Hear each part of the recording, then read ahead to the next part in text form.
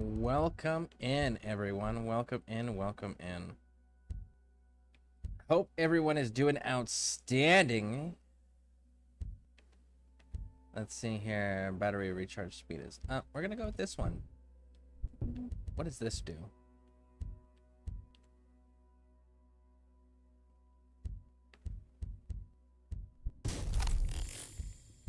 Let's do that.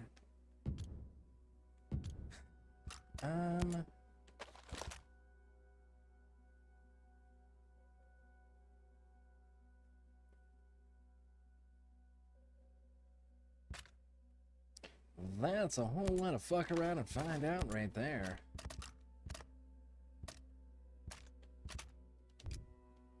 Well, where am I?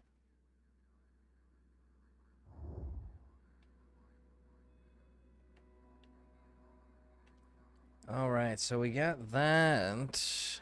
Oh, nope, almost forgot about the dashboard. There we go. Alright, now then, let's see here.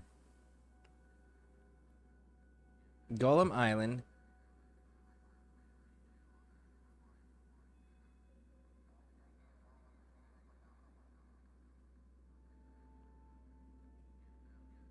Can I change?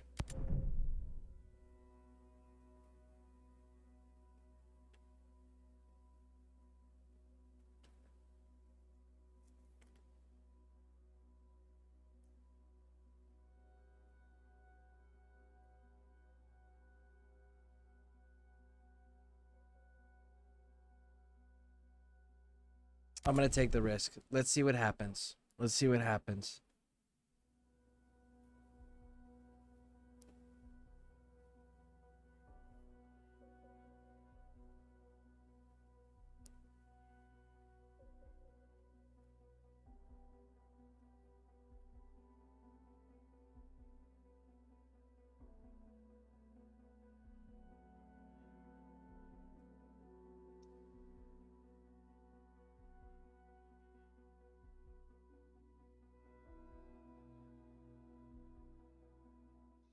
You ever see yourself doing this? All right.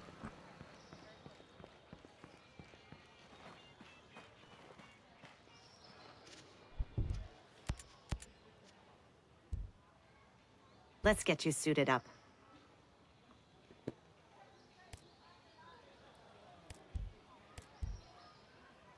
That's all cleared. Good, good, good. What was I gonna do? I was gonna do something, and I don't remember what it was now. God damn it! Yeah, I don't remember. Okay, so we'll just go. I think we're selling items. That's what it was. I was gonna sell shit.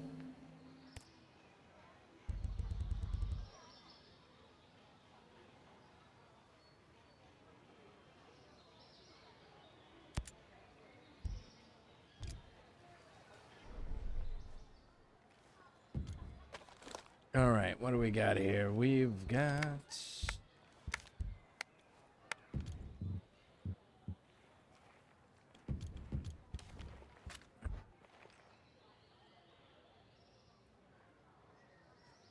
an ancient harbor.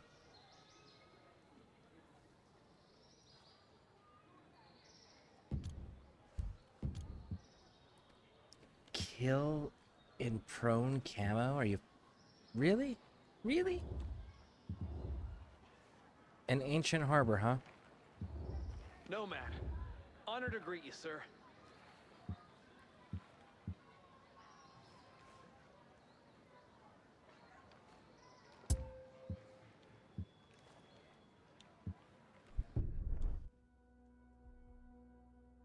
All right, all right, all right. Let's jump on in here and see what we are dealing with.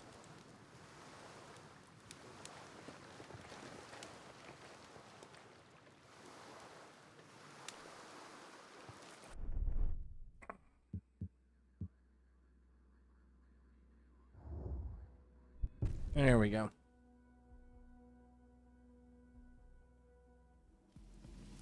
Dive, dive, dive. Oh, what's this? There's like legit a box right next to the bivouac to loot. That's fucking awesome. Oh, and it's a 416. It's a 416. All right, let's see. What the hell is it that is supposed to be? There we go.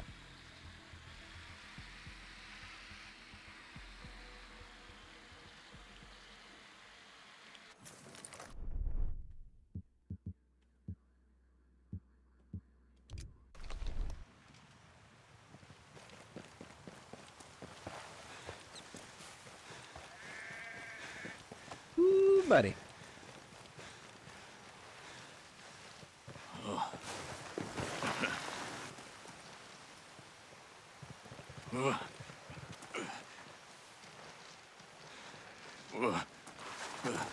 Kill a dude while in prone camo. Like, man, that's gonna be...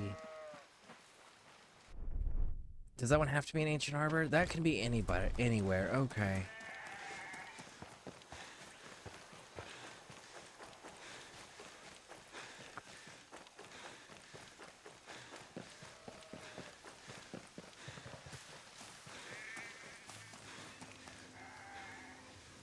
Hey, Lady Pixie, welcome in, welcome in.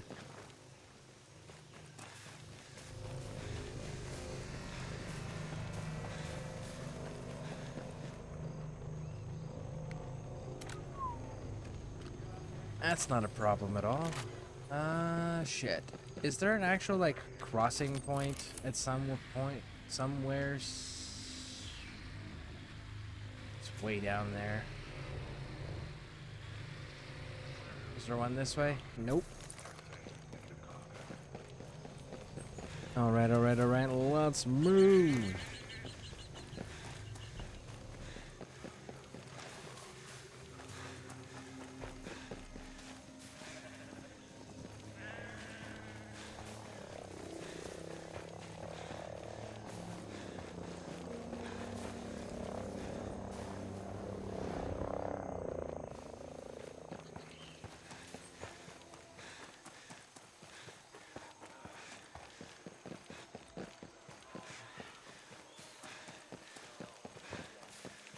There's the bridge. This bridge will let us cross.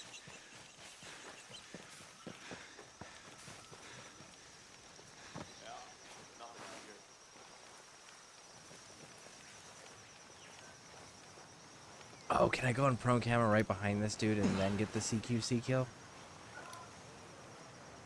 Yep, nothing to report over here.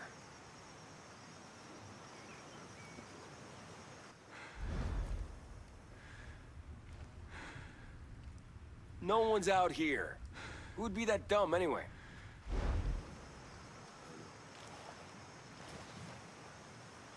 Hey! Whoa. I got eyes on hostiles!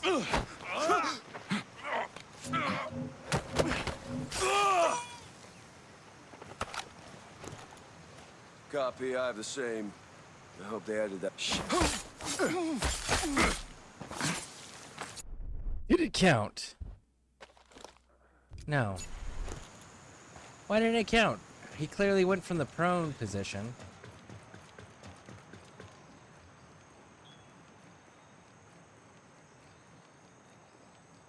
Negative contact, negative contact, negative contact. What the shit?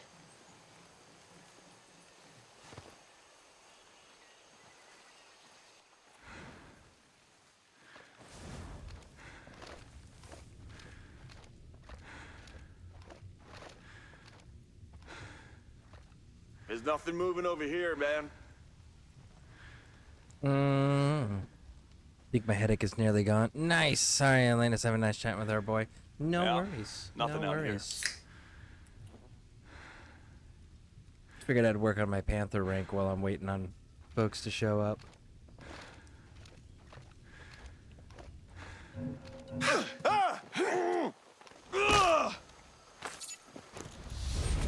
Surely that counted. It did!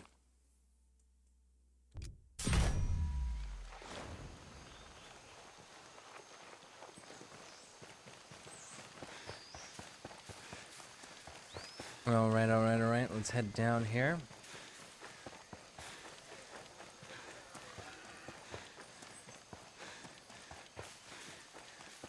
What do we got down this way?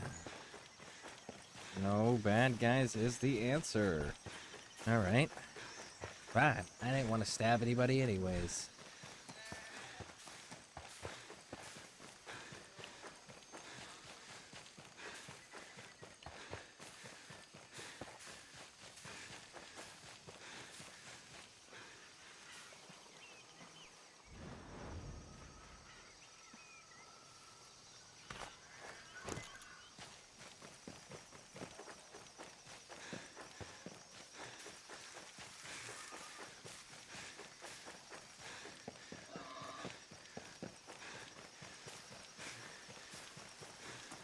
Alright, alright, alright. What do we got down here? We've got another freaking isolated location. Of course we do. Okay, fine.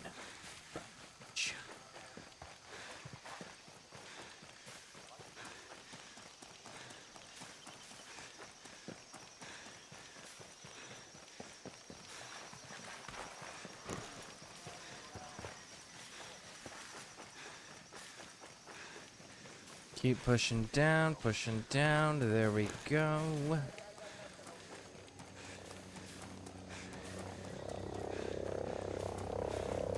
Oh, helicopter patrol.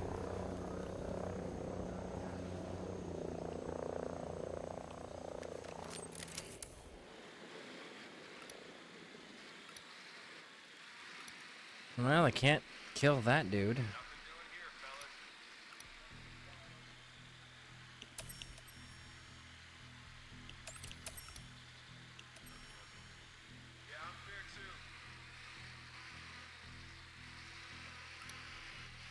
There we go. What else?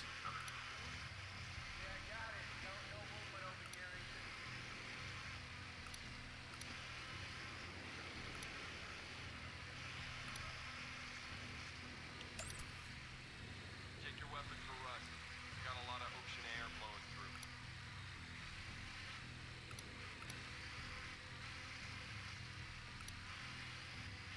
Nothing to report here.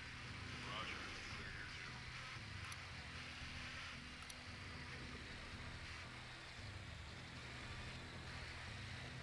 Where, oh, where?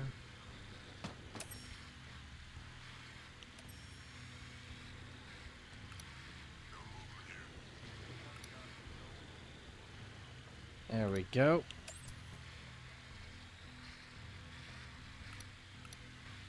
All clear over here.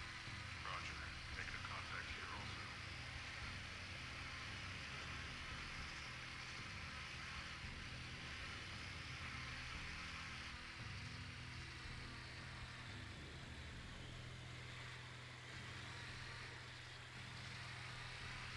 Where is this dude's at?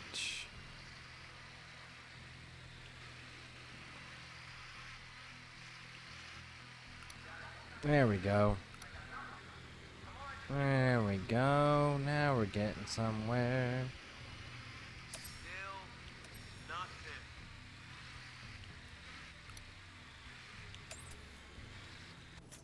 nothing. Okay, so let's figure out how we actually can do this now.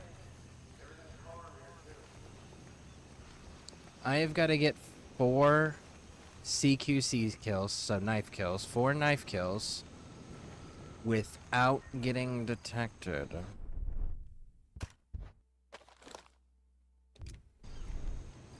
I'll have to look, but I'm wondering if the headache could be related to poor eating most of the week. I was on the run most of the time.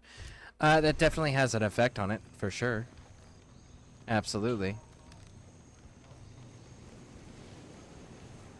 Your stress levels are more than likely the main culprit, though. It definitely, the poor eating can contribute.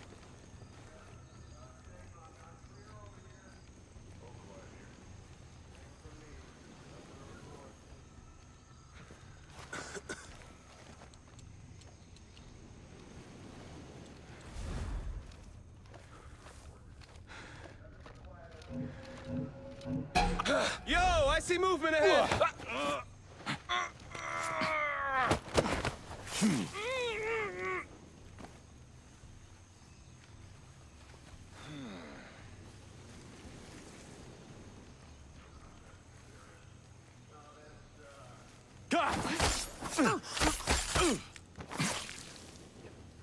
go. There's one kill.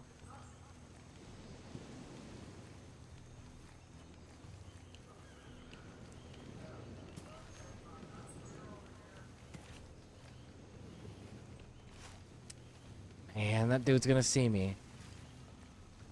Okay, let's see. What is my other alternative route? Can I drop down on this dude and get a stealth kill?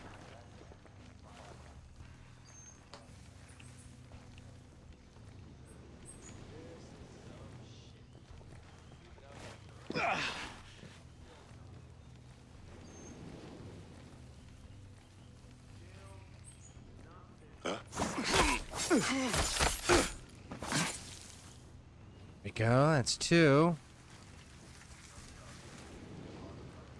Just need 2 more.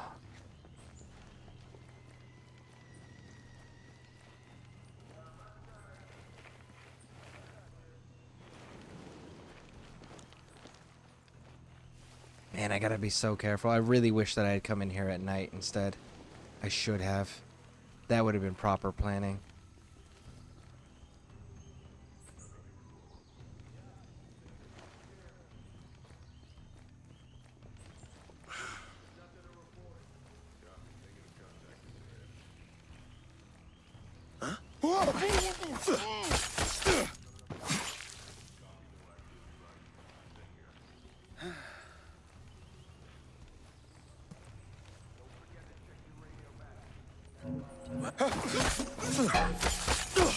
Contact! Engaging threat!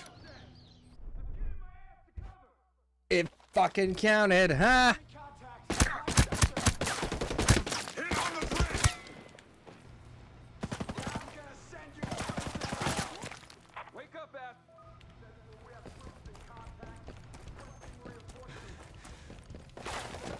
I'll take care of this. Hit the target. I'm reloading. Second last. Save again. Woo!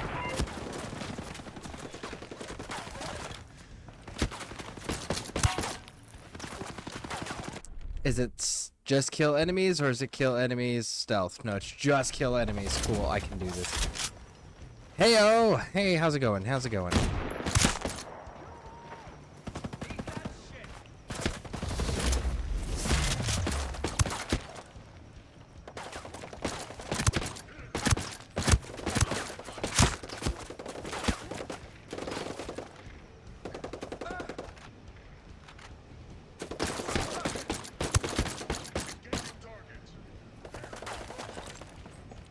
Whoever ends this asshole gets a fat bonus!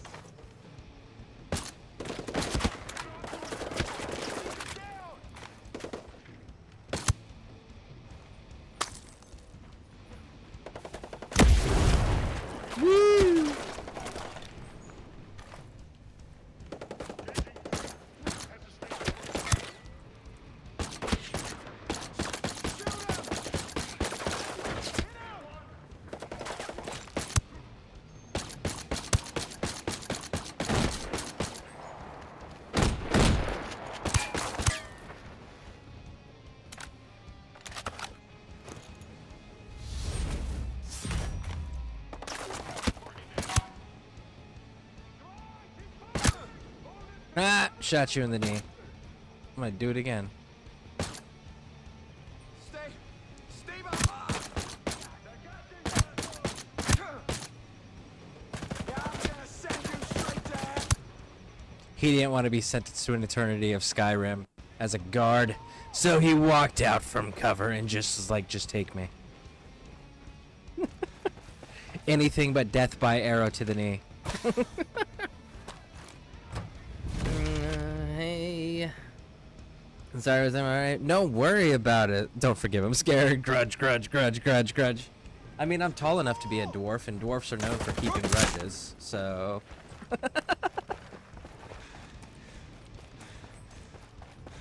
Yeah, I know. I just got on here, and I figured that while I was waiting, and nobody was here, I would take advantage of trying to level up Panther until folks showed up, and then I would go back to the storyline so that way no one missed anything. Die, you son of a bitch! You want a piece of it? He didn't even finish his sentence. Do I want a piece of what? Cake? No. Cheesecake? Yes. Pizza? Yes. Pie? Not so much.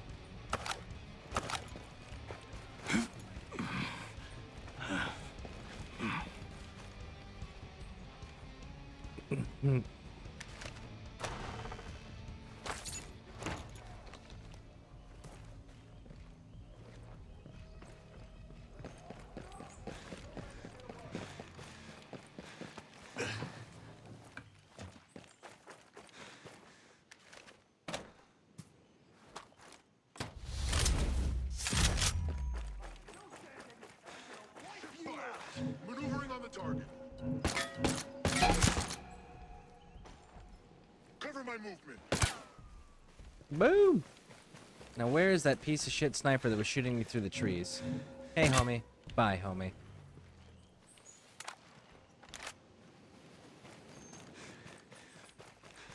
All right.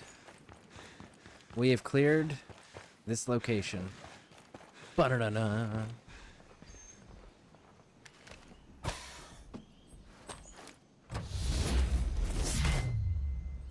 Gimli. That's fair. You know what's hilarious about Gimli? People probably don't... There's not a lot of people that know this. Gimli, the dwarf from Lord of the Rings, right? Who hates elves other than Legolas, right? Like, he's always talking shit on the elves, and he's always like, oh, I can't believe I'm gonna die next to an elf, right? Like, Gimli hates fucking elves. Fun fact. The actor who plays Gimli also played in a TV series based on a book series where he plays the king of the elves and he plays an elf. I always thought that shit was hilarious. What do I need? 13 more kills? Ah, fuck, I got that in the bag. Come on. It's not even a challenge. I say that and watch, I'm gonna run up on like a patrol of wolves with a fucking drone tank bot thing.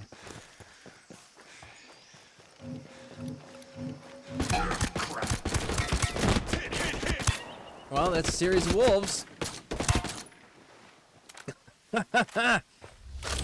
I was almost right. They didn't have the drone tank, which I am fine with missing.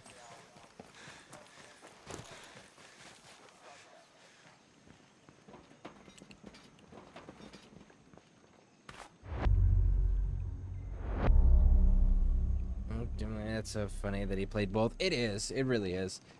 I laughed so fucking hard when I saw him as the king of the elves. Oh, what was the name of that show now?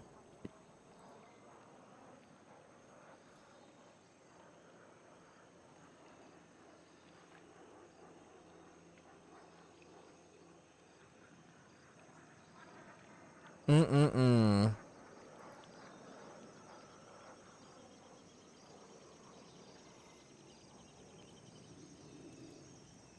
John Rhys Davies, and the show was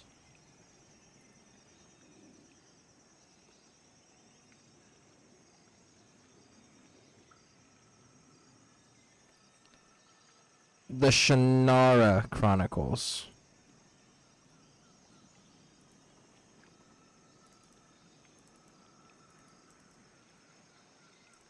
I don't know if anybody's seen Spartacus, but the guy who here it is. That's the name of the thing where the guy who plays Gimli played an elf.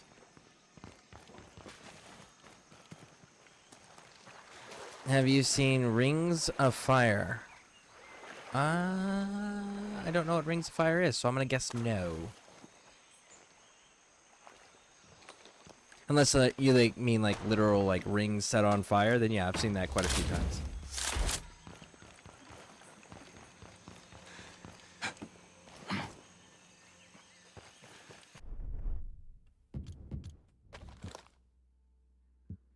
Oh, I could just keep going this way. I'll eventually run into enough people. What are we sitting at? 31, so I just need 9 more kills. So what is Rings of Fire? Tell me about it.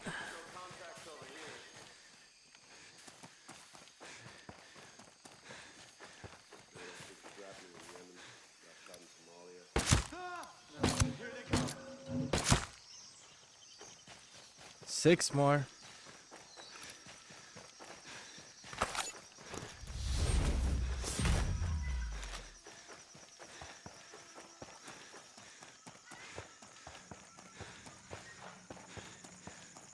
I don't really need that, whatever that is.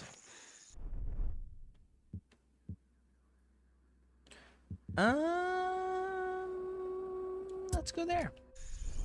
Let's go that way.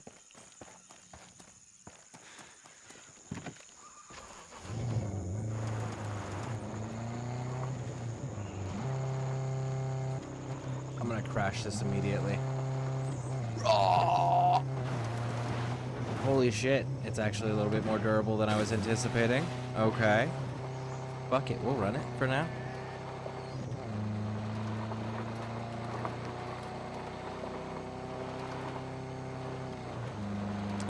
It's a prequel to Lord of the Rings show. Amazon Prime second season just finished. They did a prequel to J.R.R. Tolkien's works. Are they sure that was a good idea? I don't see that one being a good idea considering the time period that J.R.R. Tolkien was writing in. So it's either not lore accurate or, good God, it's an offensive show. One of the two. So which is it?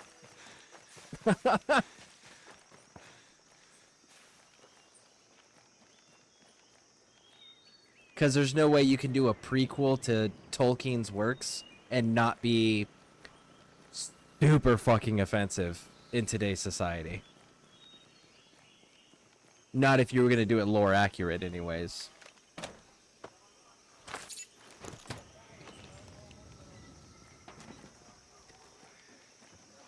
They tried to do that shit with The Witcher, and they screwed that up horribly.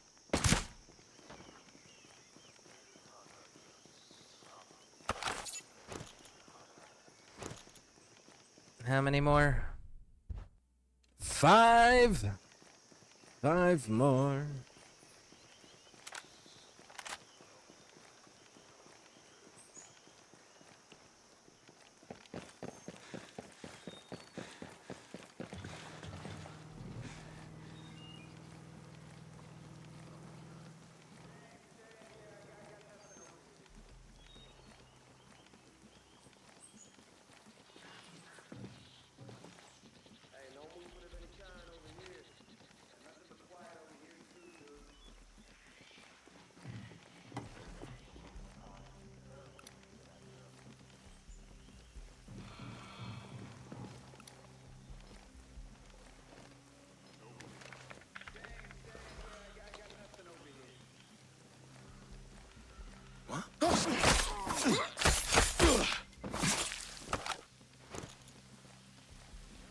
Ba-da-da-da-da-da.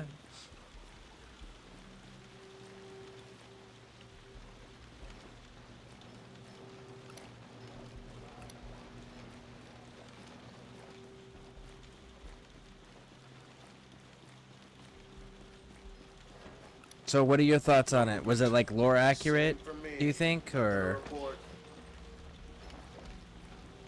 It's kind of like somebody trying to do like H.P. Lovecraft work today. Like you can't really do H.P. Lovecraft work. You could do H.P. Lovecraft inspired work, but like you can't ever do H.P. Lovecraft work. Like there's no way in hell that a studio would produce H.P. Lovecraft work today. Like proper, true H.P. Lovecraft work. Hey! We're being engaged! Are we now? Are you sure? By who? Oh, how unfortunate. You had to respond, didn't you?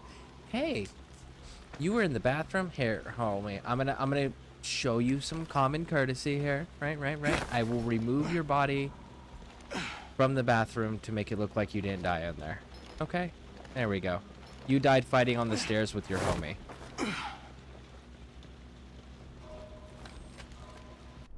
Where are we at? 2 more kills. 2 more kills Quiet here. is all I need. What do we got up here? Any bad guys to get shot in the face? Remember? No? Nah, I got nothing. No movement, no contact, no nothing. Roger. Negative contact here also. Might as well go There's take a look. one. Good. I'm with you. Whoa. 2. We got assholes in the area. Shit.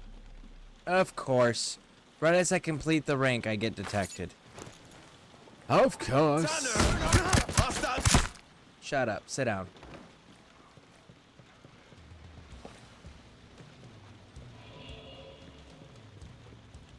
There we go.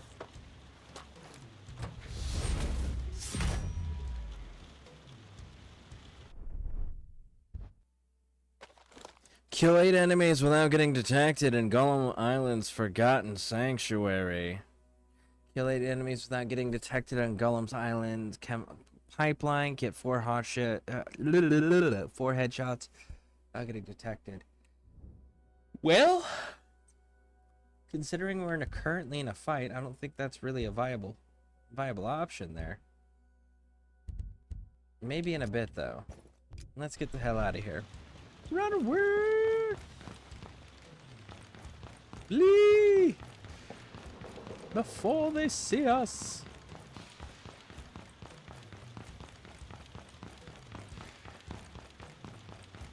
Go, go, go!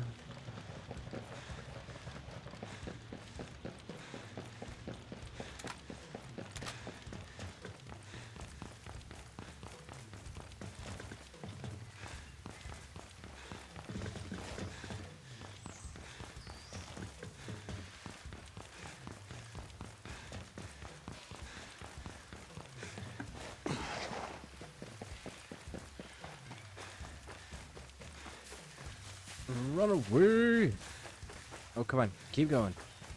Keep it pushing. There it is. Alright, we made it to rank 11. Now we've got to get away. We've got to get away.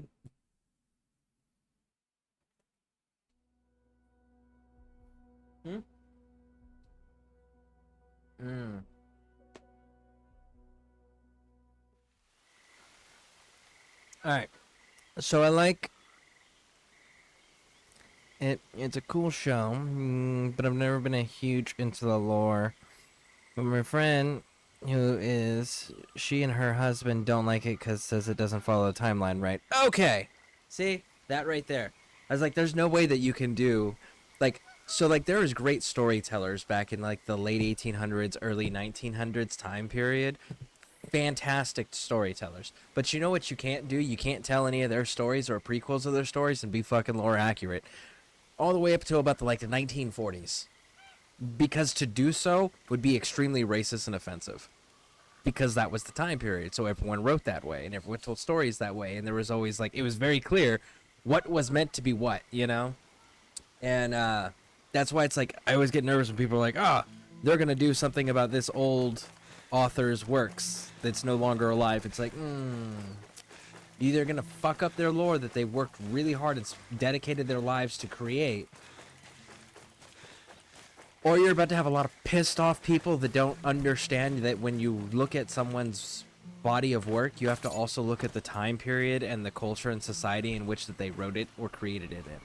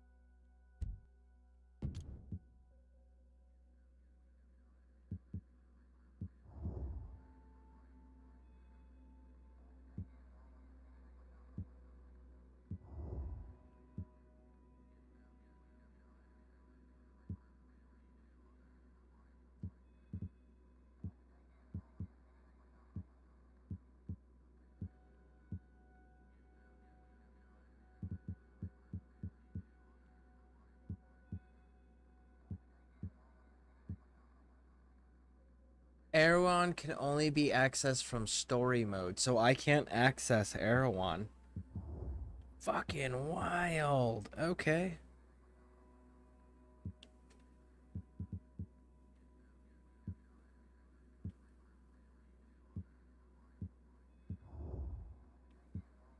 I'm gonna go here. Like the elf princess or some shit was supposed to be dead or something, I guess. So it's a good show to watch. Get to see Sauron come back and figure out who he is and why not. Yeah, I always...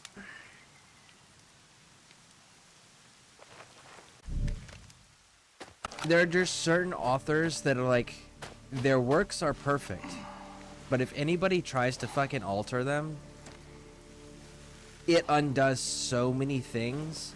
Because like old school writers were so meticulous with the fucking detail level of storytelling. Like every little detail was planned out. They could literally answer the most obscure questions and have an actual answer. You know, so it's like it's kind of bad when you see others go, oh, we're gonna blah blah. It's like, no, shut up, sit the fuck down, leave everyone's work alone. If you want to do your own thing, make your own work. You know, I always find it distasteful when people undo other people's work. It's like, well, it needs to evolve. It's like, that's right, it should, but not at the expense of destroying what this person dedicated their lives to. You know. But it's outdated, you're right. Because it was made in their time frame, not in ours. So you want to do something with ours, use their established lore, and then skip forward to current times, and then create a reason why you've made it so modern. Right? Modern ideals, modern views, modern storytelling techniques, and stuff like that, right? Modern tropes. If you're gonna write something in the same universe as somebody else who's dead and long gone and their work is outdated like that, skip far enough in the future where you're not fucking up what they spent their lives to create. Personal opinion, of course.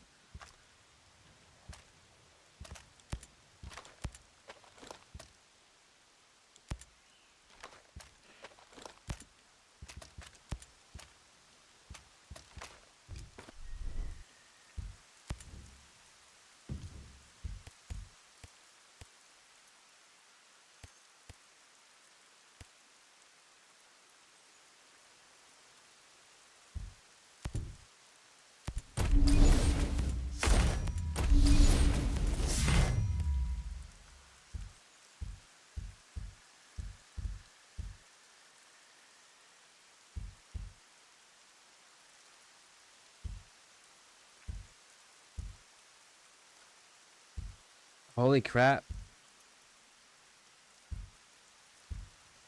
The stats are almost identical. Look at that.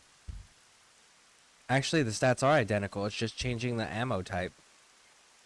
One's a 5.56 and one's a 7.62. That's literally it. Holy shit. Okay.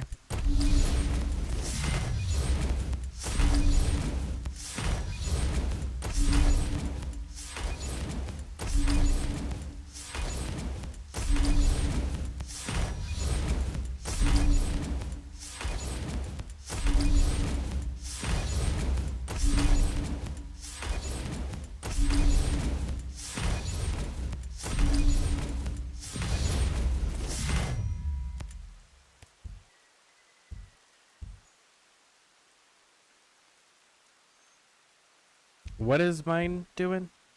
167? Yeah. Let's get my purple one. I mean, my yellow one. There it goes.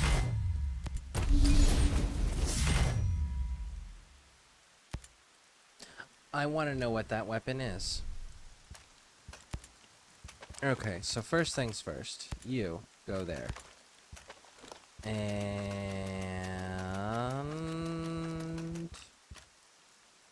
Marcus' favorite. Talk to me.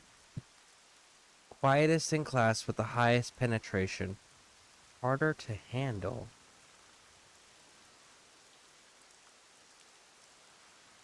Really? Do I have the parts to max outgrade you?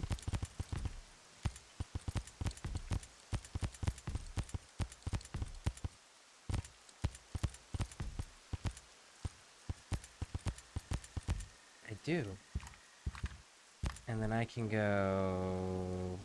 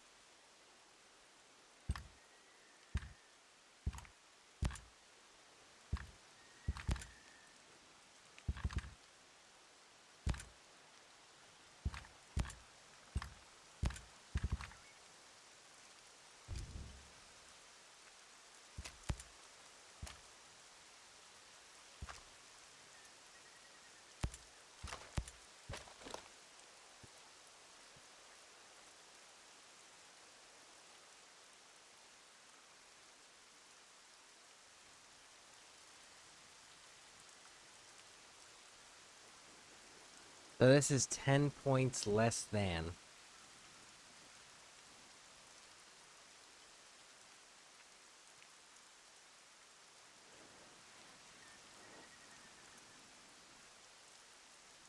So yeah, we'll stick with the TAC 50.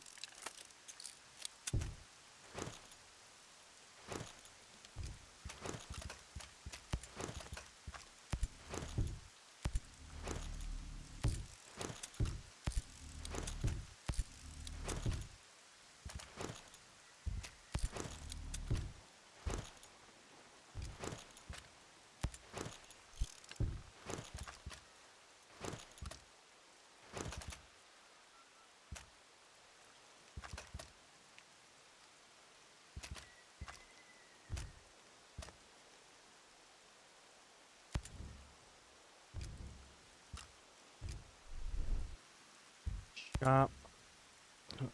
Let me see here. I need my pistol.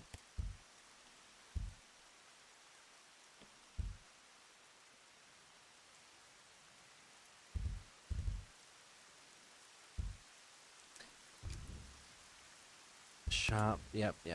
We're gonna stick with tradition.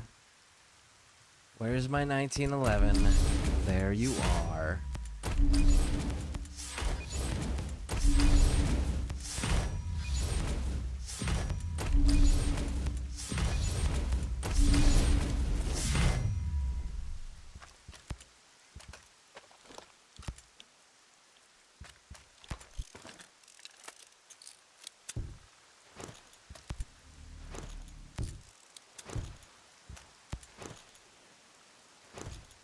Okay.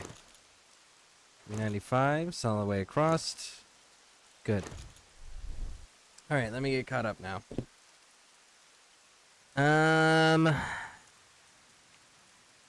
Well, I'm going to be up all night now. I fell asleep and have to be up and back like 3 a.m. Oh, it's like 7 hours from now.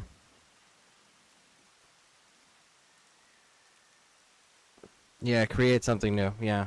Sorry, you moving Aggressum. From my understanding is it isn't changed much, just the little things. But that's the thing, like, Tolkien, legitimately, every fucking detail was meticulous. Like, the Elven language. Let me give you an idea in case you don't know. The level of detail and care and attention that he paid to creating all of that. The Elven language is a fluent language that is a fluent language. Like, you can have full-blown conversations, or that he created entirely new, complete language. He created it. And it follows the rules of language because he was what do they call them when you study language?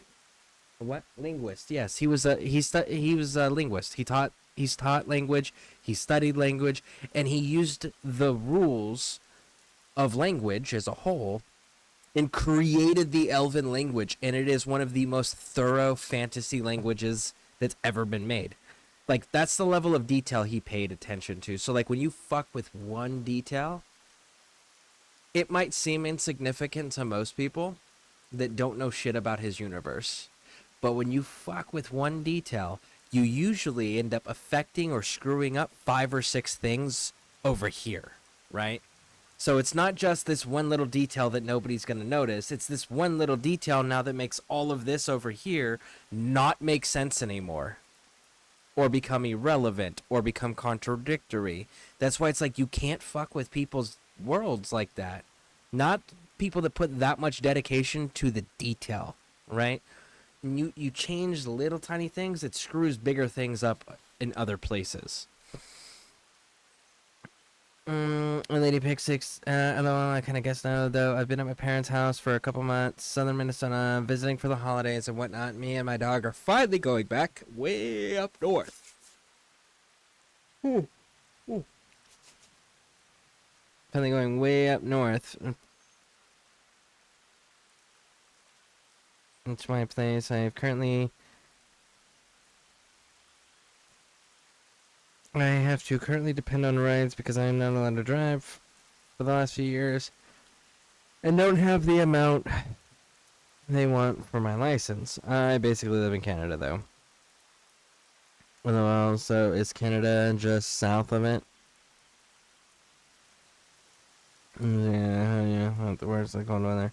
There's south there.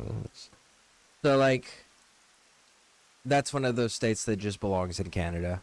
We don't count that as an American state. That's Canada. Kind of like in California, everything north of Los Angeles is Canada.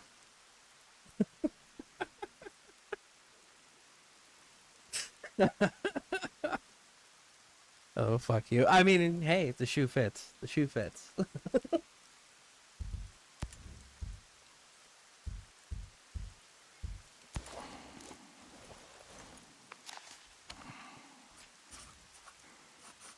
Oh, captions. Dang it. Thank you.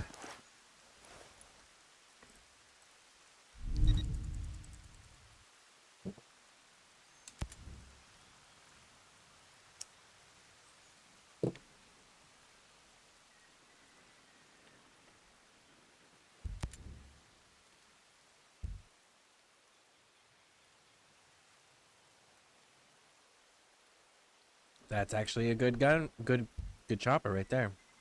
It's got the missile pods, plus it's got the machine guns in the front, but it's only a 2-seater. It's the only downside to it.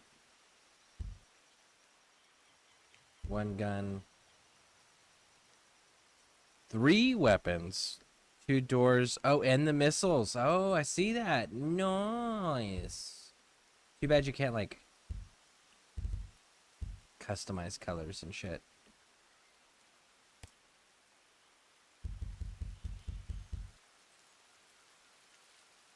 Oh, we got quite a few of these Raven Rock vehicles. I must have unlocked them when I was doing the questing.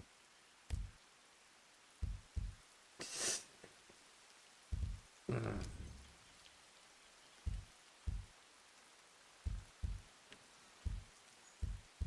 not gonna lie, there's part of me that wants to kind of like change this out just because I know all of this is Gollum Island. What else do we have here? Kill enemies with a firearm. Kill enemies with stealth. What do you do? What's your specialty? Activate sonar and see behind also disrupts drones. That's the shock pistol.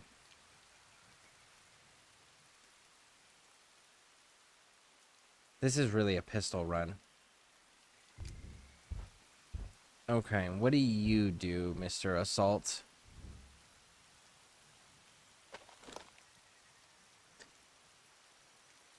Recoil reduction, damage resistance, kills, heal, and extend duration. And you got a gas grenade. Extra health, resilience with assault rifles, and shotguns. And that's multicam right there for the weapon paint. What else do you got? We've got field medic.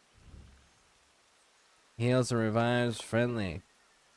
Revives faster, carry bodies faster. Can self-revive. What do I need to do to self-revive? Tell me about that stuff.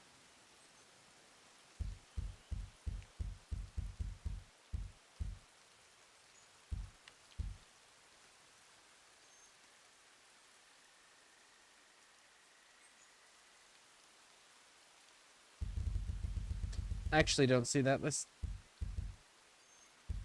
Yeah, I don't see that listed anywhere. Interesting, interesting, interesting. Alright, Pathfinder, what are you doing? High altitude recon drone equipped with powerful tools.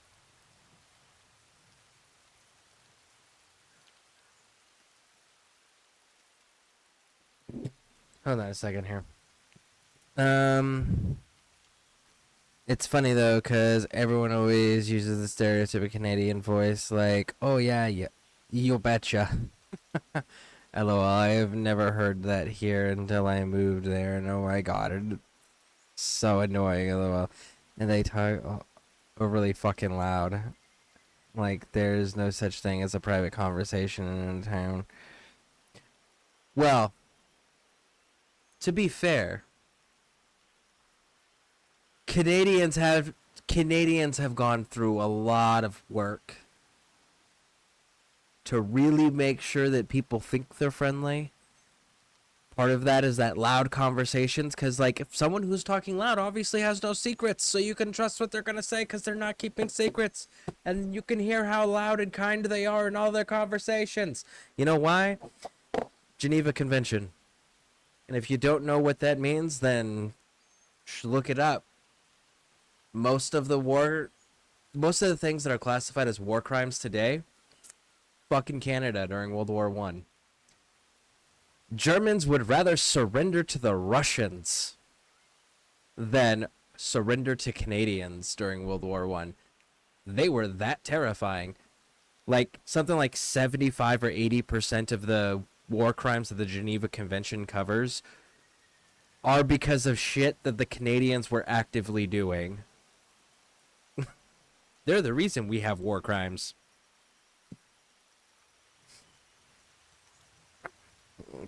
But it's supposed to be like -20 feels like -30.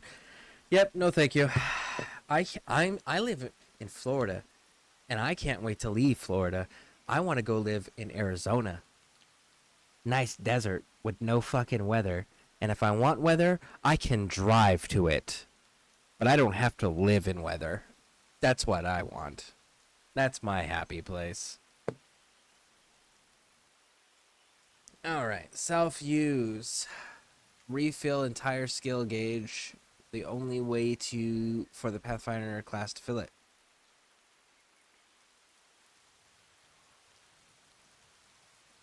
Rations I don't use. Find tactical. I don't care about that. Oh, there's the white hot thermal vision. At what point do I get that?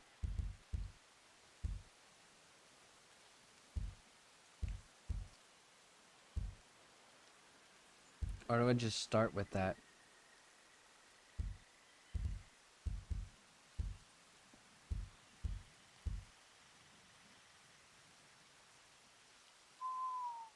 Oh, the M4A1 Scout DMR conversion, higher range, and trigger. Ooh, I may actually want to look at that.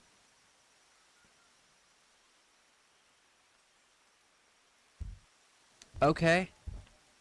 Fucking tell me more then. What's that? Say less. Kill enemies with firearms. Find tactical caches. Well, I can definitely do that. That's not a problem. Submachine engineers of submachines and shotguns, really?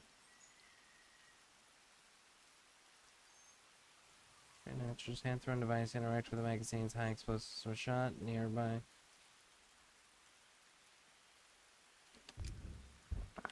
I'm doing this just because I want to know. And that's nice as they call it. But yo, for real, they are just closet racists. LOL. I have friends in both places. It's hot, yo. I know. I've lived in Arizona. I love Arizona. Arizona is my favorite place in the whole world. Hey, Scareone, how's it going? Hey, how's it going, Nep?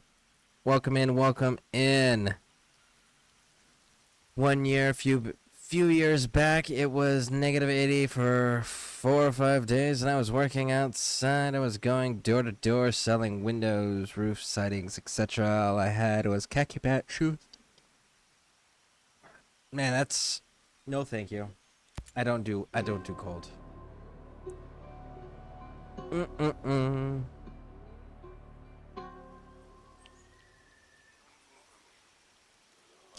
It keeps changing my outfit. And you still changed my outfit. What the fuck?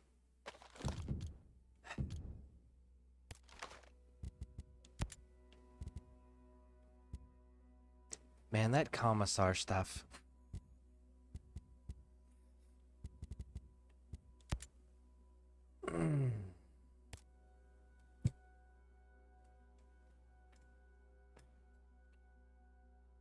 And an addictive feature to my game, Bubble Tank Frenzy. I saw a post about that. I haven't actually gone and checked it out yet, though. So tell me about it. Tell me about the new addition that you have done that has made your game more addictive. What are we gonna do? Kill enemies with firearms, find tactical caches? Well, I think we can manage that one.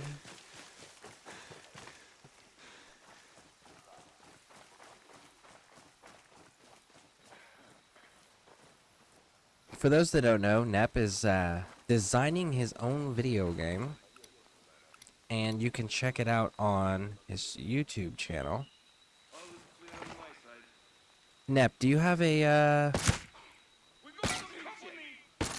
quick link that maybe you could post directly to your YouTube channel,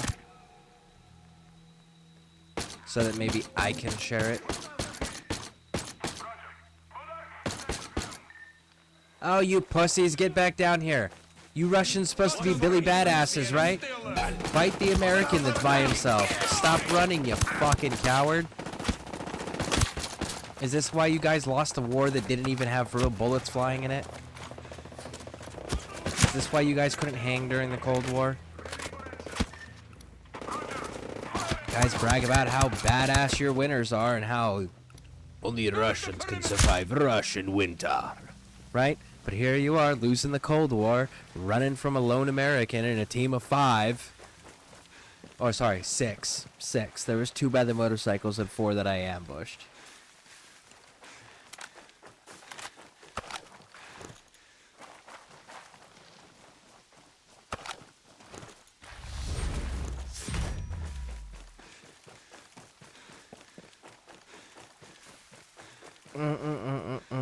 Hello, 6'1" and fat. That's how.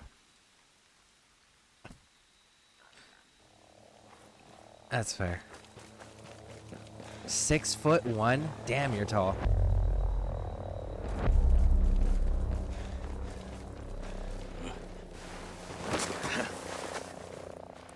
Wander in the woods until we find a tactical cache. Let's do it. Where's the tactical caches? You can find them all over the place. I just gotta wander around long enough. Woo! I should probably actually just head towards the mission area. I'll find it naturally along the way. Alright.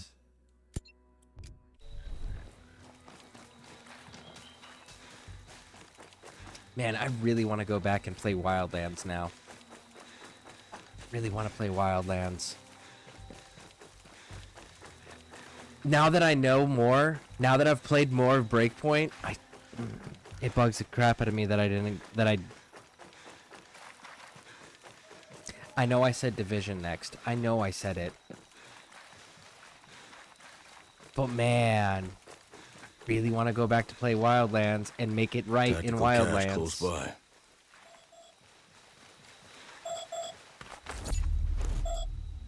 Woo, we did it.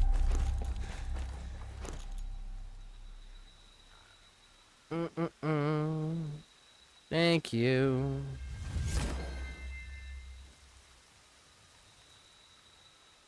Copy. Paste. Yeah, check that out if you guys haven't checked that out.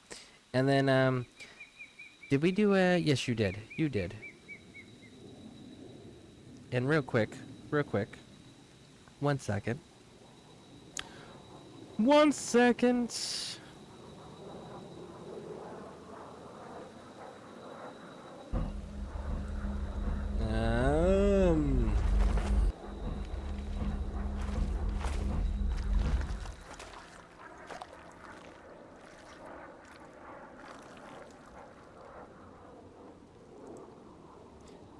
And for the YouTube folks who have been seeing I Grew Some with us, running around gaming with us in the chats and such, that is I Grew Some's Twitch channel. So if you guys haven't followed I Grew Some or subscribed on YouTube to NEP, make sure you guys go click on those links for me. Do me a favor, do that. We'll be here, we'll wait. Anyways, let's get caught up in chat in the meantime.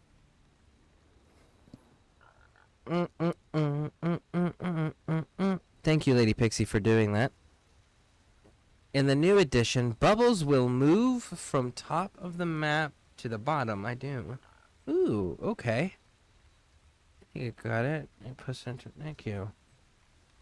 I feel short whenever I see my blood brothers, all except for I used to have brother who's like 6'4", 6'7" That just told me as a kid I was supposed to be the tallest, 6'8". I am the shortest by 6'1", barely. And really, you see, I'm 5'7". Let me rephrase that.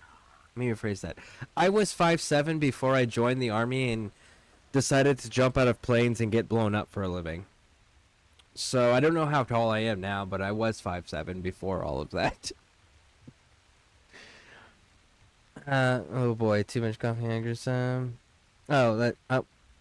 In the game mode, bubbles roll from the top to the bottom instead of chasing the player.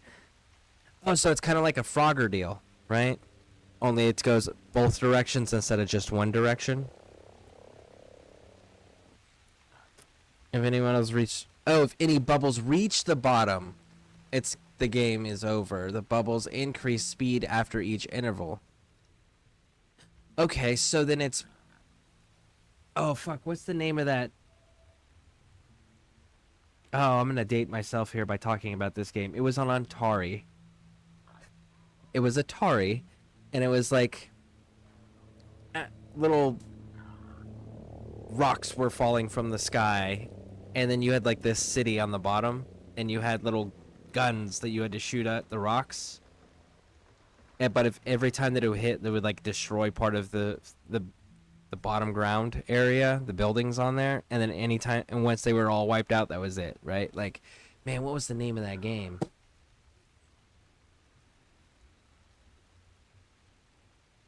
Space Invader did something similar, right? Because it's the group that moves side to side as it works its way down, and when it gets to the bottom, it's over. Yeah, sort of. Yeah, it's more like must move. No. Drink, but my mom is shortest on the moms. Well, did was it?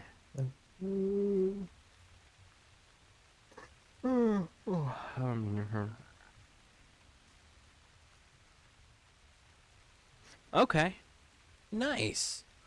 That definitely sounds cool.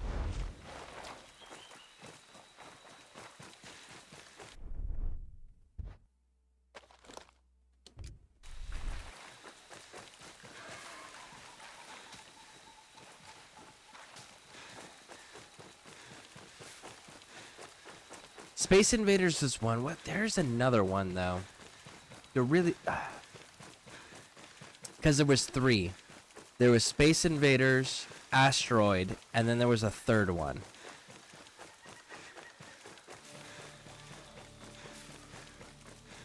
Fuck, it's been forever since I've played an Atari.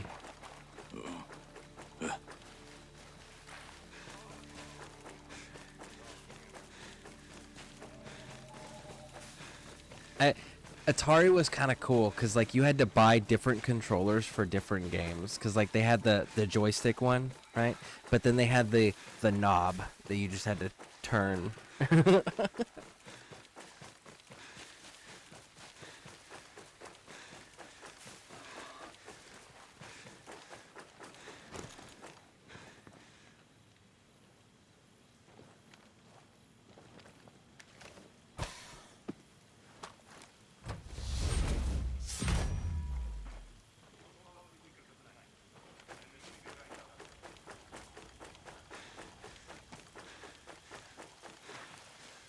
Oh, I think that's Salt Rock.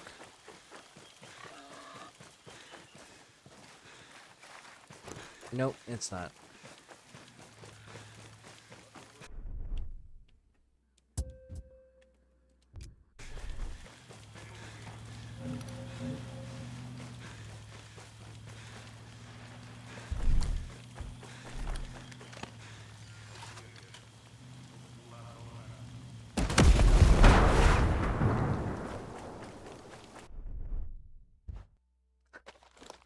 Kill 3 enemies in less than 3 seconds.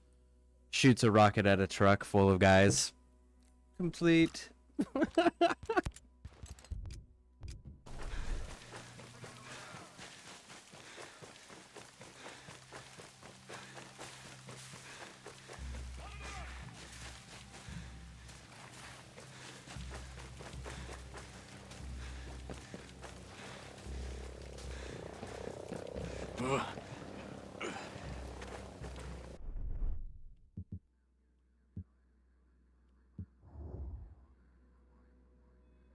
Oh god, that ET game.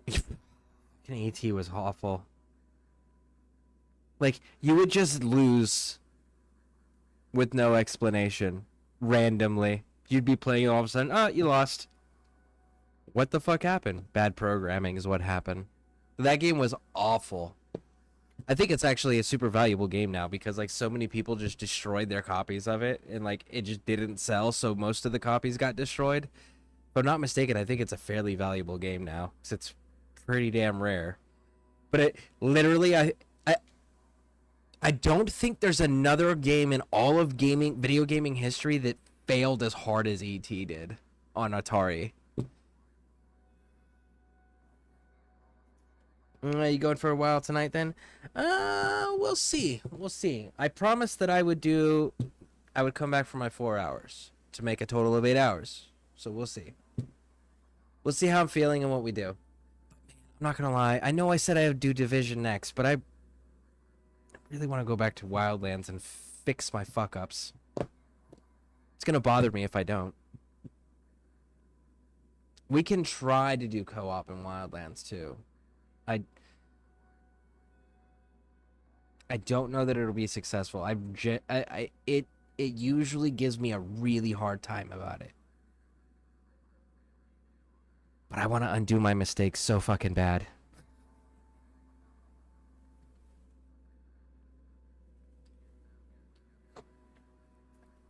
I'll also have to get Lady Pixie's permission. Because it's her weekend.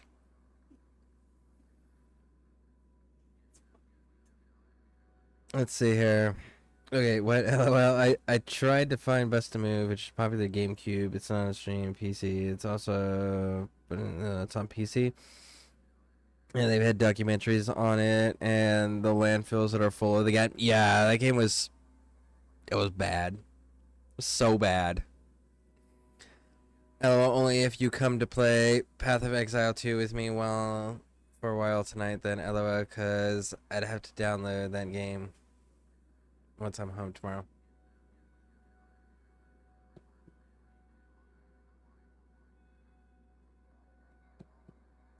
I'd have to think on Path of Exile because Path of Exile genuinely requires me to be like on the top of my game mentally. That's one of those like I have to just be in pain and not smoke weed and be awake fully and not exhausted or anything. Like, that game's not a fucking joke, man. Like, that's one of those, like, you have to be zoned in for that game to be enjoyable. Or you'll go from, this is kind of fun, to, what the fuck, now I can't do anything, and now I'm permanently stuck and have to restart the entire goddamn game and do everything I just did over again? What the hell? Like, it's genuinely one of those games.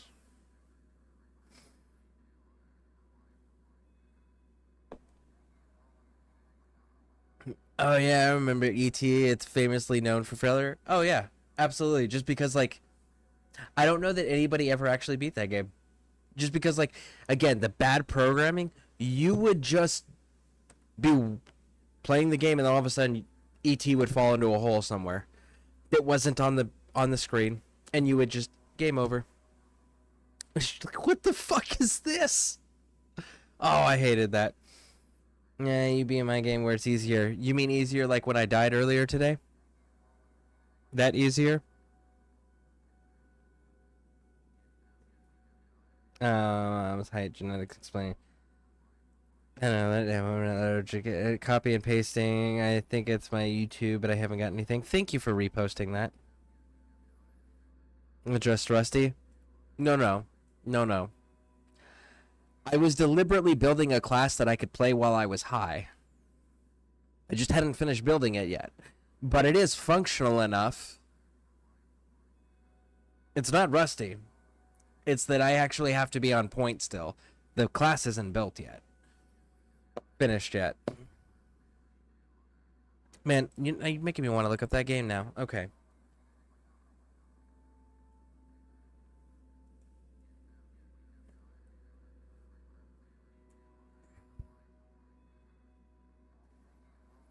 Missile Command.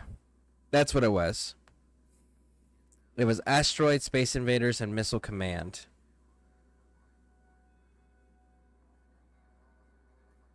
Pong was pretty good too. Pac-Man, Centipede, Yar's Revenge. Oh, I remember Yar's Revenge. Yar's Revenge was dope.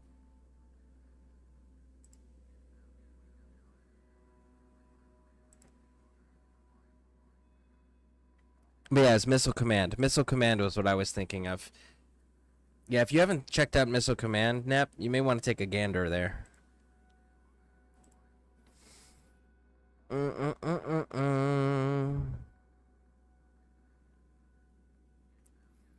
Not nice. I'm very insecure about it. Gosh, why am I so tired? It's only 2012.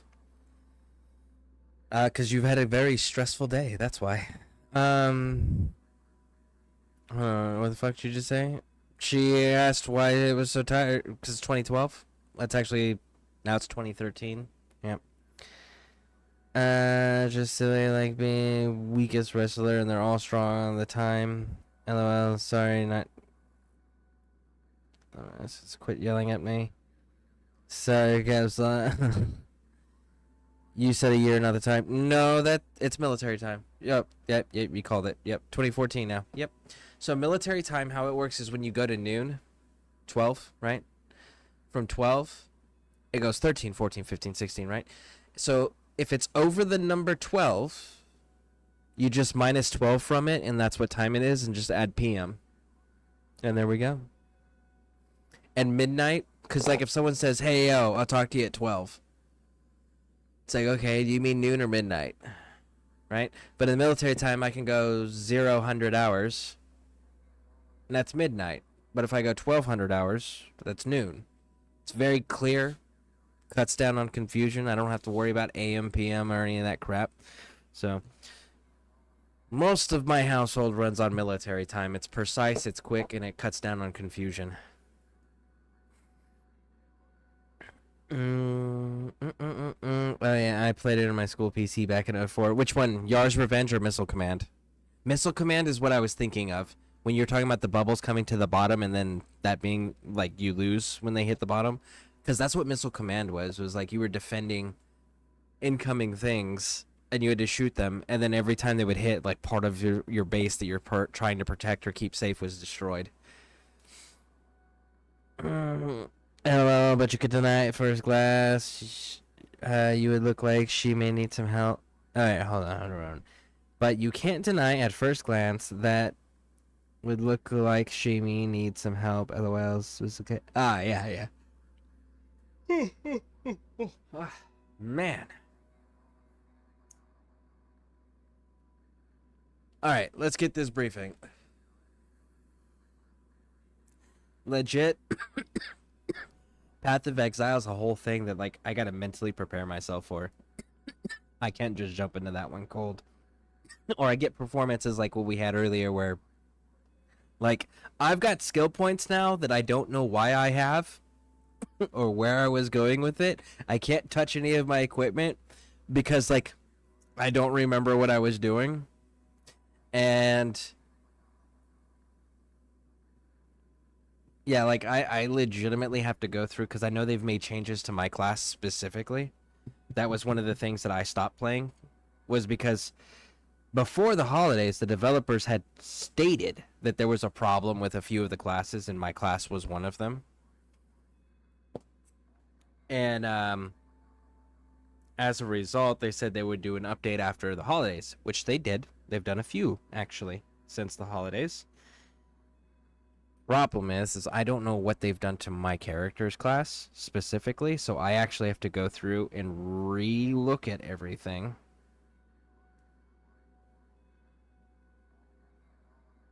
To see... Cleaning my pipe real quick while I'm doing this. Multitasking. I promise I can do it. Despite what my drill sergeant said.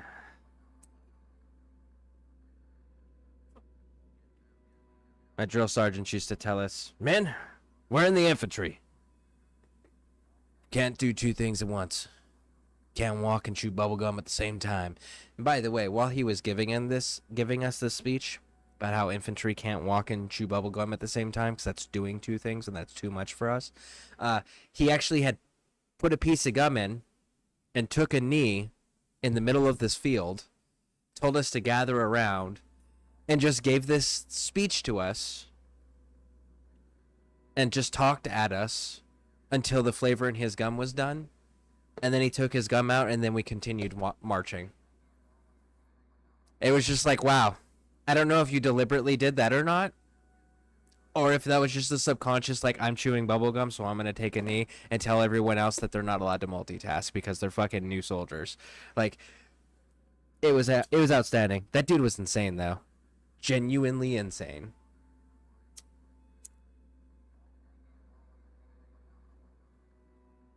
I would have loved to have fought next to that dude. Dude is fucking terrifying.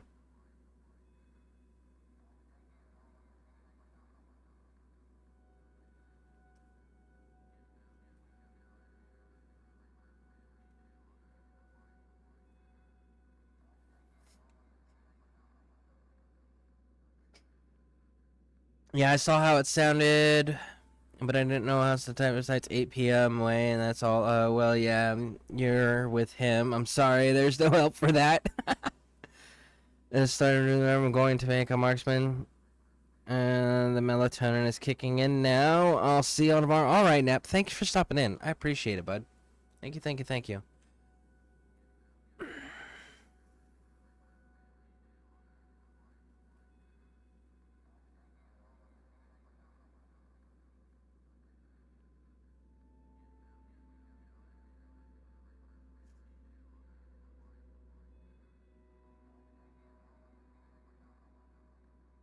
I really have to think on that. I really genuinely have to think on that. Apparently I'm in a fight. Why am I in a fight? How am I in a fight? Who am I in a fight with?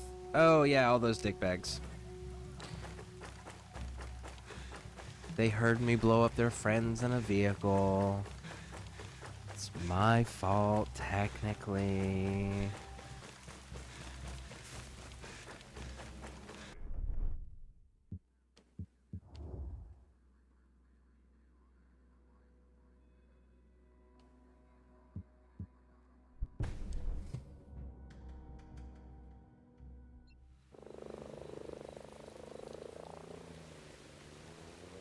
Bowman, this is Nomad. All clear, Hold send on. traffic. The Bodarks are forcing civilians to work for them. Top-notch scientists that could prove invaluable in building the future outcast nation. They're working on a new rocket engine right now, and we don't want the Bodarks to get their hands on it. The outcasts can't make a move until the scientists are safe. I need you to find and exfiltrate them. Once you escort them out of the hot zone, the outcasts will conquer the region. I'll do a recon.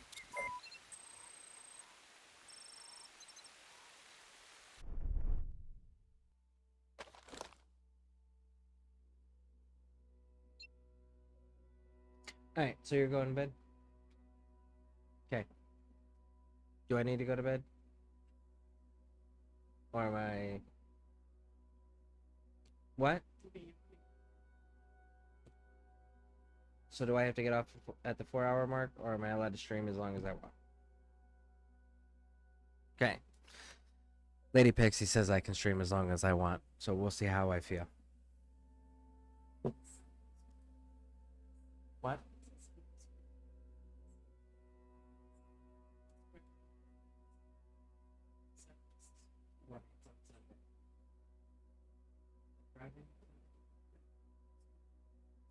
Oh shit, yeah.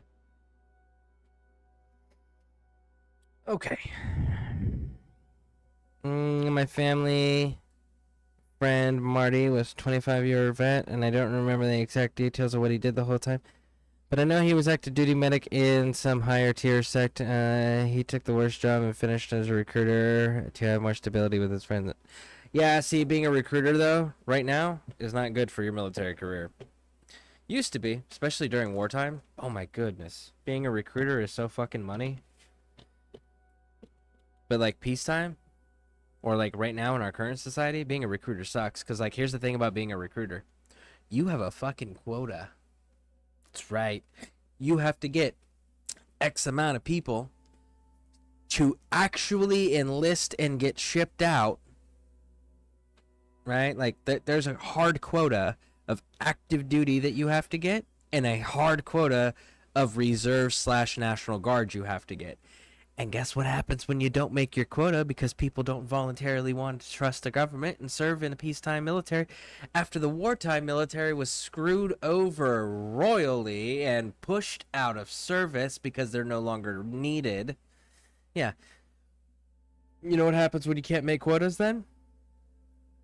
You get in trouble at work. Because you're not doing your job. Yeah. You know what happens then? You lose rank. You get fined. You get demoted. Yeah, so recruiters is nice when you have a population that's actively involved in a war they support. If that's not, then recruiters is like the most miserable job ever, simply because you're going to basically destroy your career in that 2-3 year stretch that you're doing recruiting, because you can't force people into service. You have to have them voluntarily want to join, and you have to get X amount every month.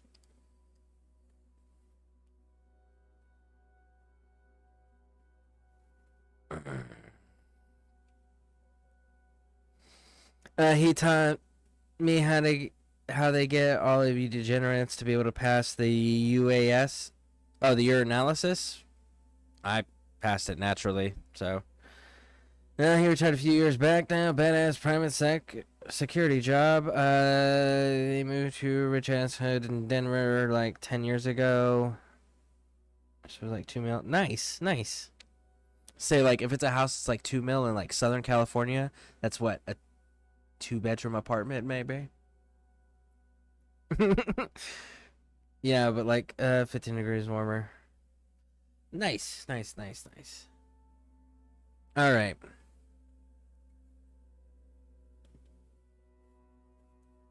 So we gotta go deal with rockets, huh? Are they directly in front of me? Hopefully they're directly in front of me. No, they're not directly in front of me. Of course not. Why would they be? That would make sense and be easy.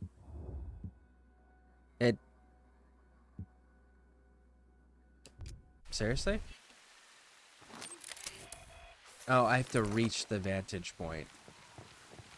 You have to walk the 30 meters right there, or else it doesn't count as being able to scan. Do you hear me? Prone camo it is. Yeah, the rest of us don't count Cali because y'all are fucked. Listen, I haven't lived in Cali in... Shit, what was the last time I lived in Cali?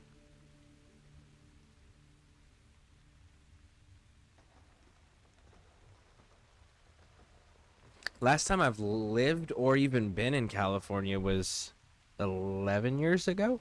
Going on 11 years now? Yeah. I haven't been back home in 11 years.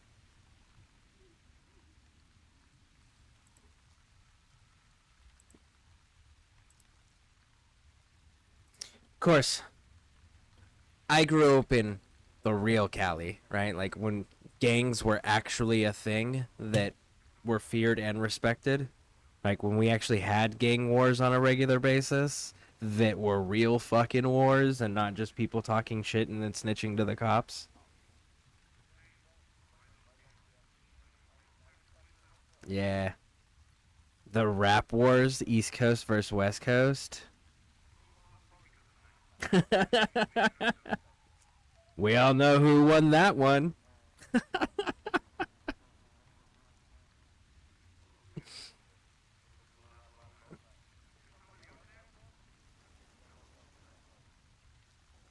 Packing my bowl.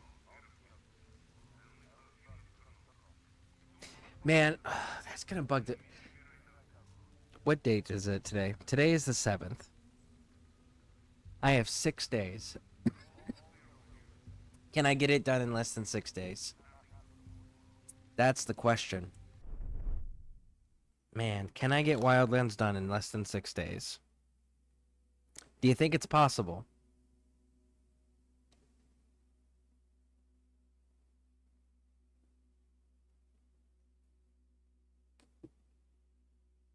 Man, my grinder is so full.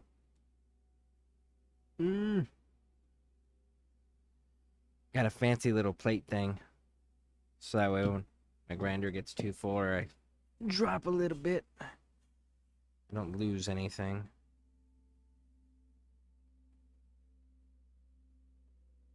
Dude, I love my dispensary. They give me so much cool shit. Like, every other month I'm getting like a free shirt or a hat or a koozie or something from them.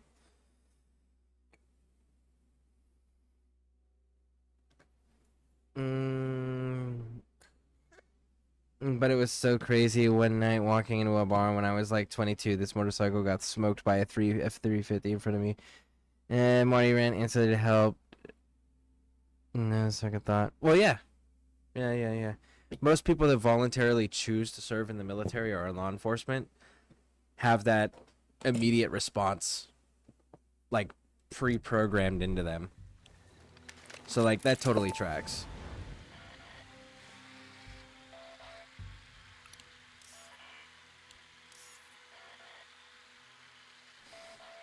She was just there, and it was like a nurse, and I'm monitoring an attack helicopter. And was like, I'm a nurse. Y'all, let me do my job. But does anyone have any latex gloves? Is there a lot of blood here? Everybody was like, bitch, if you don't move your ass. And just got up all the blood, freezing. I was given and saved his life. They gave an incredible amount of respect for him in the military. Yeah, okay, so they give us gloves. They genuinely do give us gloves to wear when we do medical training, and you have gloves that you keep in your medical kit. Reality is like when you're dealing with combat level injuries, you don't always have time to put gloves on. You know, it's kind of like they give us earplugs too, right? So that way our hearing doesn't get damaged when we're shooting guns in battles. No joke. So they give us this shit. Why? Because it's some civilian fuck somewhere decided that we needed it and has never, not a single day in their life ever stepped foot on a battlefield and don't know the realities of war. So they're like, yes, you must wear latex gloves before you treat medical injuries where there is blood. Yes, you must wear earplugs before you return fire with your weapon system at the enemy. yes, you must wear these bulky ass fucking glasses that stop birdshot because they're ballistic.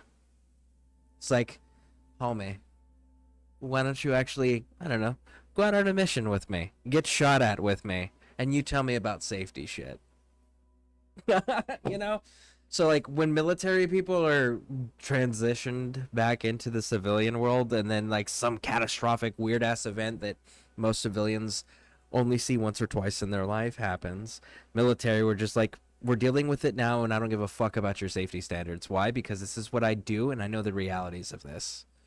So it's so cool to see it in practice, for sure. And, like, medics, okay, so medics, doc, as we call them, and for those that don't know, doc is what we call our medics, and our medics have no college experience, no knowledge or nothing. Like, they are just high school graduates like us, like most soldiers, right? They're high school graduates or high school dropouts.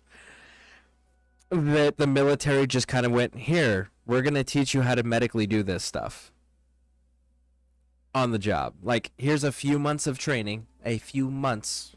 Yes, you heard me right, a few months. And then we're going to put you out with a unit, and then you just go ahead and treat any medical problems that come up. That is a military medic. So they don't have the big formal training, they don't have the college education, they don't have the decade plus of training and experience building up in tutoring environments before they touch their first person in a real life scenario. Usually it's within the first 6 months of them joining the military, they're already having their own patients they're treating on an active basis, on a daily basis. Like, that's the type of medical professionals we're talking about, right? And they don't give a shit about safety standards, but the one thing they will do more often than a civilian doctor is they will successfully find a way to tell death to go fuck itself, and that they're not taking their patient from them. Like, that's a military medic. You know, I absolutely love those dudes. And they're the one that they're one of the only group. There's actually, no, it's just that one. There isn't any other job in the entire US military, doesn't matter the branch. That's literally the one job that everybody of every rank, every job, every branch just goes, treat him with respect, or her with respect, and do not fucking piss them off, or we will all hurt you. Right? Like, that's the most protected job in the military. It's also the job that you're going to see a lot of really weird, fucked up things. Are you supposed to know? Aren't they supposed to know just how to triage, though? You have to understand that a doctor, a PA, an officer, right, a physician's assistant, which is the doctor equivalent in the military, will never see a front line. So that means, like, you're typically speaking, that medic has to keep you alive long enough to get you to a doctor. And sometimes that's not an option. Sometimes they just have to fucking treat in the field. It's rough when that happens, because that means that nobody can get out and nobody can get in. So, like, it happens. They have to be capable of doing that. And that's something that a lot of people don't acknowledge either. It's like, oh yeah, triage, like, right? Just like you said, just like, oh, they just got to sustain them until they can get them on the helicopter, and the helicopter can then take them to an aid station where they have actual doctors that are officers that have the training and the knowledge and the education and all of that, right? And it's like, yeah, in an ideal world. But the reality is that doesn't always happen. And because of that, the military accounts for it. And it's those people on the medical bird, those are just medics. The people that are in the medical trucks, those are just medics. The people that are initially treating you on the field until one of those two vehicles show up are just medics. The officers don't leave the big safe bases. for the medical field. I have never, in all of the missions that I had ever done, all of the combat scenarios that I've ever been in, I have not once ever seen a medical officer in the field. So the medics are solely responsible for keeping everybody alive until they can get to a big safe base. And that can be hours to a day or two.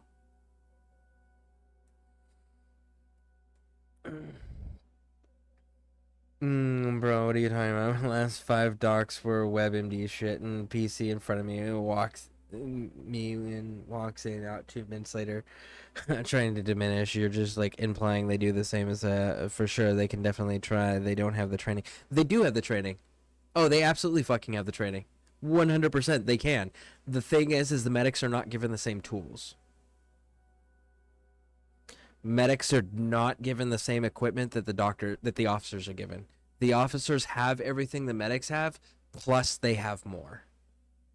Because they're in a stationary location, so they can have everything else, like surgical tools. That's a big one, right? Like, to be able to cut someone open, to actually reach the femoral artery inside their leg, to be able to clamp that, and then, like, start fixing everybody.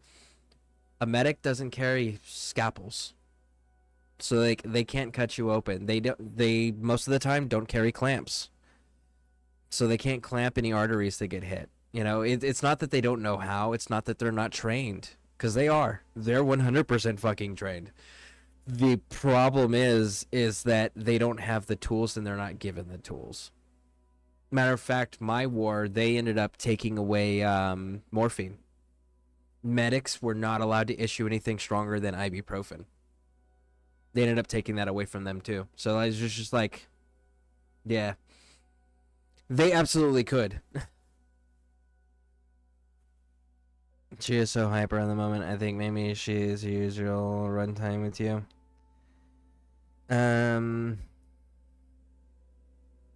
Okay, I will look into that. Looks like they have total control of the sky. That means the outcasts are grounded until you remedy the situation. Kill the officer in charge of the helicopter patrols to weaken their air superiority.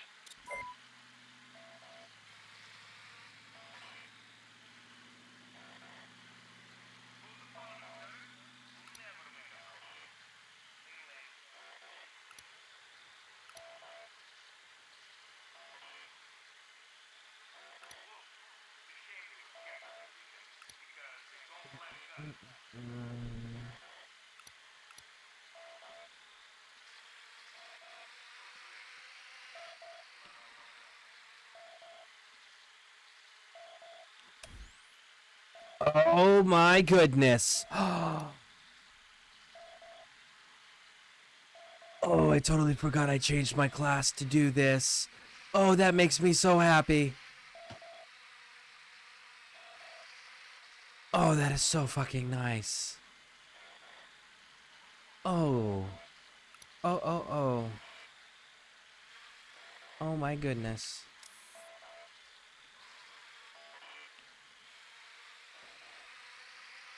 This is what real thermal looks like, by the way. For those who have not seen real thermal, this is real thermal.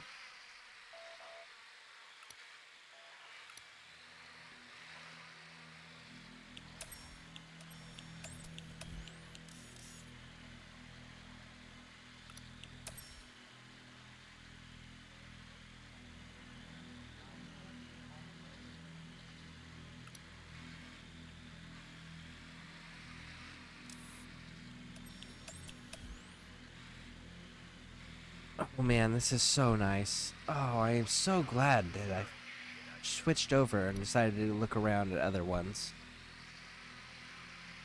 Oh, I love this so much.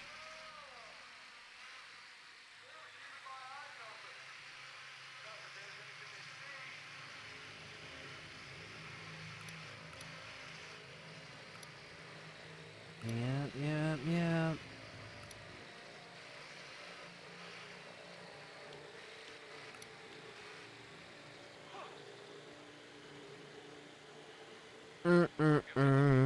So I'll be back, gonna shower quickly, and then I'm gonna hop online. So not telling you what to do, bro, but think about it when I get back here, like PO2, or I'll keep a tab browser that subscribe to me. Alright. Thank you, thank you, thank you. I appreciate it. I'll consider it, just cause, like, Path of Exile genuinely takes a lot of concentration for me.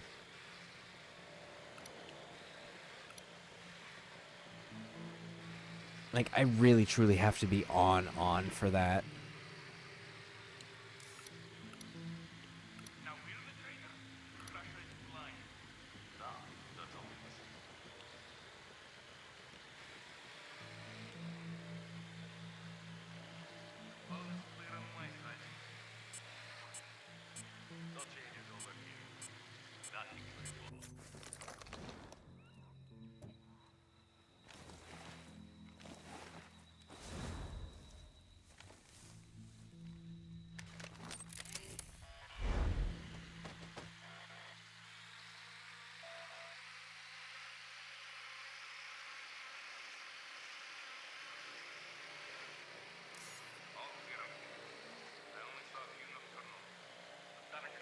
Spotted a radio operator.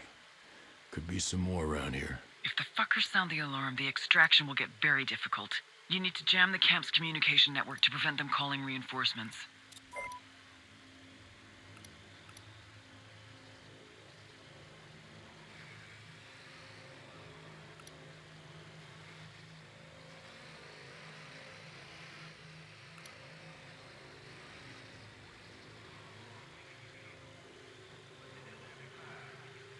I do not want to cross those drones. Drones are usually turned over for maintenance before the next shift comes in.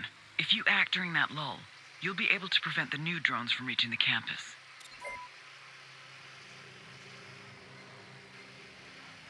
Tackle some destabilization missions before the scientists' exfiltration. I'll make sure the engineers aren't collateral in the outcast attack. Out.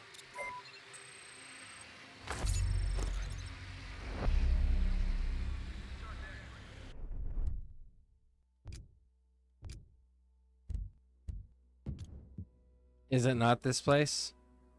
No, it's not this place. Apparently we gotta go hit the other ones first. Okay.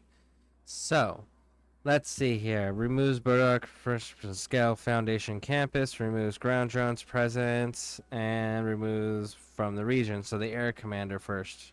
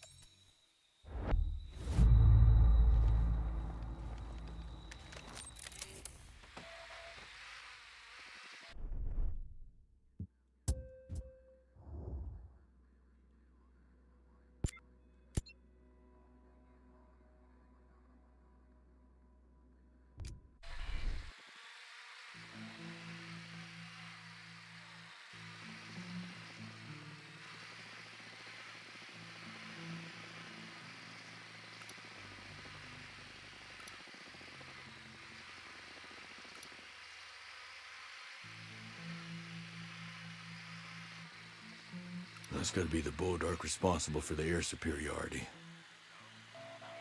Let's see if we can actually reach him, though, because I can. Cool. I can reach out and touch him. We can get this dude. It can be fun.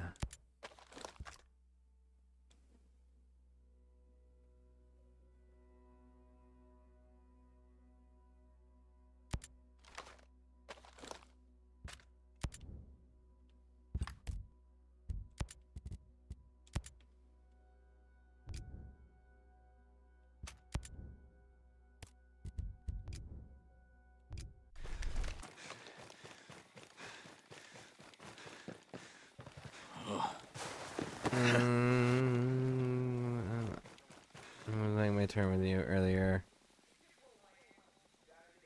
Just pocket dial. Sorry.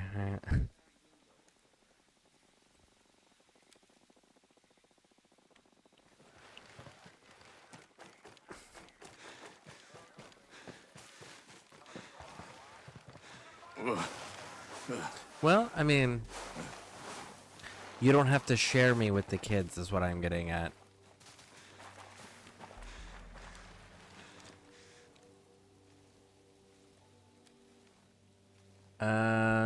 Is that my marksman rifle we're about to find out?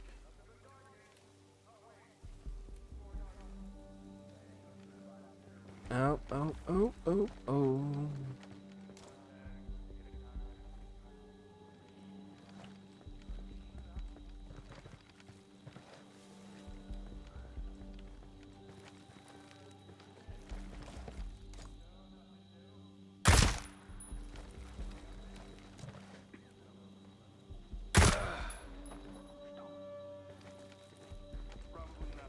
Bum bum bum ba bum bum ba bum bum bum bum bum ba da da da da. Boom boom boom. Deactivate. Everything looks normal. Quiet. Not worth our time. One less officer to worry about. With less enemy helicopters in this region, the scientist's exfil should be easy.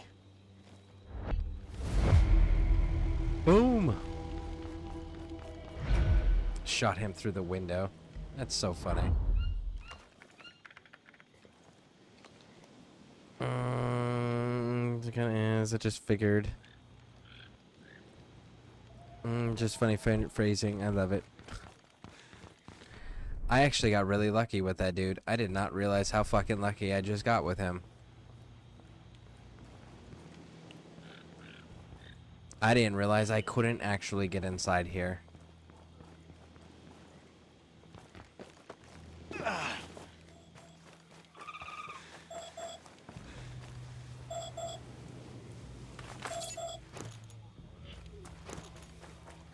Yeah, I genuinely can't actually get in there.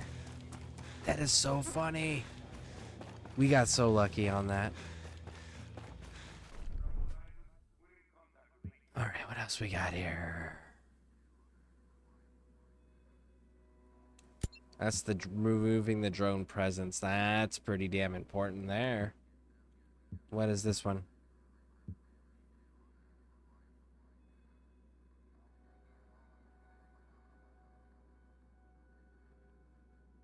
I mean, I'm actually kind of cool with major reinforcements joining them. Is besieged by drones, really? Oh.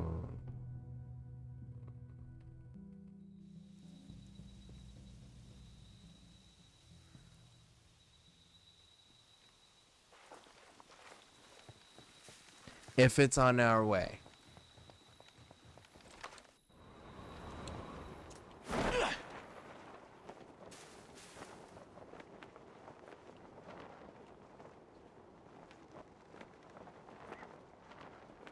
Boom, boom, boom, boom, boom, boom, boom.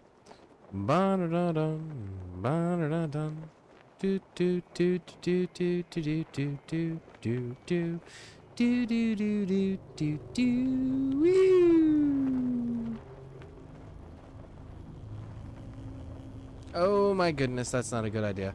Oh no. Fuck. All right.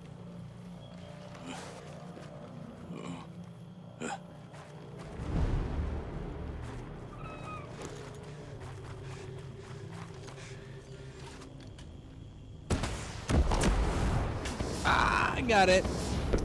Oh, I got it off of a single shot. Nice.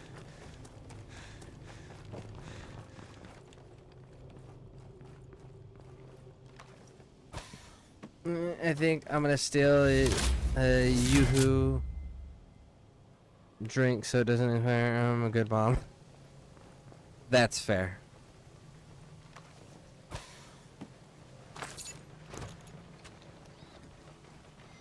And it's not stealing. It's tactically acquiring or redistributing.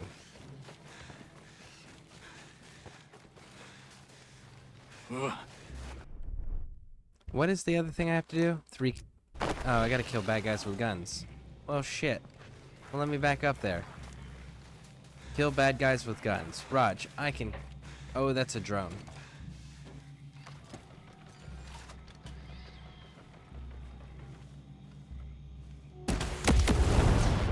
Ah.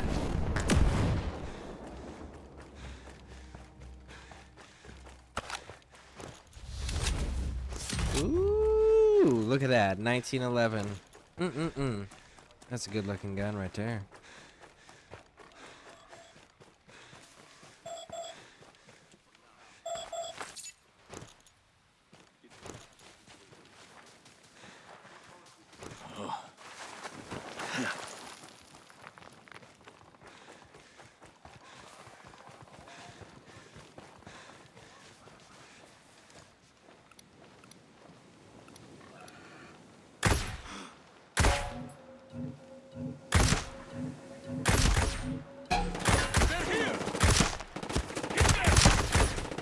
Ooh, got you. Come here.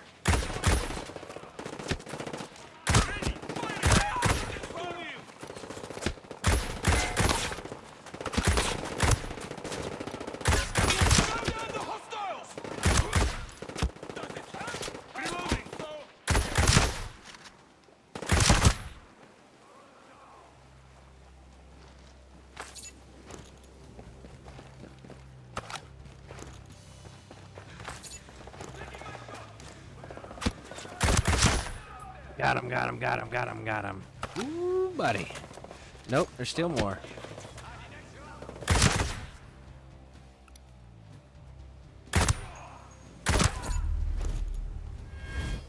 Nice. Rank 3 Pathfinder.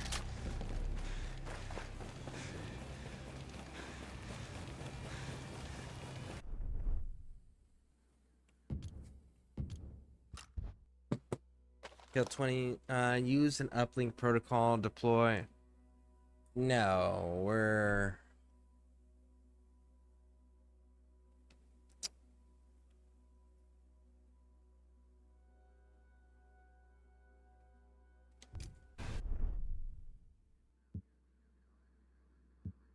We're gonna do this mission, and then I'm going back to my sharpshooter class.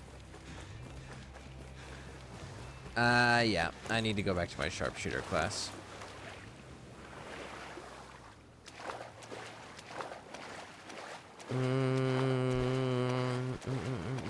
No, we're messed up. Let me soon. I'm gonna go and play Witcher 3. Just finishing making time. Ooh, nice. Very nice. I like the white the white heat vision. I really, really do.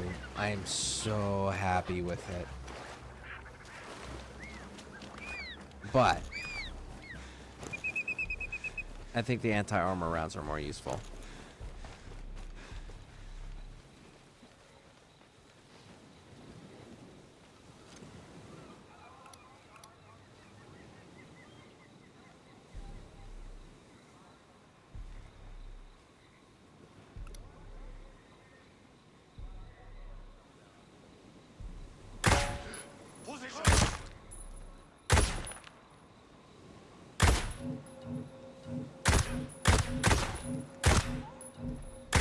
Hostiles are out there. I can feel it.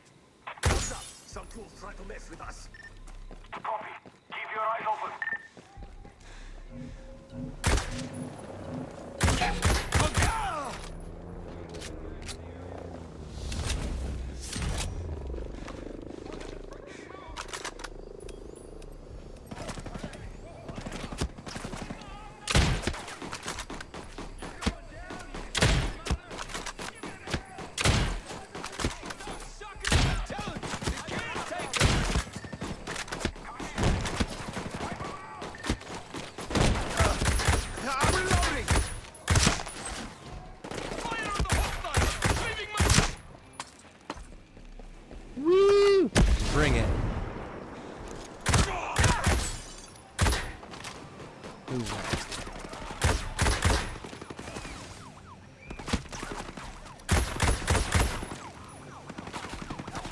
Reload, reload, reload. Run it, run it, run it.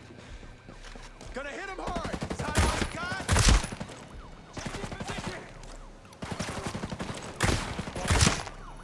Got it. Got it.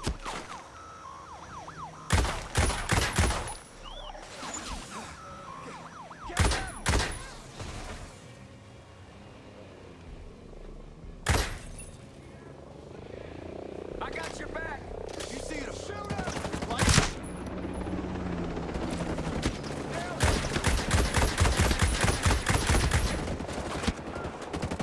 Drop him.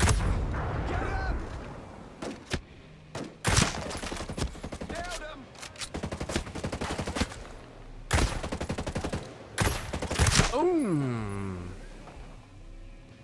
Who else wants to fight me?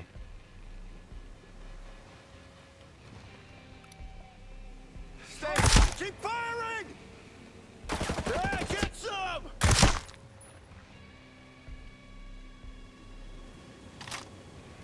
Bum bum bum bum bum bum bum bum bum. No? You guys are all good now? Okay. Good. Glad you guys got that out of your system. Oh, no. Somebody didn't get it out of their system yet. How about now? Is it out of your system there, big dog?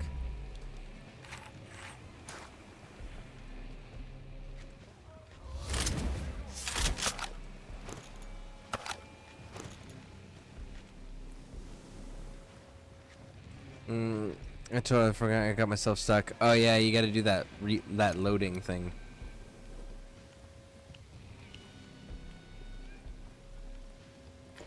Come on, I kill these bastards.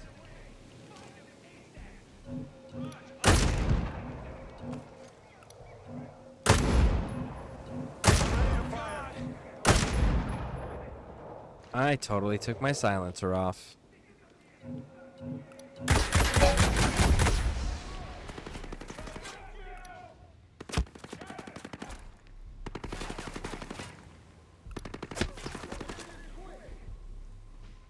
Go ahead. Pop your little self back out there.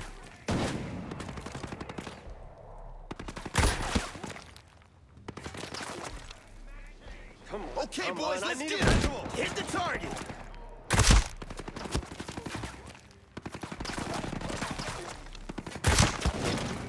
Come on, let's kill these bastards.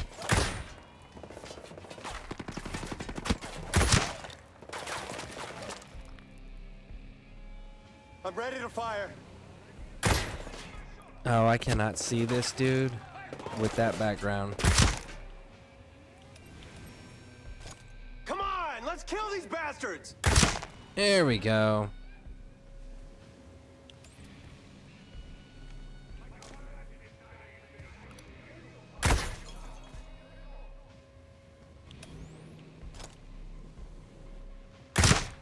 Oh, domed him.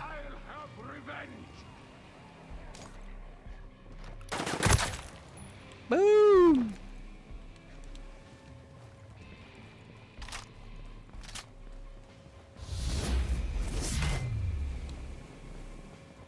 Man, I am such a fan of that vision, that night vision. I mean, the heat vision they got there. Those white thermals. Man, oh man. I really do enjoy that. Well, it's not that I enjoy it. That's the wrong term.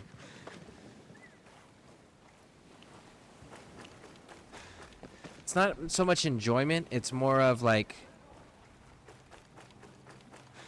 I have fond real life memories with it, so it makes it sentimental.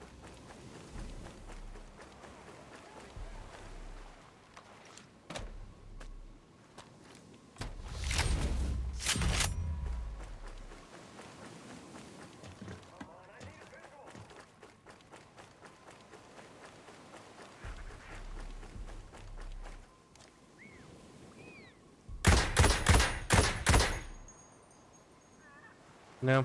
Okay.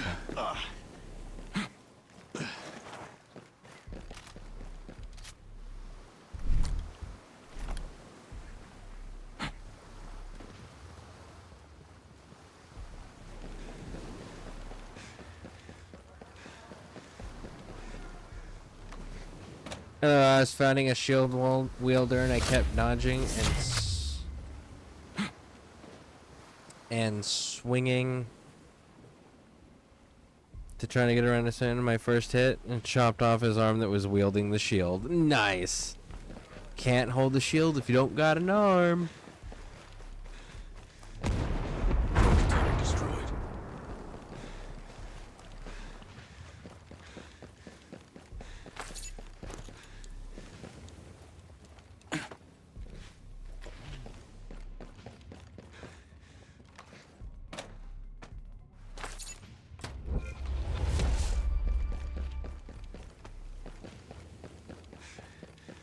What are you doing here? Whatever I want, homie. I got a gun. You don't. You question me again, I will put a round in your freaking face. Am I clear on that? Yes? Good. Don't say anything else. Whoa, what do you want? Did you not just hear me give your buddy a speech about not speaking? Do not speak. You are blind and deaf. Okay? Okay. Anything else, you need to get shot, because you're a threat.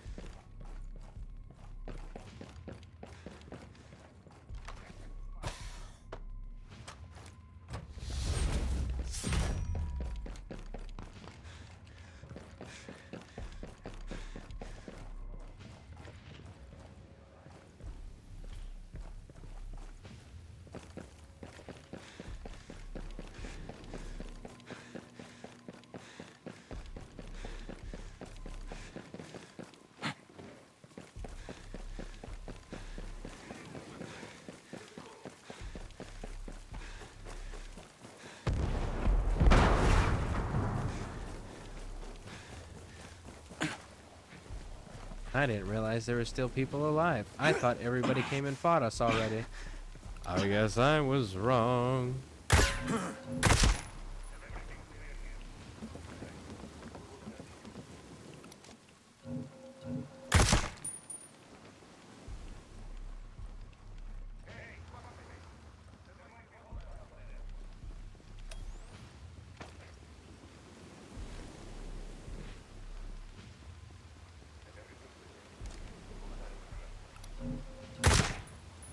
Ooh, sax da bello.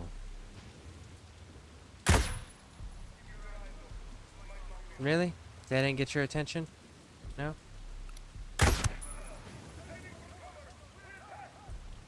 There we go.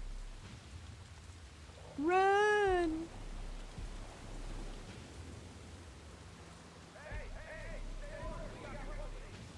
There you go. Get your friends all involved. You should come investigate.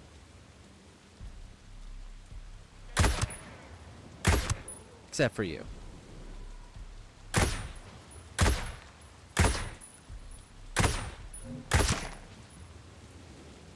We're still missing one.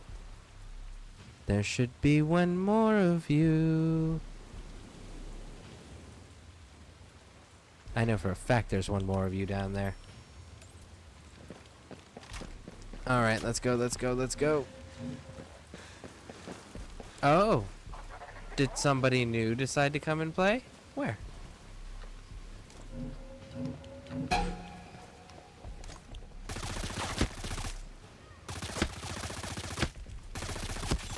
What is shooting me?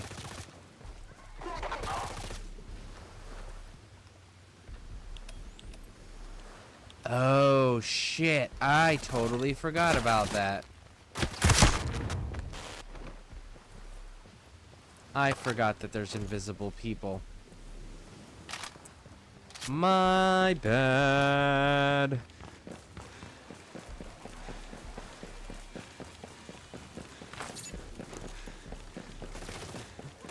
Woo!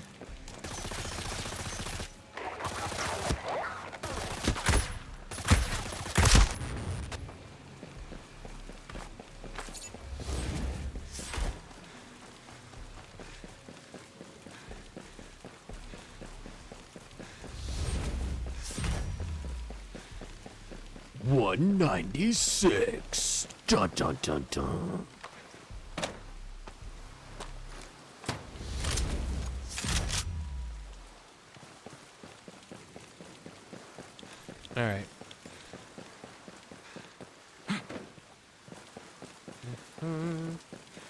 Ba-doom, ba-doom, boom, boom, boom.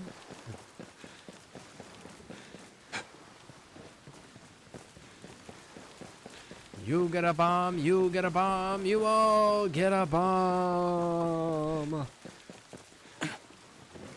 Run away! Containers destroyed. There shouldn't be ogre drones anymore on the campus.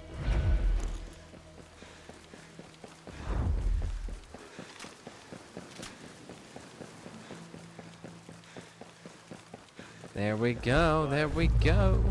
I'd kill for some action. Look the same over here. Nothing to report. What? There was a noise, right? Why are you guys alive? Didn't I kill everybody in when I walked through here the first time? And you guys are standing next to a container I blew up. Like... why?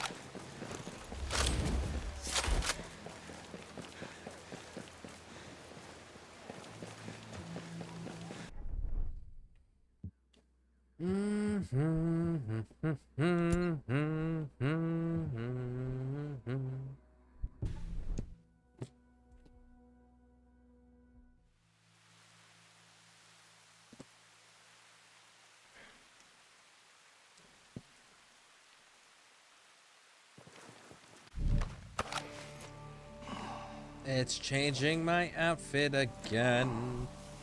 What trash.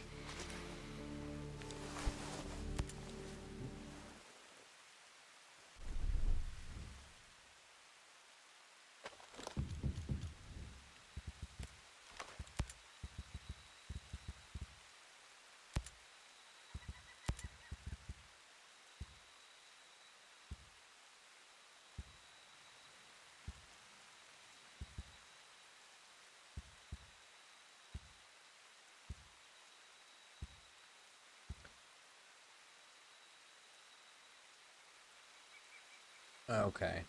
I thought that was going to say something else.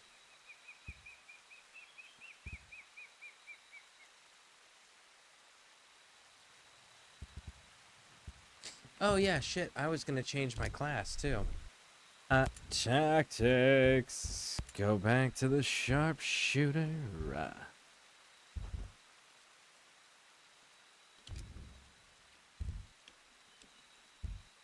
Craft. You. No. This.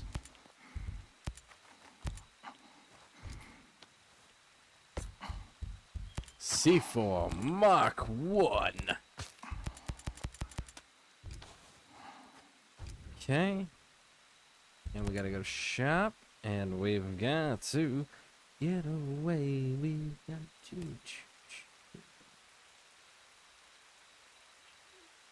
Those are really wrong.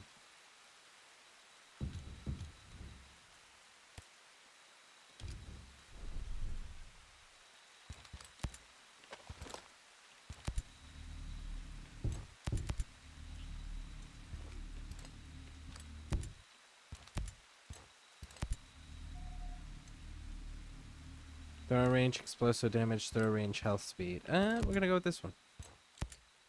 And we're gonna go with that one right there.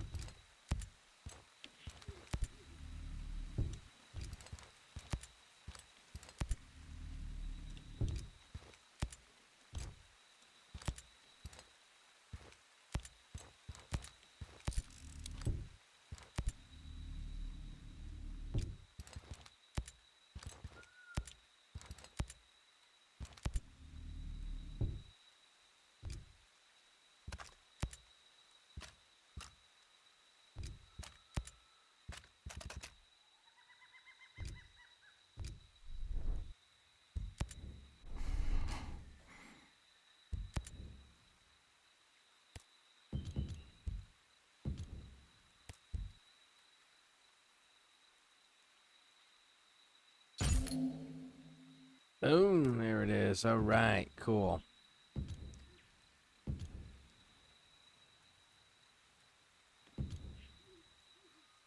Alright, now then, let's look at the numbers again. Much better looking. Okay.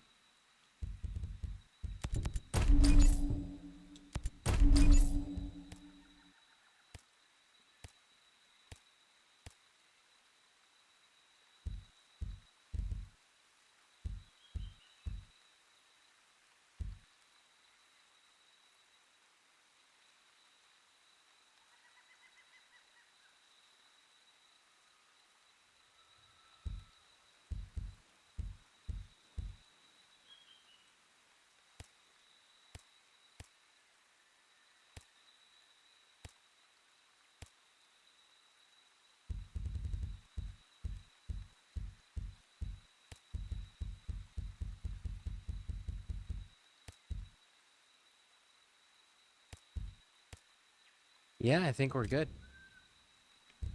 And I changed my tactics, right? I did. Preparation. We got that underway. Good, good, good, good, good. Shop, craft, tactics. Yep, we're good. We'll be good. I'm having a time with this ding horse on quest. Get Junior. Okay, so what are you stuck on?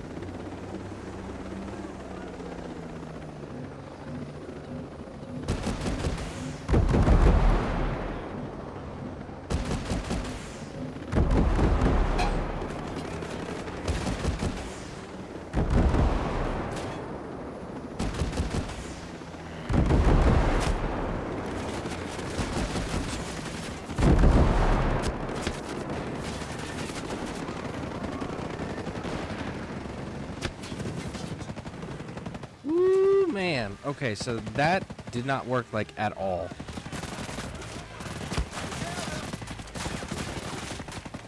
Man, it's those fucking crazy weird ass drones, these things.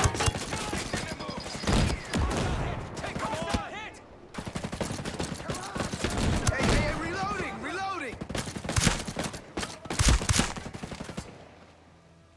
That's all they got, fellas. You're all mine. Hit him! Got him! Good dead!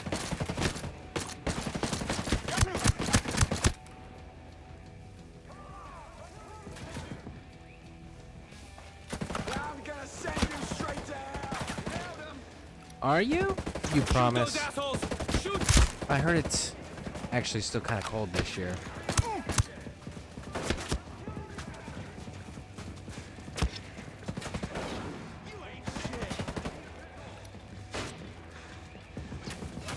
Did homie just tell me I ain't shit while he was running away from me? Take that shit! Because that would be kind of Get entertaining. those sons of bitches!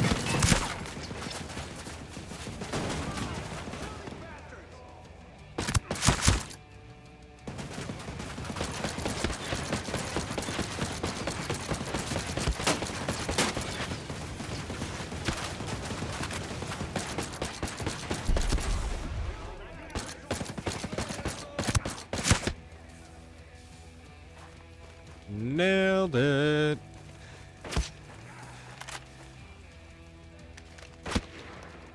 Really? Hey, Spicy Man. Bye, Spicy Man.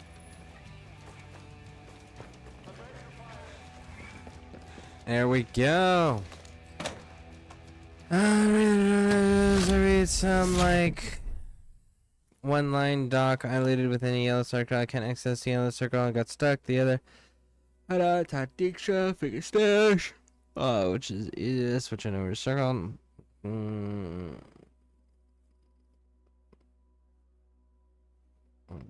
Yeah, each of the yellow. There's like 4 things. There's his casino, his house, and an underground fighting thing, where you can find all of them. And then eventually Dijkstra gives you something where he has you link up with a character called Vernon Roach. And Vernon Roach gives you stuff too.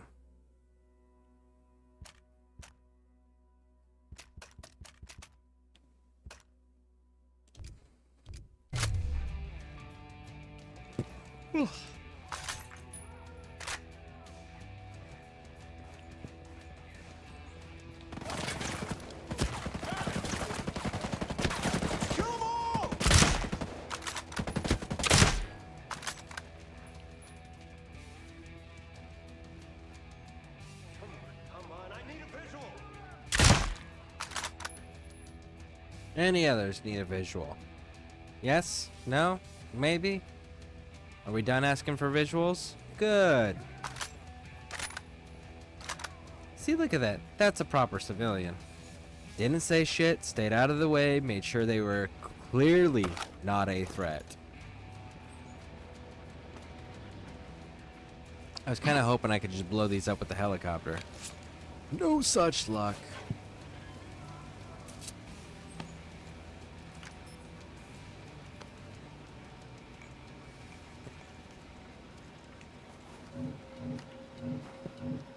Don't have much time, but I need to sever the campus communication network before it reboots. Once I can do it again.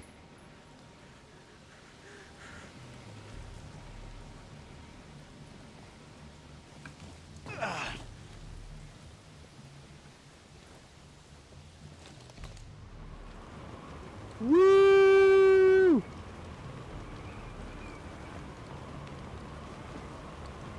We're doing it. We're doing it. We're doing it.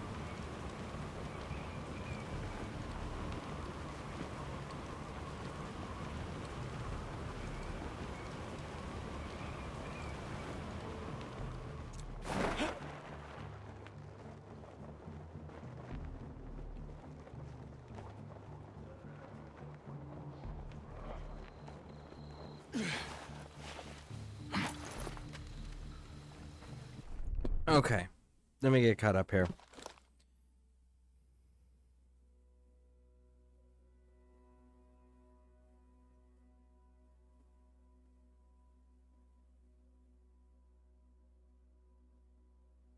The link to the Redanians, Dijkstra. Okay, is Dijkstra not in his office inside the bathhouse? He should be inside of his office. Also, you should be able to play Gwent with Dijkstra if you haven't already. His office should be in the bathhouse. It is in the bathhouse.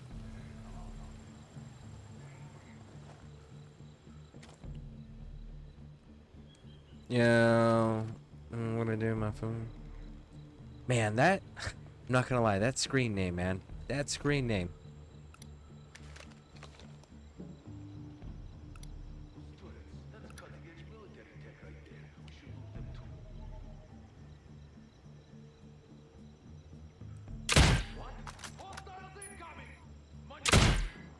Oh, don't you fucking run.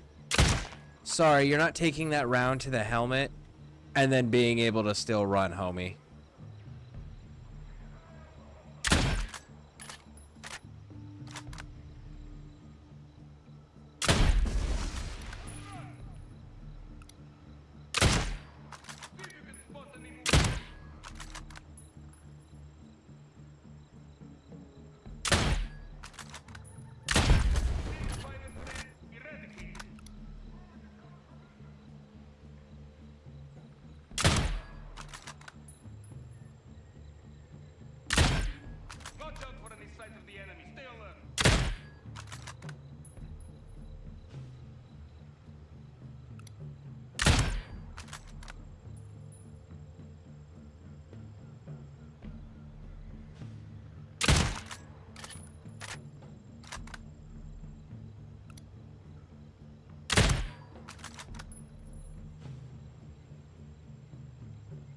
I think that's kind of it, right? Damn near.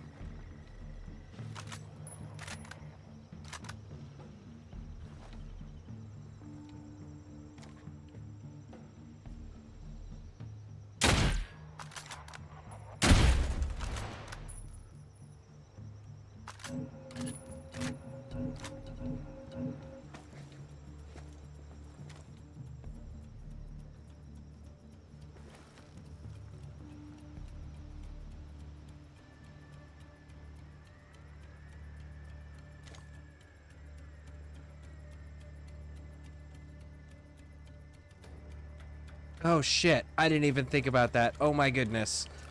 I'm on a fucking clock. I just realized that. Oh, I am on a clock. I am such a fool.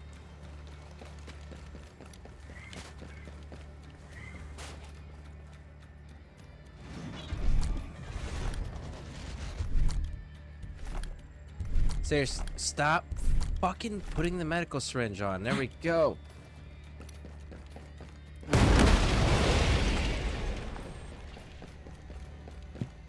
Oh, I totally forgot I'm gonna... Relay's cut. I need to hack the last computer. And fast. Yeah, no kidding. I totally fucked that up. That is so fucking on me. Oh my goodness. Can I fast travel during this? No, you're in a fight, probably. Not available while you're in a fight. Yeah, okay. Because, like, I'm totally in a fight, right? So there's totally people here alive that are tracking me right now. Well, there are people alerted. You mean the people that are fighting the terrorists out here?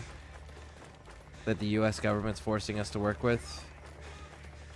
You mean those bad guys?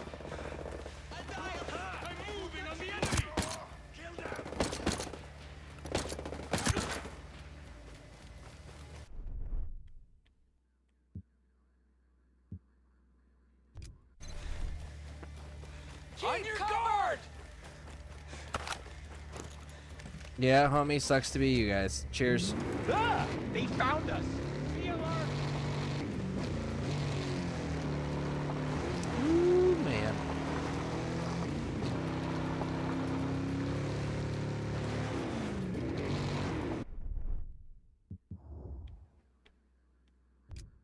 Oh, I totally chose the right one. Oh, that is so fun.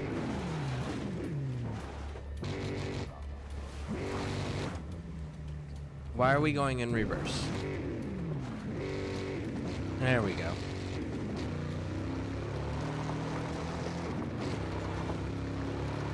Oh man, oh man, oh man. Противник! Hostile in the area! Dude, this car is fucking fast. So fast.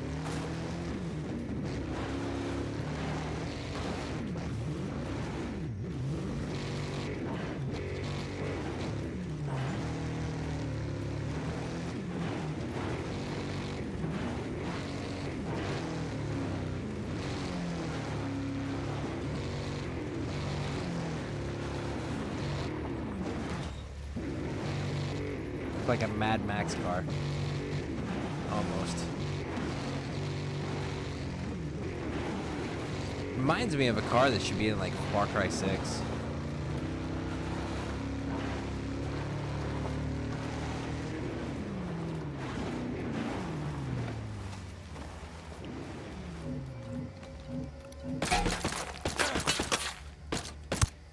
Thank you. Cheers, homie. I've got to go. I screwed that up and took way too long on the last one. But they let their pride get them first. Cheers. Ah, short. Must be enemies in the area.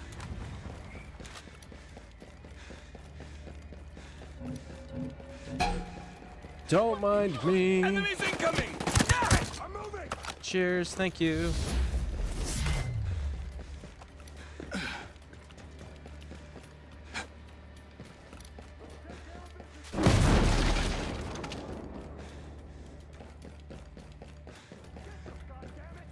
Oh, come on, come on, come on, come on. Go, go, go before they get in here. Bodarks kick off for Got it. reinforcements in the campus. By the time Sentinel figures out what's going on, the scientists will be long gone. Something for ya.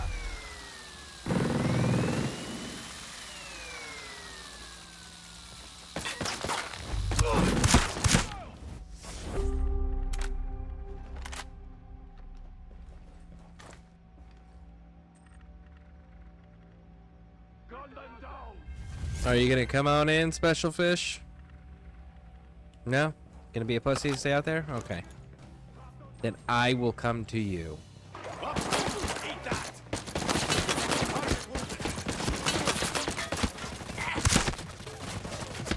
What's that saying? If the mountain won't come to Muhammad, then if Muhammad won't come to the mountain, then the mountain must come to Muhammad.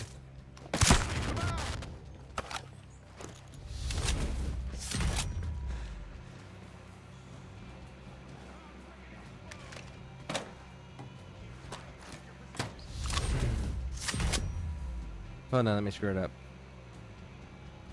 The location closest to him was not accessible, just locked doors. LOL, someone triggered. What about your username? Oh yes, now I remember. At least stash is hanging above some drunks. I have to access it.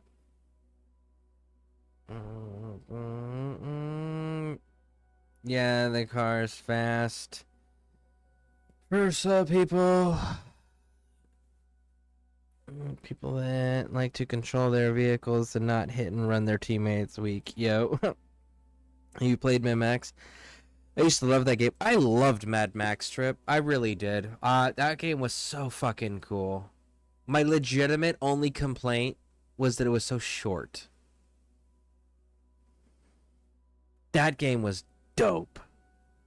If they had taken that as like a core concept and then just made a, I don't know, a full-size game, that would have been cool as shit. That was a dope game. The mountain and I move for Nomad. Well, it's a good thing that Nomad is not just any man. Nomad is probably the closest thing that they're gonna have to a living god. Is that all you got?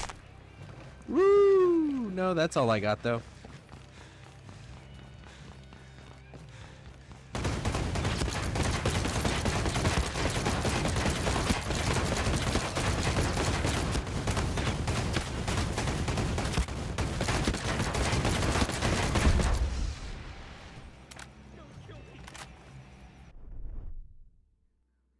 All right. So we have to escort the fucking VIPs out? Well, if they insist.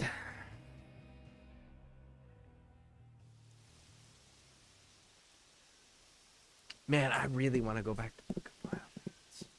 Not gonna lie, I'm so bothered by that. I don't know why.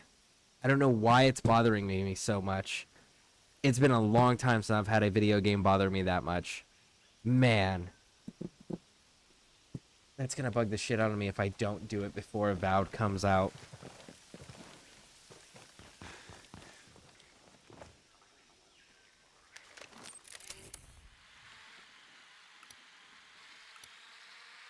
Let's see how different this looks now, shall we?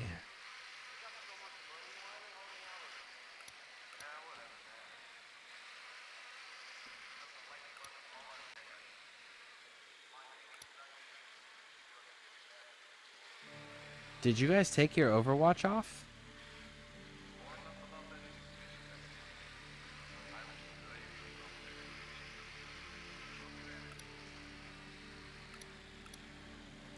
I don't see the dude on the roof that's supposed to be on the roof.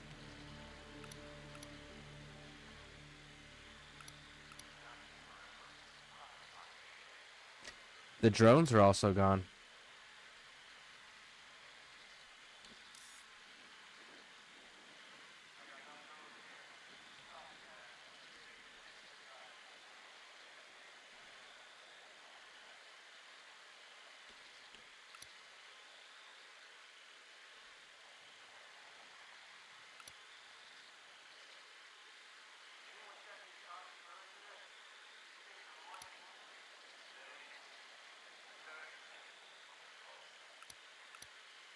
Look at all those massacred civilians just laid out in the street.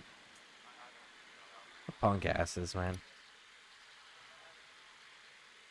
I will never understand people that do that. Or the bullshit excuse of, well, I'm following orders. There's no fucking honor in killing unarmed civilians. There's no honor in killing non-combatants. Like, I will never understand that.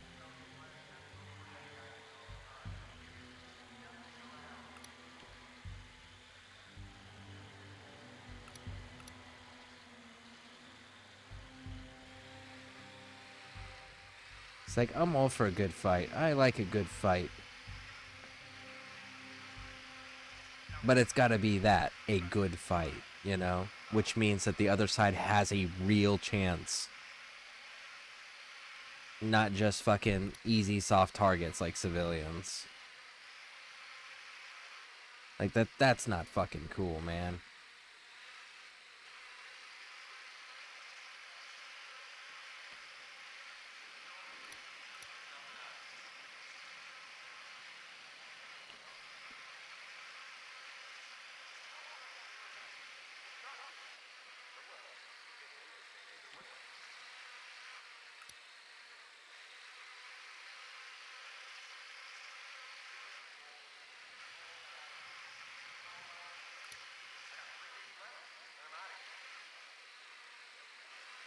Alright, so where are these civilians? So they're all there. Means I gotta clear this spot. Okay.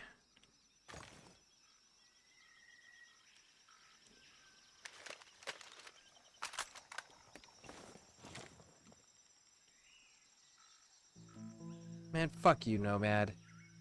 You seriously could not aim down there, and it would not register the dude that just walked into the building. Okay.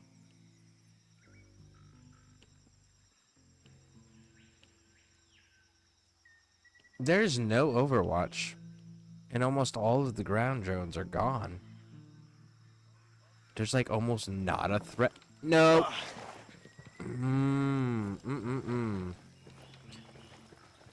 It's like, really? Nomad, you're just gonna jump off like that?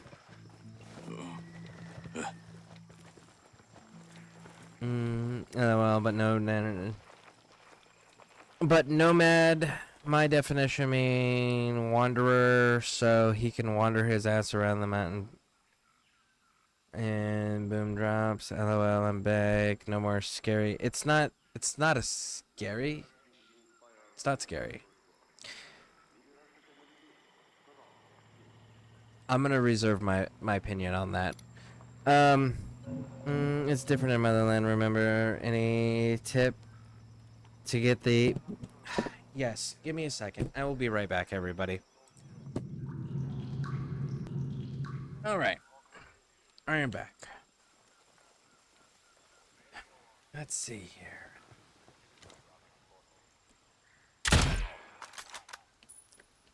That guy can go away. What else do we have?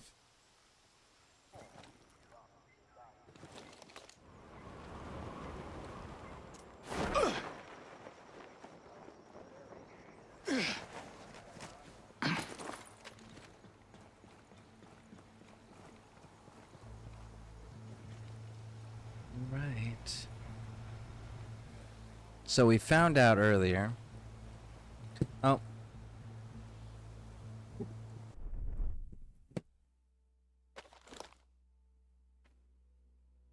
I'm just kidding. I'm sorry. I talked too much shit to people. I'm never friend. Everything good, bro. I'm sorry. Yep. We are good. All right.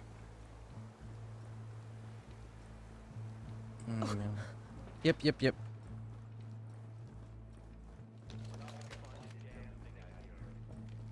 Ooh, there's a guy I didn't mark. Oh my god.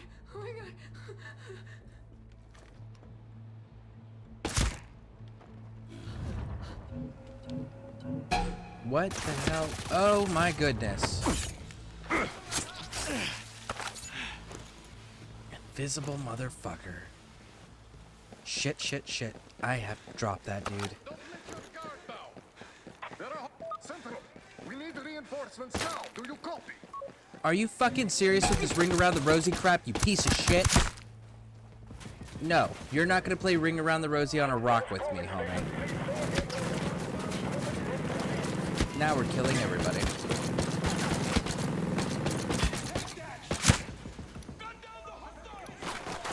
Who's calling reinforcements now?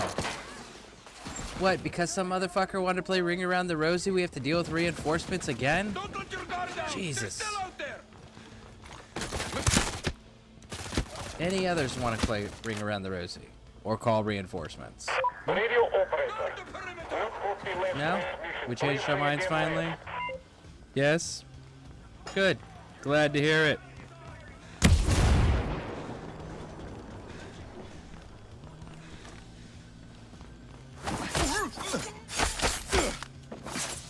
There we go. The hostiles. On top of this door. There we go. That's what he said, or think about doing, cause I'm online, sir. Shit this. Get those sons of bitches. What is this? What is this? Fire! Fire on them! Leaving my... That was weird. I hit him! Yeah! Move it in!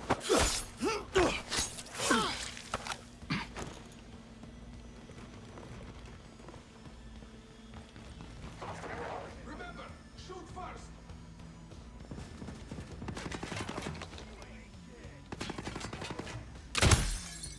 Move into position! Wipe them out! Oh, I saw you. Fire at will!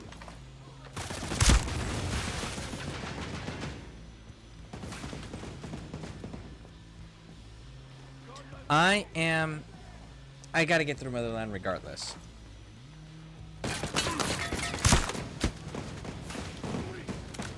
Stay sharp, boys! Hold on. This dude's gonna come up the stairs because he's a dumbass. Didn't learn from his buddy's dead bodies.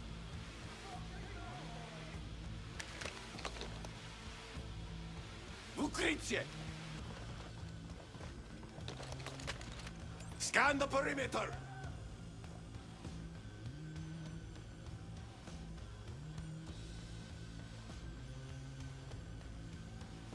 Вот на чеку! Вот на чеку!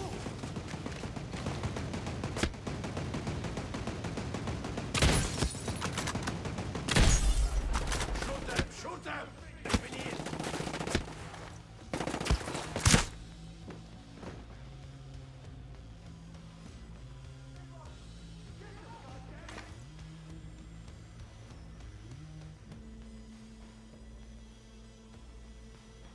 None of the rest are gonna come and fight me?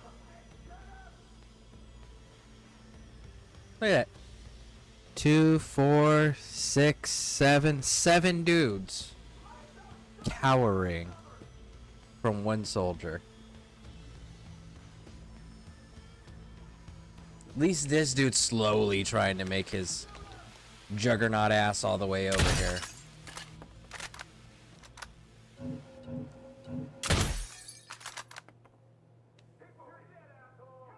Alright.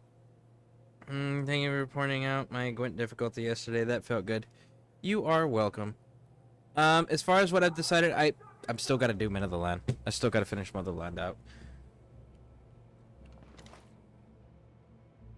Irregardless of anything else, I have to at minimum finish Motherland.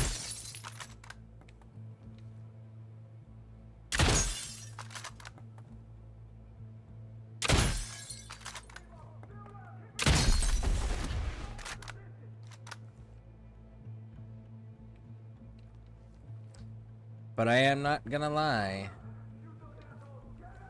I can't recall the last time me not finishing a video game in a specific way bothered me this much. Which is saying something.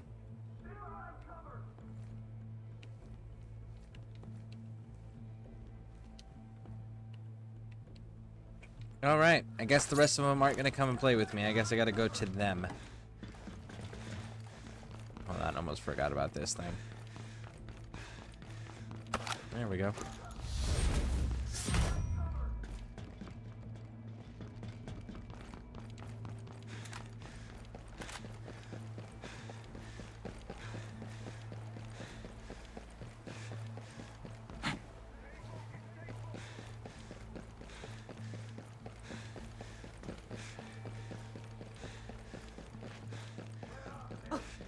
What the hell?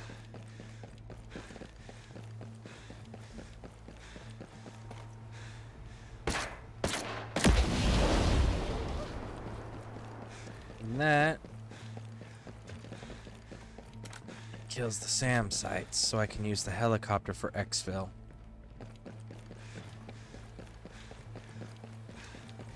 Oh, can I hit this dude from here?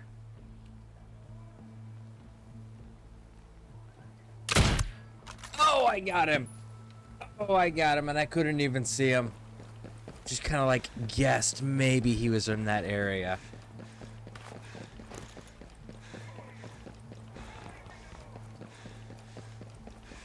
What it's saying? No, it's like... So like... Why does it keep changing my shit?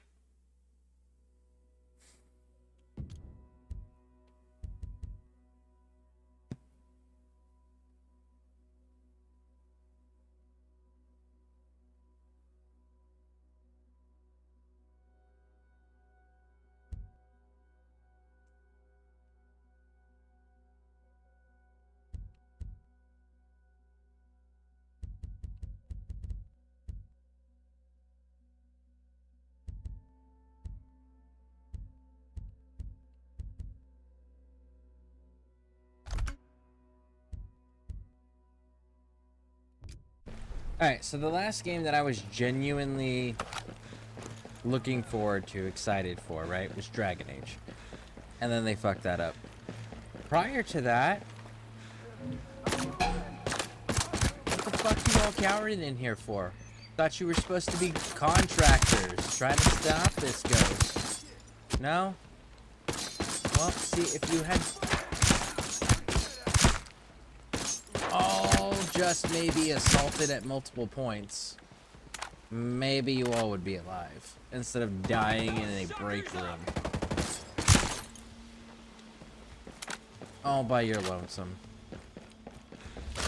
But yeah, no, the last game that I was genuinely excited about was Dragon Age, and that game fucking sucked. And before that game, I couldn't tell you the last one that I was genuinely excited about, or that was like eating at me to beat or play a specific way, you know?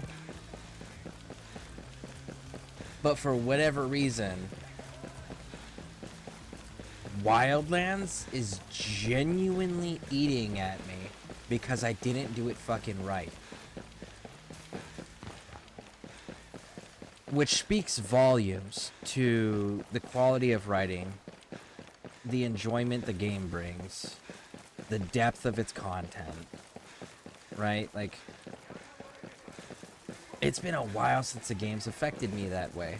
Since a game has been good enough to affect me that way, you know? So, it's nice, but it's also one of those, like, it's gonna make me override a lot of decisions that I normally wouldn't override.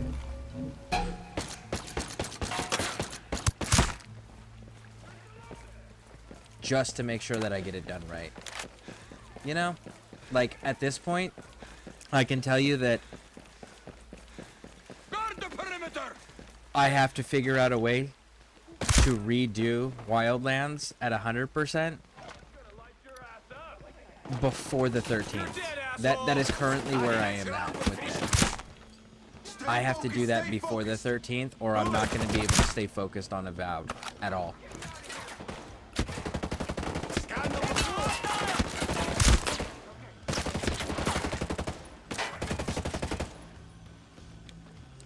Dude, fucking move so I can shoot you in the face. Stop hiding. And you're trying to fight me. Just fight me. Getting down. There you go. Magic.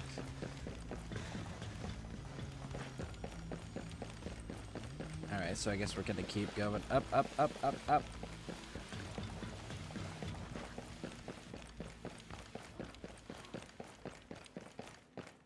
Oh, thank you. Thank you so much. Be careful. Bodarks are still in the area. There's one. I am still... There's two right over there. Follow me You. to safety. Let's The move. Bodarks are butchers. They'll execute us now that we've finished the job. What job? Oh, shut up and run with me. Let's go. I understand that back in April I found Fallout 76 and State of Decay 2 at the same time, and it was the last time. Hold on. It was last time I found, I don't know how long before that. Dude, I've been playing 76 since beta. I keep taking breaks from it just because, like, they keep making changes. That it's like, man, I gotta put way too much time and effort into figuring out what your changes are and how to counter them, you know? And then you gotta pay for that damn subscription if you want to actually realistically play that game. You need to follow me. Oh, God. I'll take anything over the Bodarks.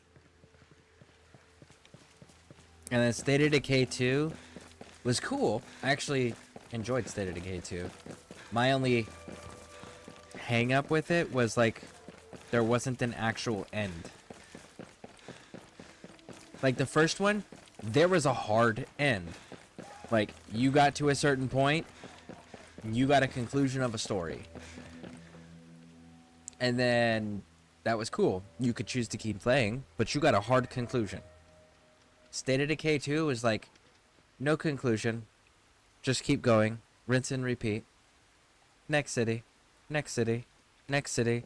Right? Like, and that's how they did it. It was like, you got to do your map and everything, and then you fixed your car up enough to drive, and then you drove and your car broke down again, and you had to start it all over again. That was my hang up with the second State of Decay, was there was no ending.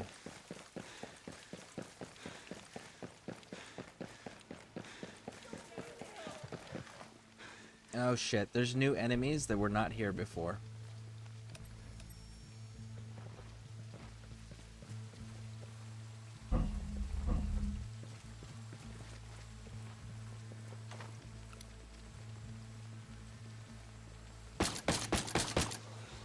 Oh, got it. Apparently it was just a drone. Weird.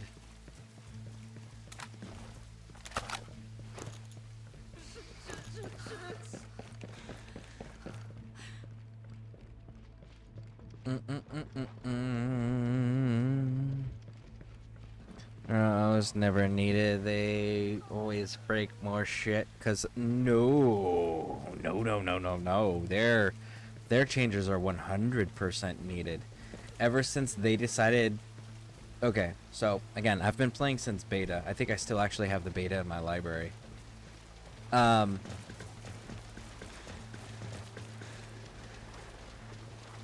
was no fucking NPCs in the beginning. And they're like, ah, yeah, in-game content, launching nukes.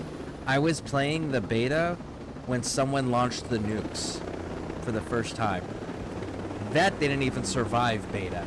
And then I was also playing when somebody coordinated with a group of their friends to launch all 3 nukes simultaneously, which crashed the servers.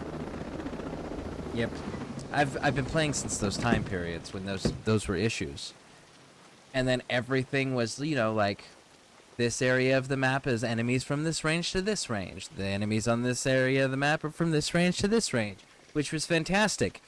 And then they were like, but we're going to but there's a lot of these low-level missions that are in high-level areas.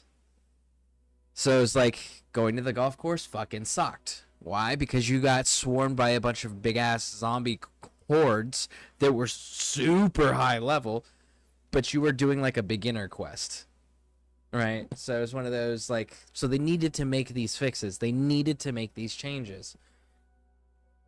The problem was they would make a change in the right direction, but it would create new problems. For example, well, how do you fix the fact that low-level missions are in high-level areas? Well, what if we just take all the enemies and make them so that they match the player's level? Cool. That solves that problem, right? Except for you made a crafting game where the players have to craft their own ammo or be able to scavenge the parts or the ammo itself or whatever, right? Like, they need to go out and do these things to just grind and farm. Cool. So you know what we used to do? We used to go down to the low-level areas with a weapon that we had a fuck ton of ammunition for to farm the materials to be able to make the ammo for our big high-level weapons that we were using, like 50 caliber machine guns and shit like that, right? So when they made that change, what ended up happening was anybody using heavy weapons no longer could play. Why? Because we ran out of ammo. So when we're starting to run out of ammo, so we can't play anymore, so we got to switch to these low-level weapons. And these low-level weapons don't do enough fucking damage, but it's the only thing that you can have enough ammunition in to actually stay playing. Well, then nobody can run things like nuclear missiles anymore, or world bosses anymore, or fight, oh, I don't know, the Queen. Right? So they fixed it again. And then their new fix was, well, whatever weapon type you're using, that's the ammo type that the enemy drops. It's like, okay, cool. Now we're back in business. But then they went, we're going to rely even heavier on crafting now. We're going to start drawing back from specific loot type that is in the world. We're going to make it less frequent and then rarer and harder to find. Fantastic. Except for now you're really beginning to start borderline forcing me to have a subscription to play your game that I already had to pay full price for. You know, it's just like... yeah, and then they started introducing new currencies, new equipment that doesn't exist in the Fallout universe, new factions that don't exist in the Fallout universe, and this is all a prequel. This is supposed to be the first vault ever opened. And then they would make modes like Nuclear Winter. There was giant fucking PvP grounds. That was fantastic. And then they got rid of it. It's just like, it's every time they make an adjustment, there's an unforeseen consequence that they then have to fix again. There's just been constant issues like that with the game ever since it's been released. Actually, ever since beta. And it's still, to this day, like that.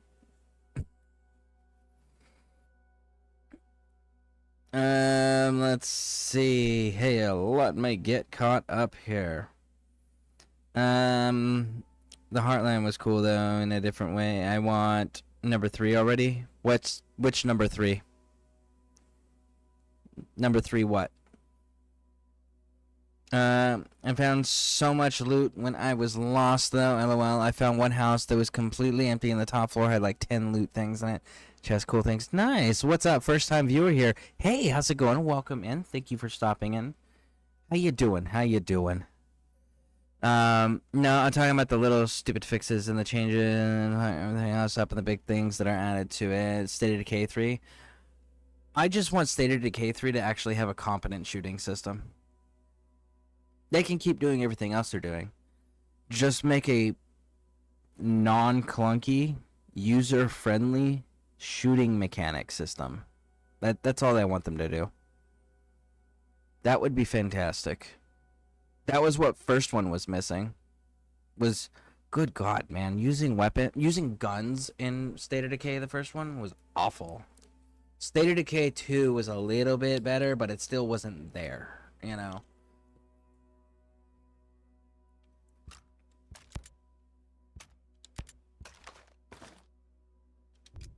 Never mind. Don't answer that. Erewhon was starting to smell like a locker room. I'm just happy to get out and do something. Right. Thank you for saving us. The Bodarks ordered us to develop a Russian anti-boat missile from a blueprint. It's capable of demolishing any existing ship model. And they were adamant it appear Russian in every respect. Now the outcast can use your expertise. You'll find the work conditions less hostile. Sounds wonderful. So the Russian Bodarks are trying to get Russian anti-ship missiles, and they are adamant about it looking like it's Russian made. Which means they're trying to do a false flag. No, not a false flag, because that would be attacking themselves.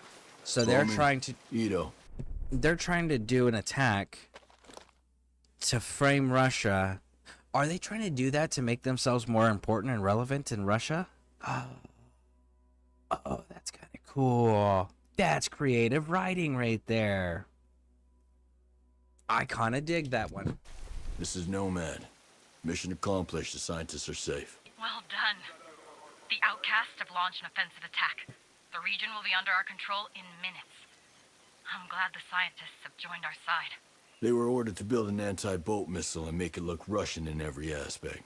I don't know who or what the target is. Intriguing. You'd think the Russians would want to conceal their presence on the island, not advertise. We need to stay vigilant. Keep an eye out for any clues that might demystify the situation. Coming in loud and clear. Nomad out. Nomad, this is Bowman. The intel you collected helped paint the bigger picture. Warrant Officer Fyodor Arkinov is planning to attack the U.S. Navy situated around Aroa. He's going to use the anti-ship missile to incriminate the Russian government. If the Russians are tied to the attack, it'll incite a full-out war. That may be his objective. We can't risk triggering that escalation. Arkinov's fate is your call. Kill or capture. Just stop that missile from launching. Copy. Nomad out. Kill or capture, huh? Stop your target's plan. Stop the missile launch. Hack the base's server. Neutralize your target. Neutralizes. Ooh. Oh, you're in Walker's base. Oh. Does that mean that the fucking behemoth is back? Oh, I really hope that behemoth isn't back.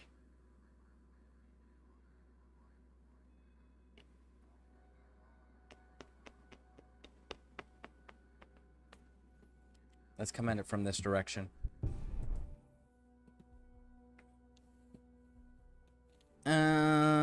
Can I hear you? Hold on a second. Alright. Try talking again. Can I hear ya? Yo. Barely, but yes. Can you hear me now? Much better. Can you hear me now? Much better. Is that a Sprint commercial? Hold on a second. The game is pretty awesome, especially for a team/company of people about 12 to... Yeah, that's true. They not knocking State of Decay. State of Decay is a good series. I wish they would use a more common shooting mechanic to make it more convenient.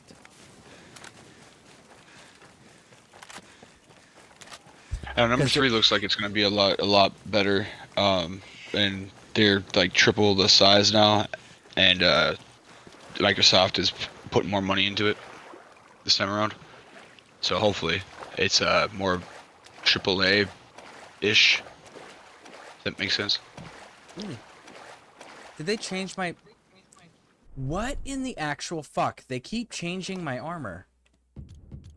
Why is that? So are you by chance like at the very bottom below your character on that inventory screen there? Or is it skin override? Check? Yeah. Are you pushing that by chance at all? Accidentally? Nope. Because that'll do it. Nope. It's not changing my armor. It's not changing my entire outfit. It's only changing one piece of it. Like one piece will change every now and then. And it's just like, why?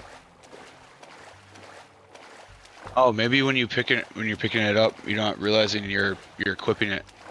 Oh, I am equipping it. I am equipping it on purpose, but 90% of, I'd say even 95% of the time, it doesn't change my appearance because I have the skin override on.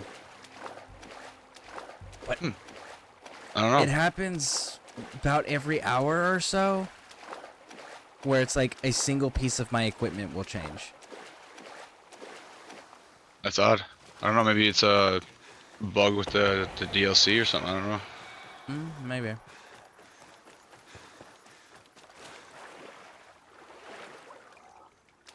The only reason I would even notice on my shit is because mine's like all jet black. So otherwise I would never notice that something like that. I have such a pet peeve about uniforms being like actually uniformed. My buddy was asking about this game, and he's like, "Well, can I look dapper in that game?" I'm like, "The fuck did you just say to me?" Dapper? Yeah, He's like, absolutely. You yeah. can like look dapper in this. What is your definition of dapper? Dapper is so dapper. There is no my definition. There is a actual hard definition. Yeah, of but you dapper. know these days everybody has like their own fucking thought Oh, out, you mean- like their version of words. Oh yeah, you mean the people that have never actually studied a language and decided they're just gonna make shit up? Yeah, basically, it's they base words meanings on how they feel, not what they mean. Yeah. It's classy, upscale classy, kind of like 1920s, 1930s style, classy and swanky, right? It's that type of dapper, upscale, classy, but it's like smooth, like it's charismatic almost. It's charismatic but upscale. But So like suits, or what? Suits are definitely the most common. Yes. God damn it! So You were the behemoth is back alive. Does Of the course. behemoth not? Does it not stay dead? I thought we killed all Does of it, those. does it look like something like that would stay dead? Have you seen the Terminator? Yeah, I know, but we blew it up, and then we destroyed their drone production in the base game. So like, what the fuck? A good point, actually. That's actually a really good point. Yeah, like if they didn't have us destroy the drone production, I could be like, okay, cool, you're making more. That tracks. We China's destroyed shipping the them drone in, bro. production. What? I said China's shipping them in, bro. Man, I am just not looking forward to fighting this damn thing. Oh, this is gonna suck so bad. Again? What? I said you need me to come kill it again? I mean, you're more than welcome to help me if you want. But I got Bodark down here plus Sentinel and...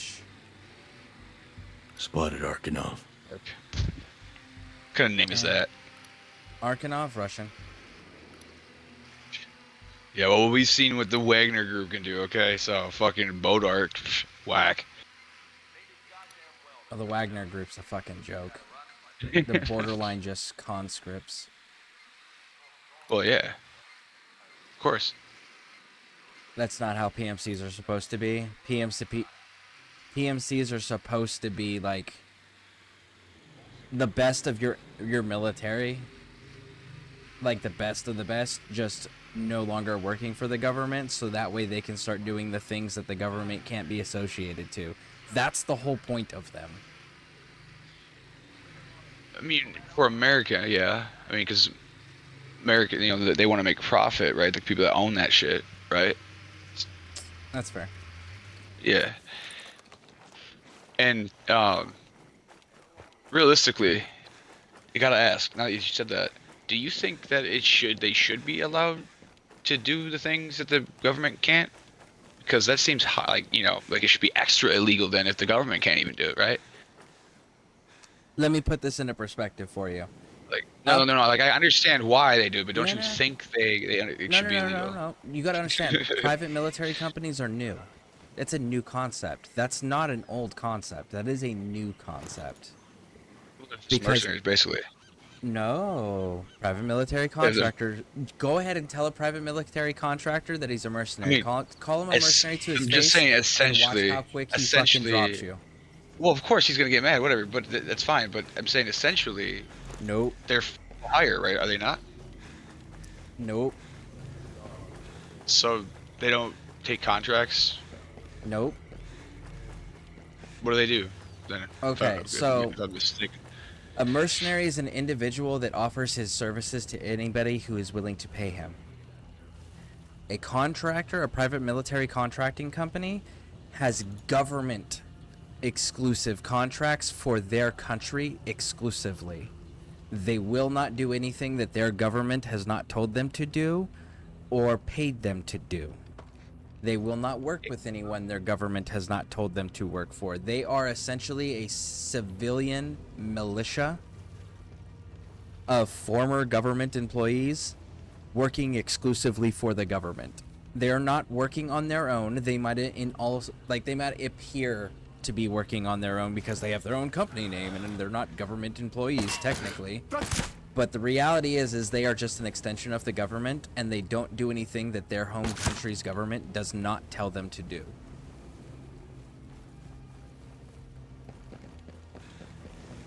Sure. The American companies have never done anything against the interests of the United States? I'm seriously asking. Not without the explicit orders of the explicit orders of the United States telling them to do so.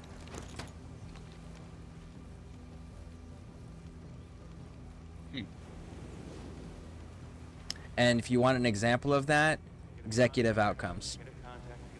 It was one of the very first private military contracting companies to exist.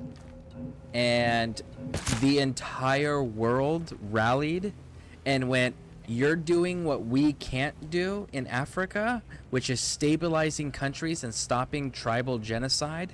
So therefore, you can't exist, and if you don't disband your company as a whole, we will call you a terrorist organization, and every country in the world will go after you because you are making us look bad.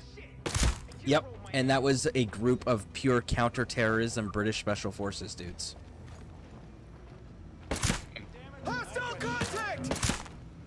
So yeah, no. Private military contractors eliminated the ability for mercenaries to exist in the open, and then it turned around and it privatized all of those types of people and locked them into exclusive government use, and nobody else can use them, or they risk themselves being considered terrorists and targeted by governments.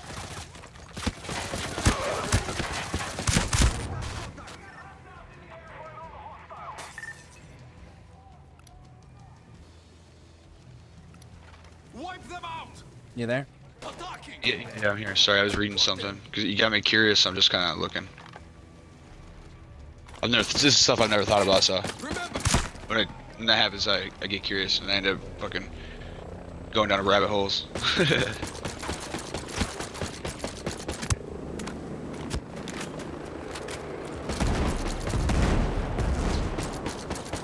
I want to say the Congo War. This motherfucker, are you kidding me?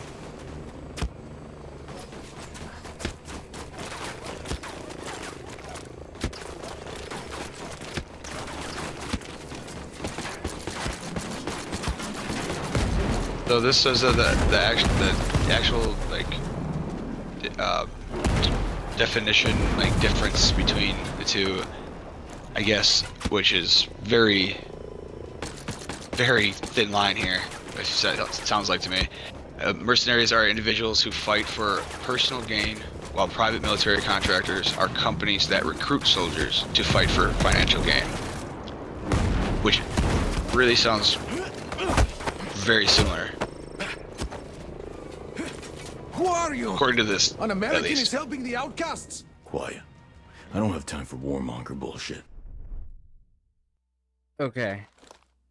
So I'm just saying what I read, but it's actually illegal to be a mercenary if you are a citizen of a first world country. It is hard illegal to do that. You will be prosecuted as a criminal for treason in any first world nation in the world if you are a mercenary who has prior military service or law enforcement service. Like, hard law, period. That's just how that works. Yes, you can't do that. I've never even heard about that. Yeah, no, you can't. It's illegal. And that's first world nations. Private military contractors, if you, like, for example, probably the most famous one, Blackwater. Eric Prince Eric Prince started and runs Blackwater, or ran Blackwater before he changed the name to it. And yeah, he was going out and he would have conversations with, because he'll tell you himself, and he said so in interviews too, that like he's gone out and like talked to Russian military leaders and government leaders about having his guys come in to do training for their people. And he'll tell you also that the only reason he also says this in interviews, like the only reason he does that is because someone in the State Department told him to. And the company is going to do whatever the boss of the company says to do, and the boss of the company is going to do whatever the government tells him to do. So like that's how they work. Like it is the ability for the government to use a military force and have deniability with scapegoats already in play. So, but you can't work for other people without them saying so, because then you are then turning against them and not being a controllable asset, which then makes you a threat. So let me read this to you real quick. This says, okay, this is 2021 or 2022, one of the two here. And remember, yeah, that after I got out of the Army, I worked for a private military company. Yeah, no, I'm not disputing. I'm not trying to like argue with you. I'm just like throwing shit at you to see what you think, whatnot. So this is from like 2021 August. This says that. Fuck, I gotta find my place again. Okay, so there was like some sort of incident down in Haiti with included 2 U.S. citizens. They were very well trained, and they were, I guess, this group was looking like DEA agents or whatnot. They weren't. Anyways, it says that under current U.S. law, there's no law or regulation. It is not illegal for U.S. citizens to provide combat services as a foreign mercenary fighter. The closest legal prohibition to U.S. mercenaries might be found in the Neutrality Act, 18 U.S.C. 960. It says that it prohibits only acts carried out within the United States as part of a military expedition against a friendly country, which raises the question: should it be illegal for U.S. citizens to provide services? But again, you're talking about U.S. citizens. You're not talking about prior military service citizens. Well, those are still U.S. citizens that have combat. No, that's what they're talking about. No. When you are trained by the military of the United States government, or you're trained by law enforcement of the United States government, you are now giving away government secrets and military secrets with your training. Compromised. That is illegal. That's treason. Well, okay, but that's okay. Maybe that's technically true. However, if the question you don't at have hand was being a mercenary. If you don't have military background and you don't have law enforcement background, yes, you can absolutely do those things and be just fine.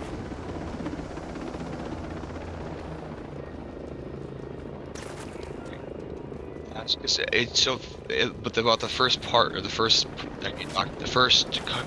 world part, you said? The first world nations, yeah. If you have a military, if you were formally trained by the military or their law enforcement for their country, you cannot offer your services to other countries. Not without your country's explicit permission or consent. Because that is treason. Because your training is considered a military and law enforcement secret and a state secret. Like that, you can't share that with other nations without committing treason.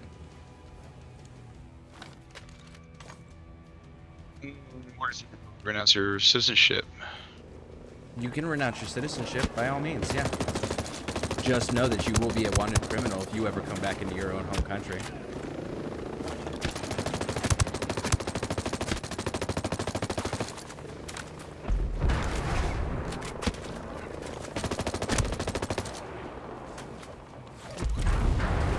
I'm sorry, I'm reading some. It's a fucking dense ass article. Super interesting though. Between you and this shit, this is a lot of shit I didn't even know. Oh, motherfucker, man. How many of these do I have to shoot down? Jesus Christ. Flying ones again? This is the third fucking helicopter I've had to shoot down off of the same one dude.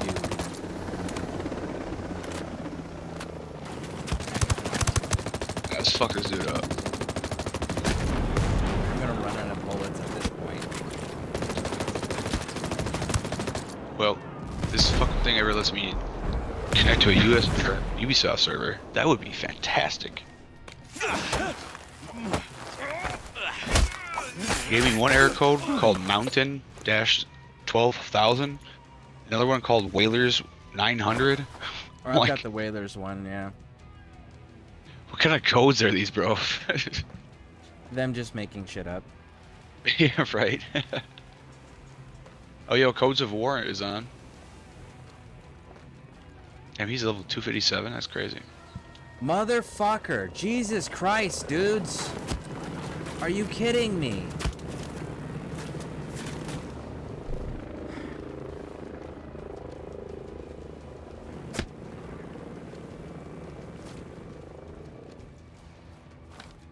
It's weird how the bottom half of his body is still invisible.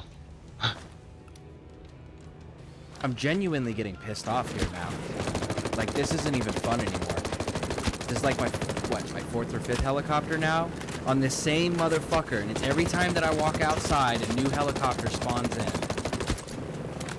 I don't have the bullets to keep taking these fucking birds out of the sky.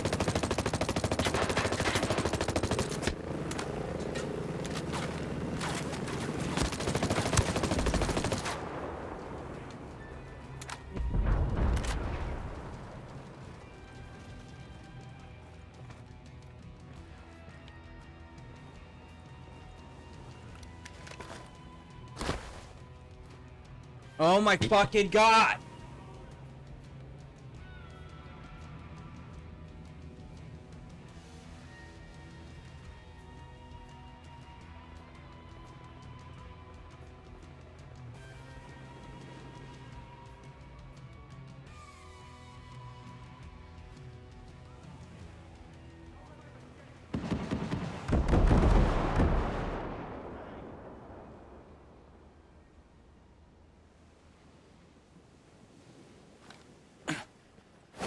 I got something for you.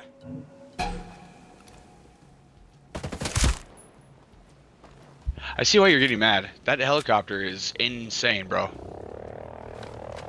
Every time I pick up a fucking body, this piece of shit fucking helicopter or another similar one spawns in. Every goddamn time I pick up this dude to extract him. Since I've been here, I've seen it spawn in at least twice. That's crazy. And then it just missile barraged the fuck out of me. That's, wow. Swear to God, if I get another helicopter spawning in, I'm just shooting this dude in the face. Oh, look, 2 helicopters. 2 fucking helicopters this time. What do you exactly have to do here? Just bring him to the extraction point? I'm supposed to. But I can't if they keep bringing in goddamn helicopters. Well, let's not take care of the helicopters, but it may require me going loud. Just so you know. Everybody knows I'm here. The helicopters are shooting at him. Alright. Oh, there's 2 at the same time now? What the fuck? Yep. Like, what the fuck is this? I've never seen it do this before. Is this like the boss of the whole island here? Nope. Just some random fucking dude.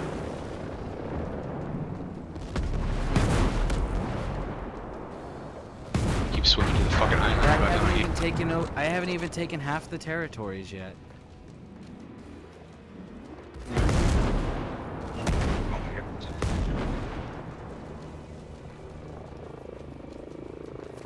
Dude, like, that's such fucking bullshit. Like, I can't touch this dude without 50 million goddamn helicopters flying at us with, like, infinite respawns. What spawns them? Is there something specific, like a collar dude? Me picking this dude up off the ground. Okay. Every single time I have picked him up, a new helicopter has spawned in. Is there a way to get him closer to a building before you can I was in a building. Oh. Okay. I'm just trying to think. I can't get him into a vehicle because they'll just blow the vehicle up. I can't get him inside the helicopter that I was trying to put him into because every time I put him down and shoot the helicopters down and go back and pick him up, fucking helicopters spawn in before I can get out of the place. I'm running out of bullets shooting the fucking helicopters out of the sky, and they just keep spawning in. Like there's one chasing me. You have the generator make it so they can't call for him by chance? I don't remember. Nope. This is not reinforcements. Well, I mean, like for respawning, is that not reinforcements? These helicopters are not reinforcements. Well, what the fuck? Then how do they keep respawning? That's crazy. That's stupid. Exactly. Now you understand why I'm getting mad.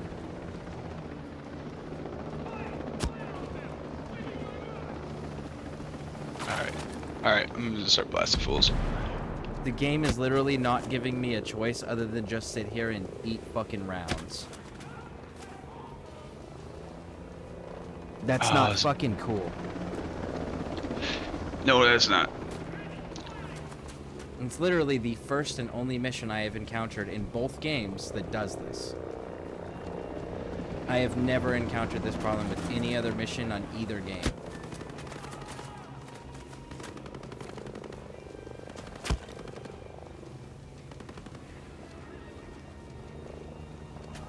I haven't encountered this, but I have encountered other anomalies or glitches. That's what I would call this, at least. I don't think this is supposed to be like this. Nope. I don't know. Not.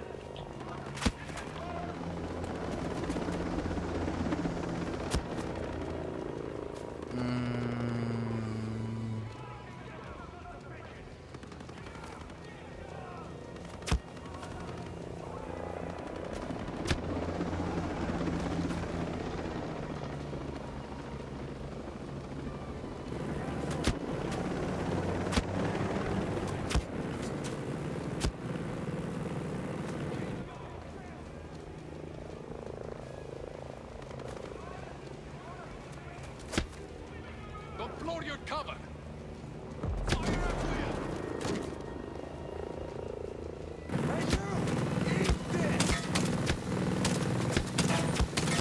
Swapping weapons. Swapping positions.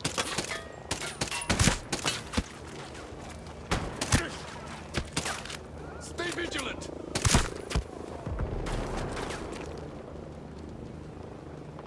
Alright, I'm gonna try this one more goddamn time.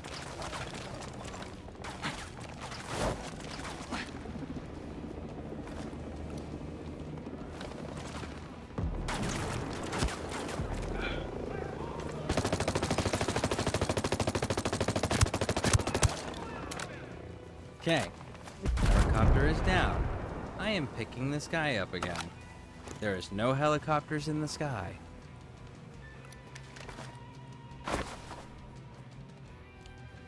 I'm gonna walk back outside and we're gonna see how this goes.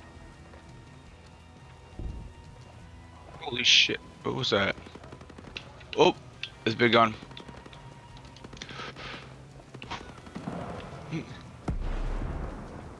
I think the helicopters have finally stopped spawning in. I am walking out of the base right now. If you want to link up. You don't see any helicopters on your end, right? Nope, They just finally getting stopped. mortared or something, yeah. Well, the behemoth is There's a still lot of camo alive. points in there. There's an actual mortar, it looks like. Yeah, probably.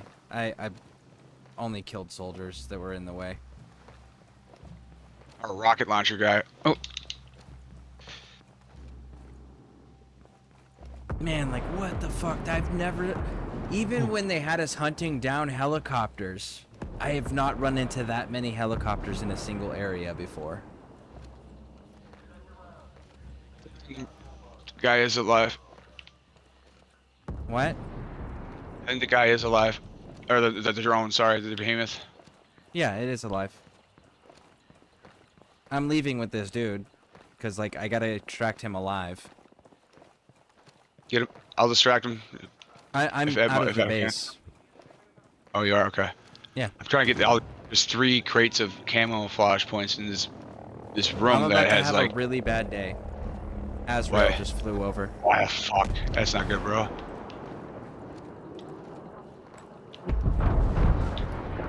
Oh. And... Ooh, is Azrael gonna miss me? Azrael missed me. Somehow. Maybe it's because I got too far away. Did Azrael tag you? Nope, I'm inside. Oh, but the rest of these guys are trying to do more than tag me, that's for sure. Oh, fuck. Ow, ow, ow, ow, ow. Run away! Just run away! Yes, I got all 3. I had to get all 3 crates, man. Oh, wait, no, there's a 4th one. Shit. You know how long I've been looking for these camo points, bro? I will die for them. Honestly, if you probably just turn on conquest mode and then start looting, like all of the, like explore every settlement and shit, you'd probably find them. Yeah, they're only in these places. Yeah, the major installations. Yeah. I've got problems. I'm gonna I just got like 1,000. Or no, sorry, not for reset this fucking mission. I'm gonna reset this mission. Oh! Why are you dying? Why? Because I just ran into a patrol of 5 of these assholes with my pistol. Oh, shit. And I'm carrying a dude. I'm on my way. My guy will get in the... I'm just warning you, I'm getting in a vehicle. Oh, I cleared him. Oh, I am so not happy about this mission. This mission, fucking utter bullshit. I'm wondering how much of this is, like, supposed to be this way versus glitching. Or bugs. Because, like, what was that? 7 or 8 helicopters? Yeah, What? for real. How mad would you be if it was supposed to be exactly like this, not glitch at all? And then I would ask why the fuck this mission is so special when every other boss, including Trace Stone and Colonel Walker and the Senator, were all significantly easier. That's fair.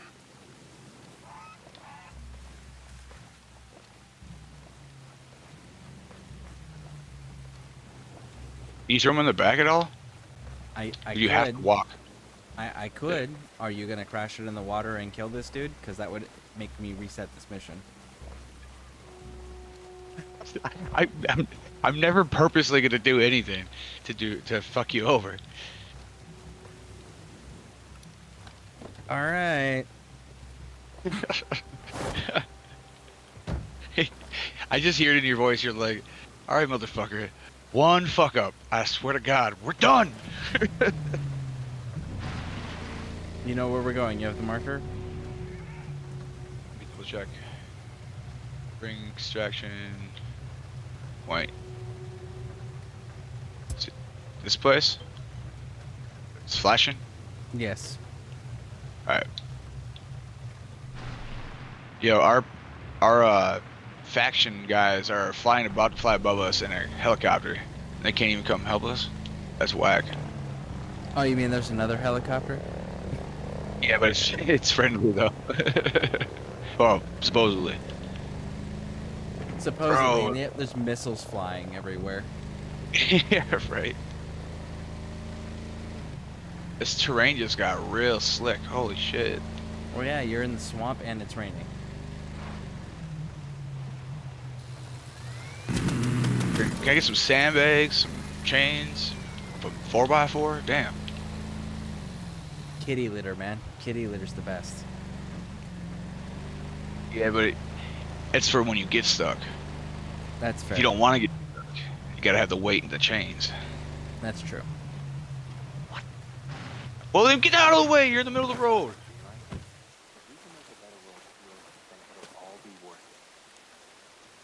The outcast will Easy, take care otherwise of I'd you. shoot you in the face. I'm not a snitch like the CIA operatives you associate with. We'll see about that.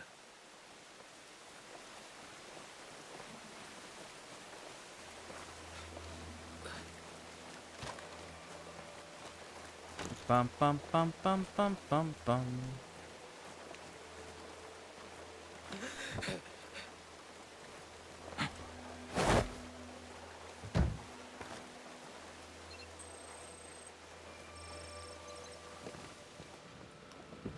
All right. Wait for the target's identity to be confirmed. There we go. Don't you feel a sense of accomplishment now, or just relief? I have no idea because it says wait for the target's identity to be confirmed. So there's a possibility that it Woman, this wasn't is even the right Nomad. dude. Arcanau's been captured, and the missile's neutralized. Well done. It's gonna be difficult to keep a trained Russian officer talking, but There you go. I'm confident the outcasts will get their results.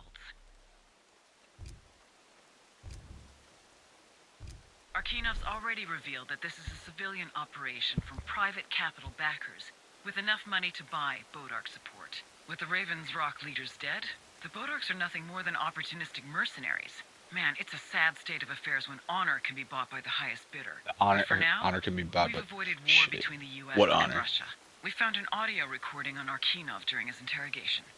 Transmitting it now. Legitimately, a lot of the Russian military dudes, like especially when you get into the higher... Hold on. Position Russia as an irresistible target for aggression.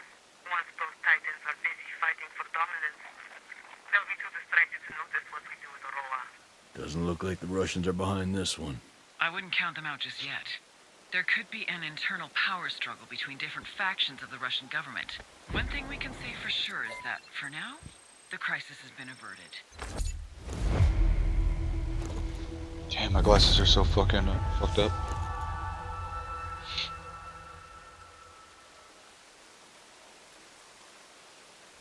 Like bent in different directions. Thank you for the heads up on Junior's environment, good lord. What did you do with them? What did you do with Horson Jr., Lady Pixie? Think he's feeling slightly less patient this evening? I am. Because man, oh man, the pain levels I am in is not... And I'm sorry, Wildlands is really eating at me. Wildlands is so goddamn distracting right now. The fact that I know I fucked up.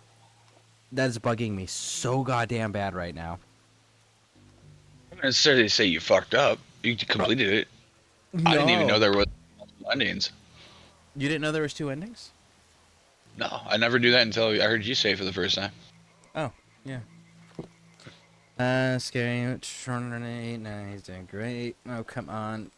I made sure to say the intent because I needed info, and then he definitely needed to leave. Oh, so you killed him. How unfortunate. So if you keep Horson Jr. alive and you don't kill Horson Jr. in Witcher 3, his fate is far fucking worse than the merciful death that Geralt gives him. Far fucking worse.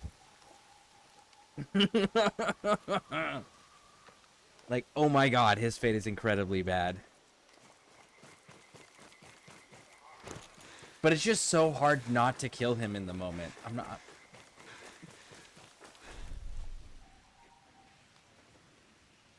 Okay, so...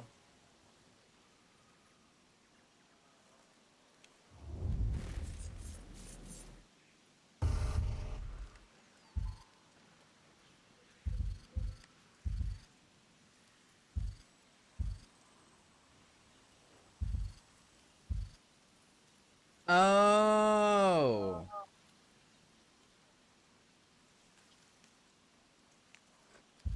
So the 3 territories we just took over, AG Cell, AG Caudon, and AG Synapsis, that dude we captured was the dude that was in charge of those 3 territories. That's why he was a pain in the ass. Raj, I understand now. Yeah, that might have something to do with it. Yep.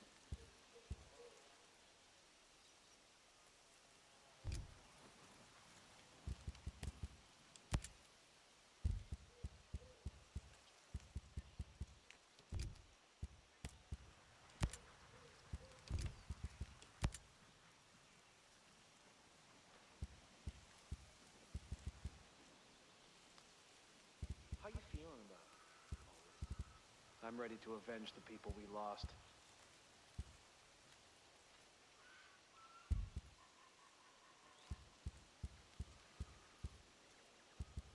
I thought this dude just gave me a mask. Did he not? How are you doing with all that? We can make a new world here. A better world.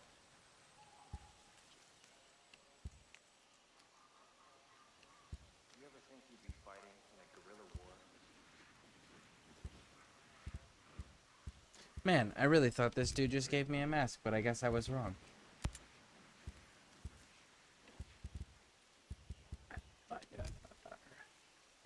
Stop.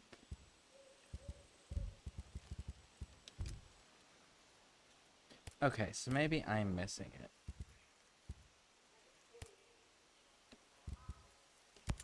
You ever wonder what's on the other side of all this? I just want dry boots and a dry bed.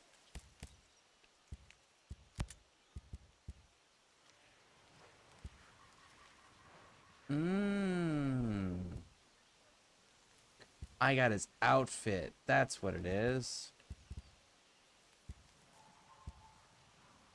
It's his black and white striped outfit.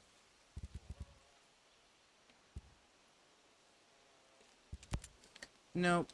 We're good. Alright.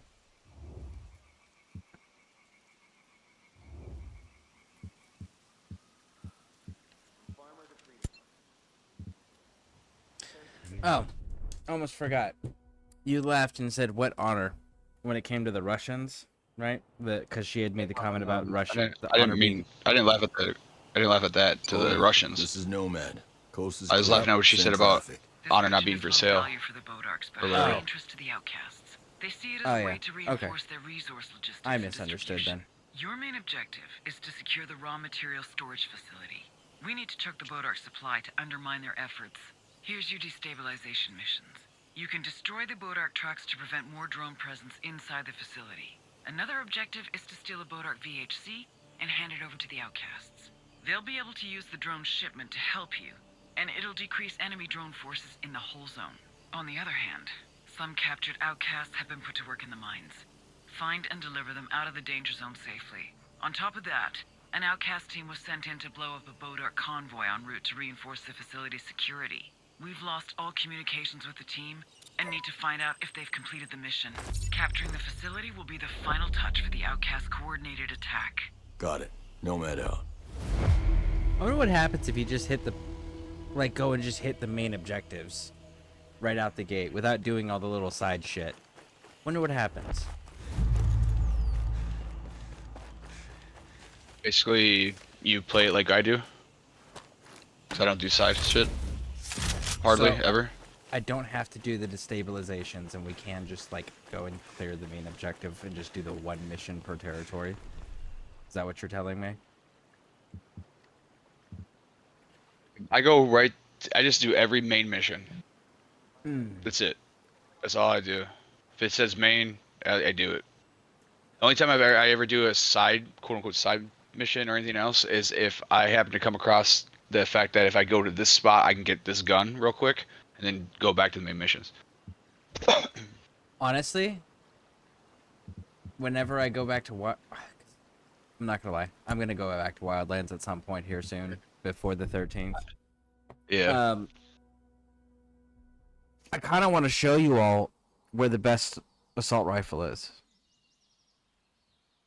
It's my favorite assault rifle, and I have not found a single rifle and I've actively looked, and from everything that I have found out, my assessment is fairly accurate and on point with that of the whole. Oh my goodness, this is a traveling vehicle. God damn it. Ah, you're gonna need a helicopter if you. Yeah, well, you're welcome to have a helicopter, I should say. There is two different moving convoys that need to be destroyed. I'm first gonna find where you are. And there's Sorry, I was two trying to stationary stream a ones. little bit. I can deal with the stationary one.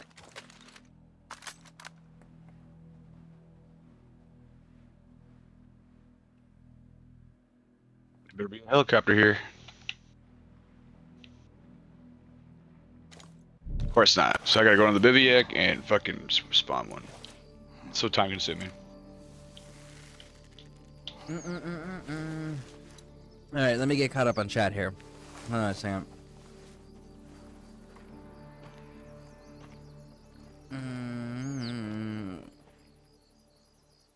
But how many more die before that? None, actually. Well, none that you as the player are aware of or that Geralt is aware of. And none that we ever find out about. Because, like, that arrangement is immediately ended by the King of Redania in Witcher 3 as soon as Geralt's done talking to Whoreson Jr. I should have known that based on you wanting to know, but when you told me, I assumed it was actually a tough choice. It is. It's a tough choice to spare Whoreson Jr. so that he can get a fate worse.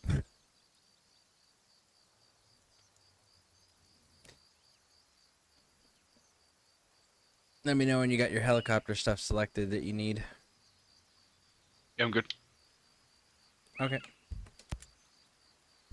Hello, sir. How are you doing tonight? Which AR is it? Yeah, I'm figuring that. Shit, I don't remember. I honestly would have to pull up Wildlands again. I know exactly where it's at.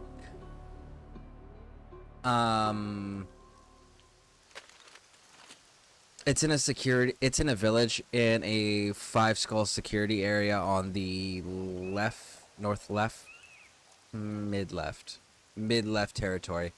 It's the same territory where Operation Oracle takes place in.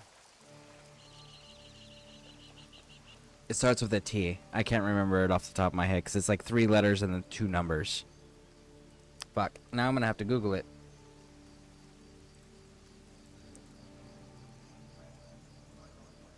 Assaults. Rifles. Ghost Recon. It is called... Let me pull up... I got the list here of all the assault rifles. The TAR-21. TAR-21 is the best assault rifle in... Yeah, I know that one. Yeah. The TAR-21 is the best assault rifle in Wildlands. Hands down. Without a debate. Like, it does more than any other assault rifle. Now, I'm not saying it's the best weapon. I'm just saying it's the best assault rifle. In that game, specifically. Now that drone shipment won't be around to defend the main storage facility. One down.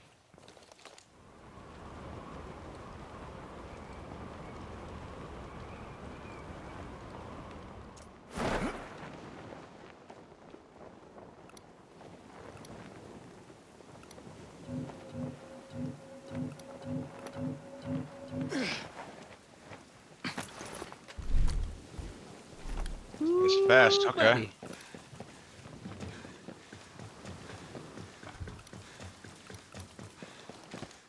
Okay, you wanna play that game, little guy?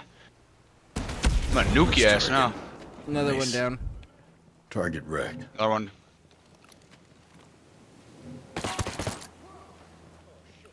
He's like playing stop and go, like green light or red light with me at high speeds, dodging my locked on missiles. That was crazy.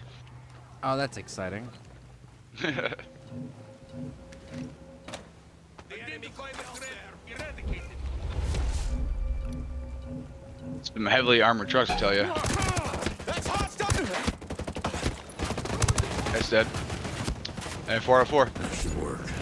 Bodarks will take time to replenish drone stores. Stay focused. Drop those hostiles.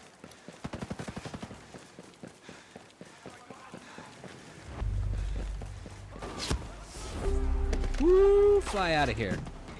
Go, go, go, go, go. Spin up.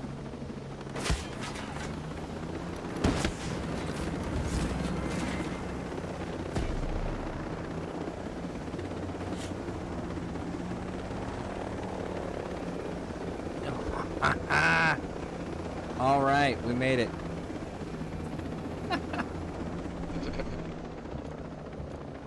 Alright, so that takes care of the drones. I want... There's one more that I want, for sure. The drone shipment deal. Okay, so you're gonna have to provide air support for what I'm about to go do. If you're cool with that.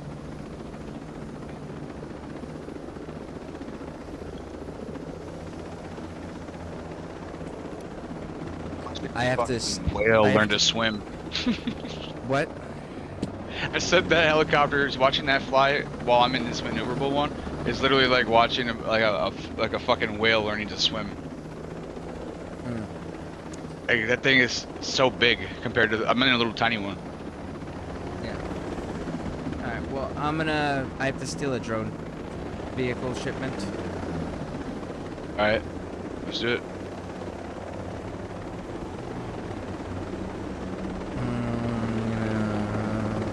If you know what you know, it's not. That's fair.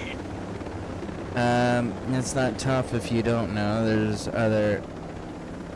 There's other he's punished options, you know this. I've been using the MDR. I'm replaying it right now. Nice. See, I've been having this debate with Gruesome right now, Bishop, where it's like, because we're doing Karen Bowman's questline here in Breakpoint, I'm like really mad at myself for not doing it correctly. It's bugging the shit out of me. So it's like I'm legit fighting the urge to just go to Wildlands. Fighting that so fucking hard. Bro. What? Go to Wildlands, bro. If it's bothering you that much, you just take care of it quick. Shouldn't take that long. Take care of it real quick. I would have to kill every single Bouchon. Have to do the 100% kill thing. All right. This is where we are kill? going. Yeah, have to 100% kill everybody. Try not to destroy Oh shit! Yep. Man, hey. Oh, they're lighting me up with them snipers, dude.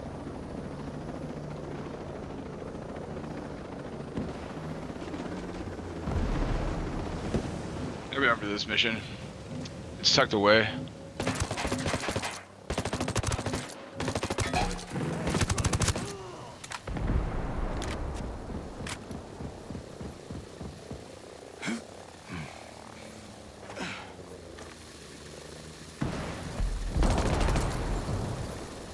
There's a helicopter in the air. I get it. Oh, you invisible sneaky bastard. On you!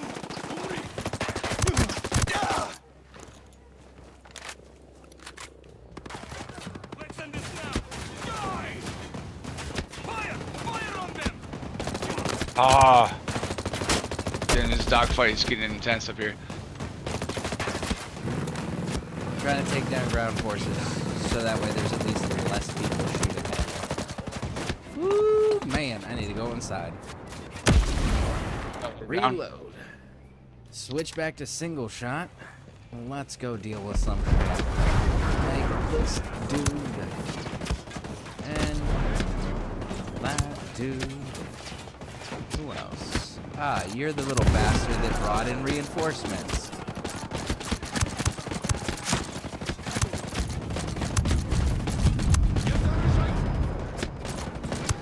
Vehicle inbound behind you.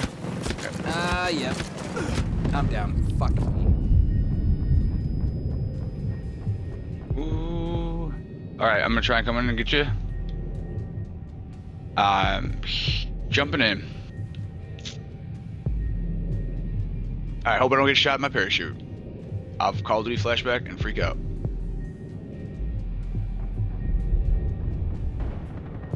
Oh, that didn't work. Oh my god. Whew.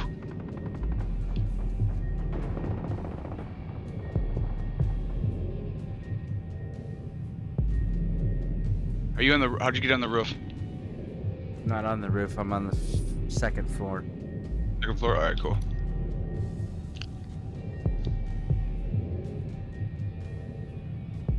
Alright, I'm at the stairs.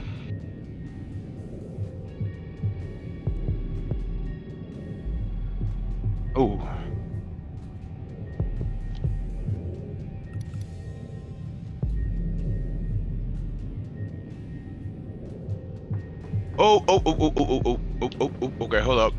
Let me recharge my battery a little bit here and come get you. There we go.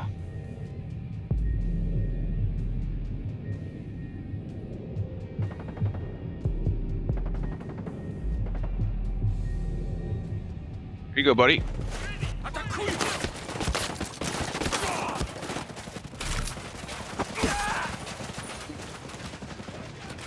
That guy look like a white Power Ranger to you? Yeah.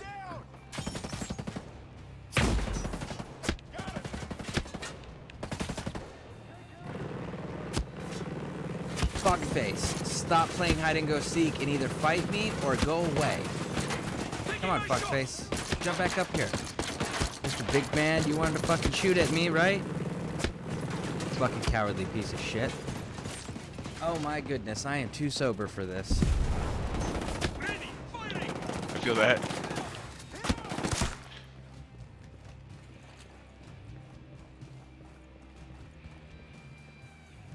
How the fucking peasants in Afghanistan that I was fighting in the mountains were braver than these NPCs. And these NPCs are supposed to be like trained military professionals.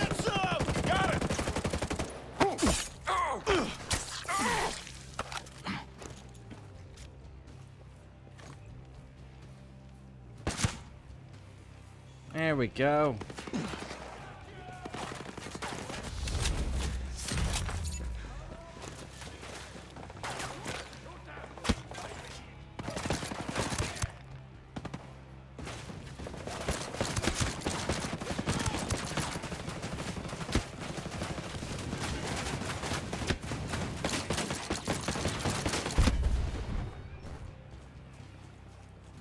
Okay, there is someone else still here that is not tagged.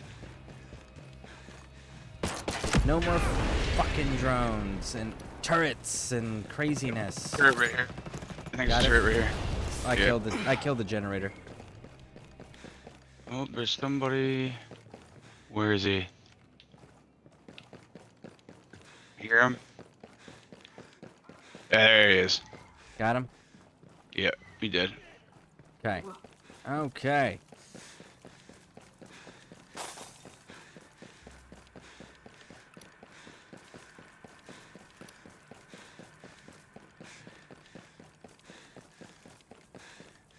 So I'm guessing I have to scan these with the drone then? The drones aren't in that truck. I gotta steal it. There it is. So yeah, I have to scan it with a drone. Okay, there we go. Found it. There's intel over here. For either it's a weapon or a pistol, a main weapon attachment, or a collectible you can choose from over here. It's not on my map. Must have already collected it when I came in here previously. Okay. Do you want to ride? If you want to go, you can go. I'm just trying to find this one box. It's up here.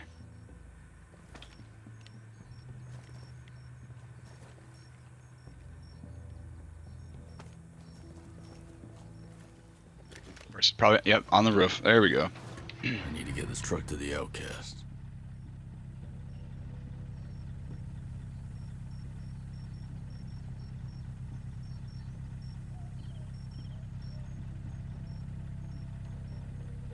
I can fall off everything else, but I can't jump off the fucking roof when I want to.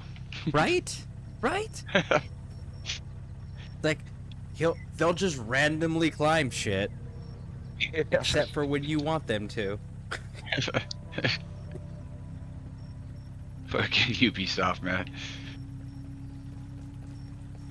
I'm in this vehicle back here with the camouflage. Yeah. I'll take this one. Oh. I figure I can run interference. He's probably going to be somebody on the way, I'd assume. Maybe.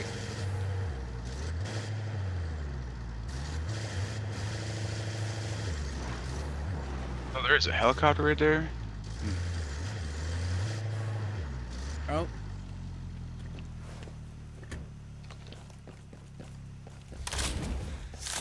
Stealth points. I figured I should probably grab these. Alright, there we go. 400 Apparently points. Apparently I have those, but I didn't have anything else here. Weird. I've noticed that the white crates replenish when the enemies replenish. Like, if you cleared this place once, and then you come back later on, I've noticed that the white loot boxes are, like, refilled. Did you parachute out of your helicopter when you got here? I did. Yo, it survived. I'm in it right now. Oh wait, no, I didn't parachute out of it. No, I landed. Oh, you landed it? I partially landed it because it slid. It wasn't quite on the ground. It slid a ways away from me. Okay, so I have no idea how I'm supposed to reach that destination. Just go up the dirt road in front of you. And then there's some fighting up there on the left. Or, there's a road up here to the right. You go straight up the hill. If you can. No. I need to go back. I need to go this way. This way. Yeah. This way. There's a road right there. A little dirt road. Yeah, I need the yellow road. The yellow road will lead me to a red road, and the red road will lead me close enough to where I need to be. So what I just drove over, there's no road on the map, but you have to look on the ground. The little, like, dirt path leads right to it.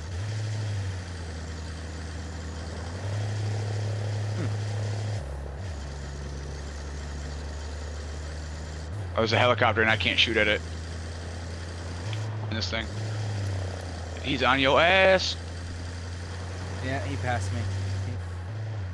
He did not detect me. Yeah, see, and here's the red road. Bum, bum, bum, bum.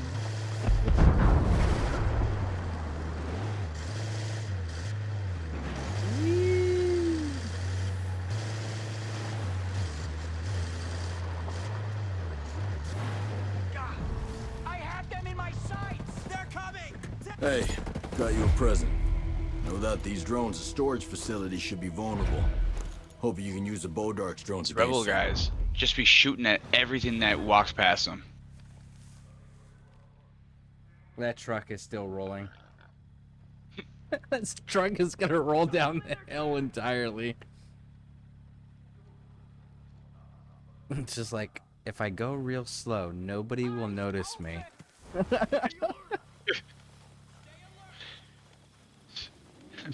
Reminds me like Mr. Deeds. Sneaky, sneaky. It's legit still rolling. Azrael. That's funny as hell. Oh shit. Oh, bro, literally the second you said it, it went from not seeing me to detecting me in 1 second. Shit, where are you? I'm on the hill. On my way. Let's at least consolidate together. We'll have a better chance at defending whatever it throws at us together. I'm on my way to you. Can't shoot it, damn. Oh, hello. You guys are fast. Well, we are in that post-game thing, so... Oh, you crashed your helicopter. Yeah, I landed on at a slant and the propeller hit the ground on one side and blew up. It was already smoking pretty bad when I got it, so. That's fair. It probably took quite a few shots or something when I was flying it. Oh yeah. It was all. It was I stole it from the place where I blew up one of the shipments of the ground drones. Yeah. That's where I got it from, and I didn't kill everybody. I flew that bitch out of there. Did you notice how weak of a Azrael detection that was? That was 2 guys. That's all that showed up? I was expecting like the normal like here's like 4 or 5 dudes and like 2, 3 drones. Yeah, like it was literally 2 weak ass guys. That's it. Kind of disappointing. A little bit. Hey, look. There's a Oh, it's a weapon truck. Oh yeah, it's not coming to us though. It's going away from us. All right, so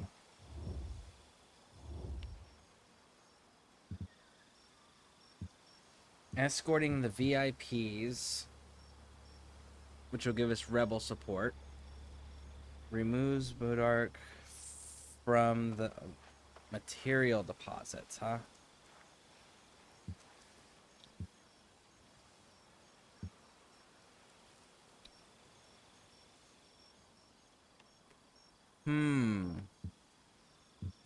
Too bad there's like the mission itself isn't available right now because I'm not seeing it available. What's that? So I guess we still got to do more destabilizations. I would rather bomb reinforcements out.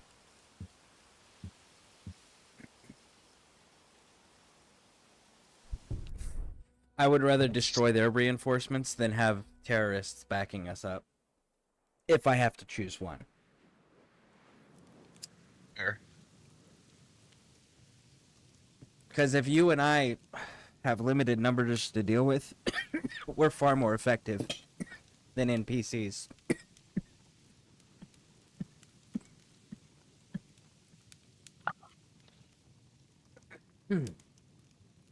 Are you wanting to switch over to Ghost Recon Wildlands, or are you staying on here? You said you don't have it installed yet, right? No, I don't. But well, there we go then. I'm just saying I can go play PoE too. Also. I mean, if you want to go do that, yeah. Oh shit! No. What did you do? Prone, go prone. Azrael. That. Good. I made it. Okay. Well, if you want to, go for it. Torn between a rock and a hard place because I want to shoot some shit, but I also want to go like throw bone spears at people or whatever the fuck it does, or no crossbow. So there's you have your regular. So let me explain the crossbow thing to you. So the regular rounds are just like a semi-automatic rifle. Okay. Yeah. If you do, there's one that's a rapid fire one. Yeah, just unlocked. Yeah, that one's fucking dope as shit, and it's And then super useful. But I got the armor thing, piercing also. Yeah, that's all nice. But the thing that's important with that one though is that one you actually want it to heal you. So like where you you get healing per hit for the rapid fire one. That'll keep you alive in boss fights. And then there's the shotgun effect. The shotgun. With that? What? You get healing every time you hit somebody with that? If you put the skill gems on it, yeah. I did not know that. Yep. That's how I stay alive in boss fights. I knew you had a trick. Yep. And then there's the shotgun one. That's like it's like a cone blast, an area blast. Yeah. Significantly slower rate of fire. However, you electrify those bad boys, and then if you can get right up on top of shit, they're eating all of those bolts, not just the one. So it's really good for crowd control. You throw electricity on it, then everything takes more damage on top of that. It pairs well with a lot of things. But those are your 3 rates of fire, and you honestly should never use the regular one. Just either use rapid fire or the shotgun blast. Just use those 2. Alright. Why is it? Do what? I said why? I never used their normal. The normal one, there's just not enough benefit in it. It doesn't fire fast enough. It's not doing enough projectiles. Yeah, it's just not a viable use. It's not a viable use for that weapon system. Both of the other firing rates, the firing modes, are far more efficient in various ways. Like, again, the rapid fire. You put healing on that thing where you're getting healing based on every time you're doing a hit. You're getting so much more healing than most enemies can do to you that you can just basically out-survive them, out-heal them. And then the shotgun blast is crowd control, and if you throw electricity on it, it's a really good way to like fuck bosses up and get them stunned constantly, and to make them constantly take extra damage. Whereas, like, again, the regular fire is a single bolt. It's not very fast. It's not doing very many special things. Like, there's not a lot of... There's no benefit when you compare it to any of the other modes. I gotcha. But I would definitely also consider feeding heavily into electricity, just because like the electricity has the ability to stun and make them more vulnerable to take more damage. Yeah, okay. Hey, I'm gonna find a build too. I think AC Vane should have one. You are smart enough to figure a decent build out if you just read it all. See, so the hard part about that for me on like games like Diablo and PoE is when I read stuff, I have a hard time. Like, I know what it says, right? And I understand it, but like really comprehending what it means, I read it multiple times because I read it so fast that I don't comprehend it. And then when I'm trying to do that on stream, it looks like I don't even know how to read it at a first grade level or something. You know what I mean? I'm just sitting there like, That's fair. One of the things that I do is I kind of like... I read everything out loud to my viewers, so that way and I do my thought process of like, okay, so what does this mean with my viewers if I'm trying to figure something out? So that way, if anybody else has input, it gives the viewers the opportunity to like maybe correct me if my train of thought's wrong, or if I'm interpreting it wrong, or like them add to it, like add information to it that I may have forgotten or may not know yet. So that's one of the tricks that I do as well with new games. So it's something you may want to consider, seeing if like your audience, when you read it out loud, and like encourage audience participation, see if anyone else can like help you in the moments. yeah. See, I'm torn on that. Like, I do that and then I'd stop because I think to myself when I'm doing it, I'm like, do people I would actually be curious to like have a poll done if people would answer it, if they prefer that versus, you know, not hearing everything fucking read out to them. Because I don't know, I feel like some people wouldn't get annoyed by that, or maybe I'm just overthinking it. I don't know. Well, you're taking it too literal. That's the problem. It's not literally reading every single thing. It's like when you're trying to figure something out, read it then. Yeah, I understand that. I'm saying I feel like some people think would be annoyed by that. Yeah. Like I'm taking too long. You know what I mean? Impatient.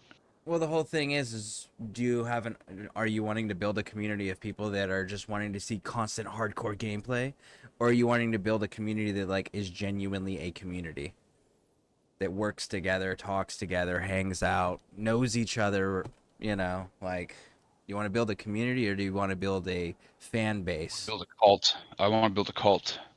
Ah, well then you're definitely in the wrong business. Kidding, just kidding, man. Just say, like, you're definitely in the wrong business. You want to build a cult, you got to be in person with everybody. I'm not trying to Jim Jones nobody over here, right?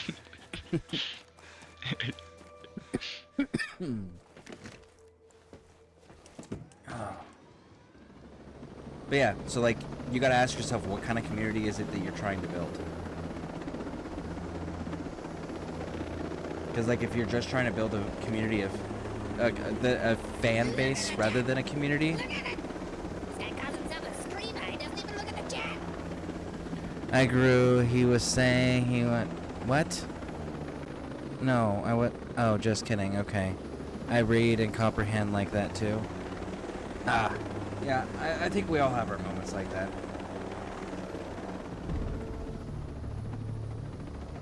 But yeah, yeah, it's just, do you want a fan base or do you want a community? And then the thing is like a community is involved with each other.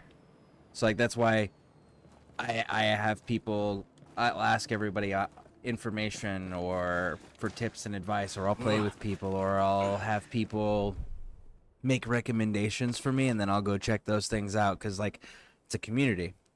I didn't build a fan base, and I don't want a fan base. I want a community. So, you know, and it's got to be enjoyable to you. And honestly, some of these games, especially nowadays, are a hell of a lot easier to figure out when you have people that also play it that are wanting to help you figure it out, you know? Do that.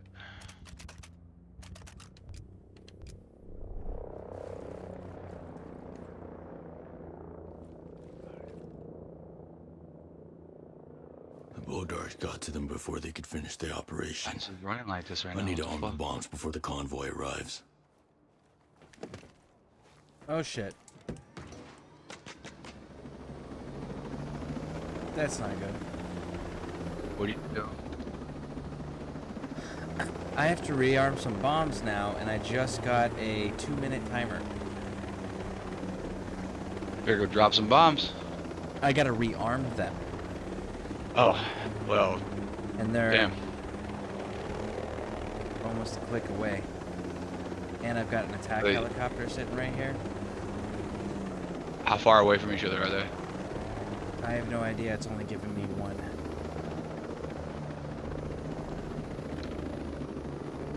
Just spawn helicopter, hopefully. Yeah, there we go. And I'm on my way. But after this one, I gotta set my shit up.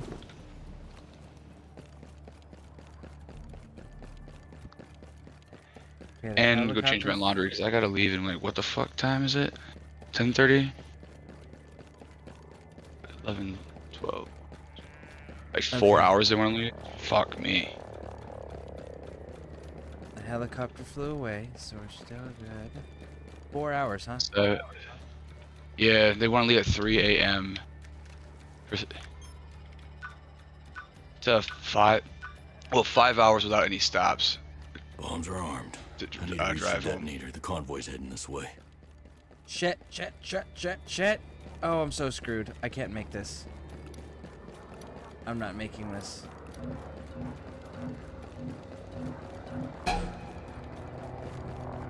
Oh, I'm not making this. I got 30 seconds. Set it off if you can. 30 seconds. Did you get it? Doing it. 20 seconds. Nice. Good. Thank you. Oh, I was not going to make that. I'm gonna run back to the helicopter before we get murdered.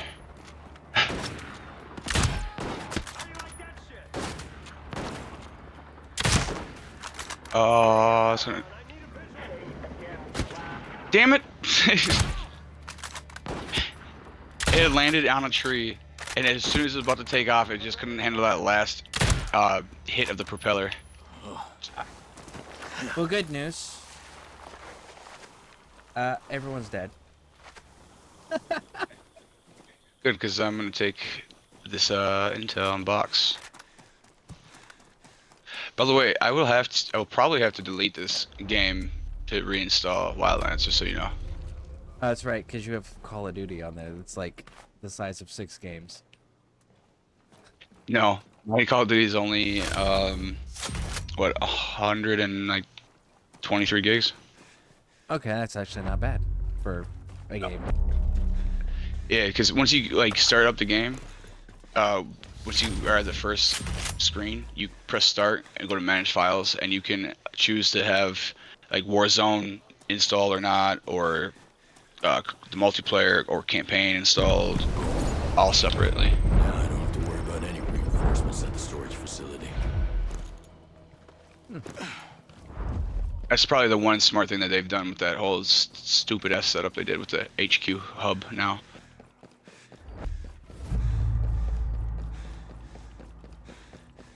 There we go. That mission is finally complete. The vehicles finally went over and died.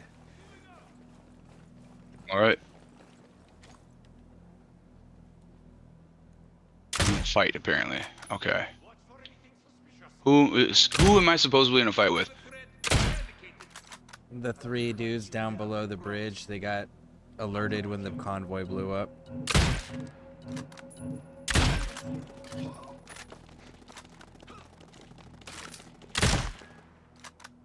There's one more.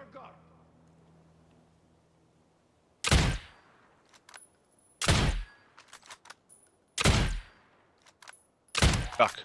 Got him. I'm stuck on the side of the bridge. You see this? Oh, there. Oh, now. Oh, and then he just jumps right off the. Fuck you, dude. On my way. I'm right here.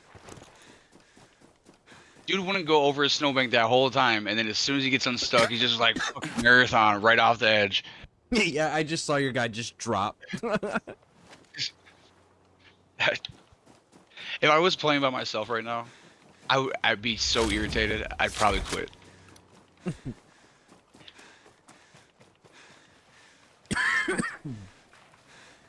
All right.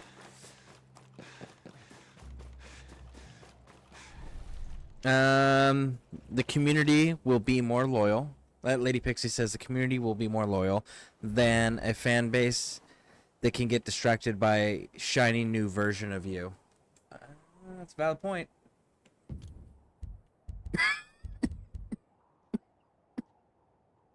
Pixie, you want to join my cult or what?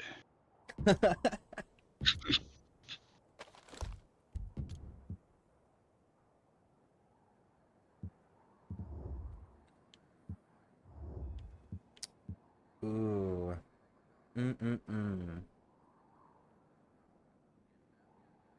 Could do that. I think I'm going to do that. What are you gonna do? Take over the territory. Nah, missions all I just gotta kill everybody. I can do that pretty easily.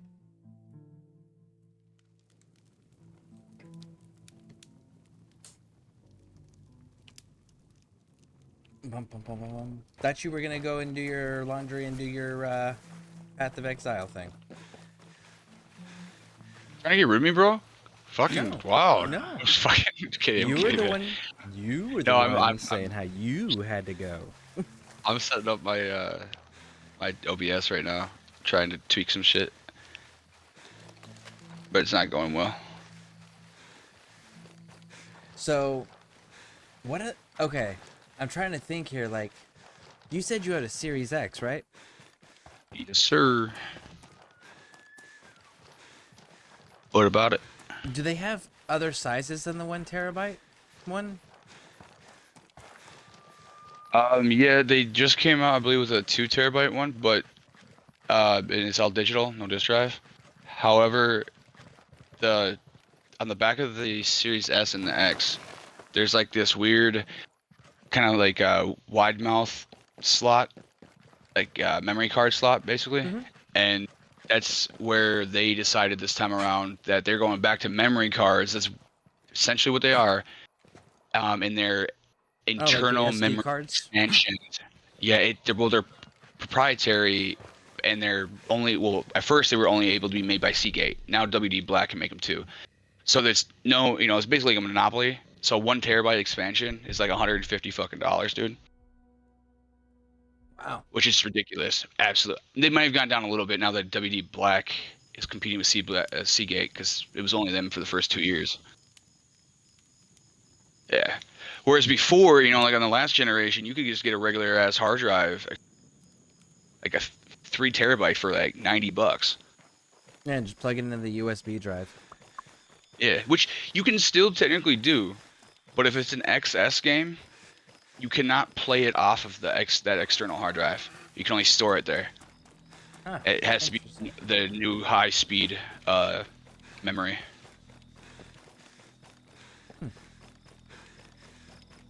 But anything that's like an Xbox One game, like this one, for example, you could have it on external and play off of it. Nice.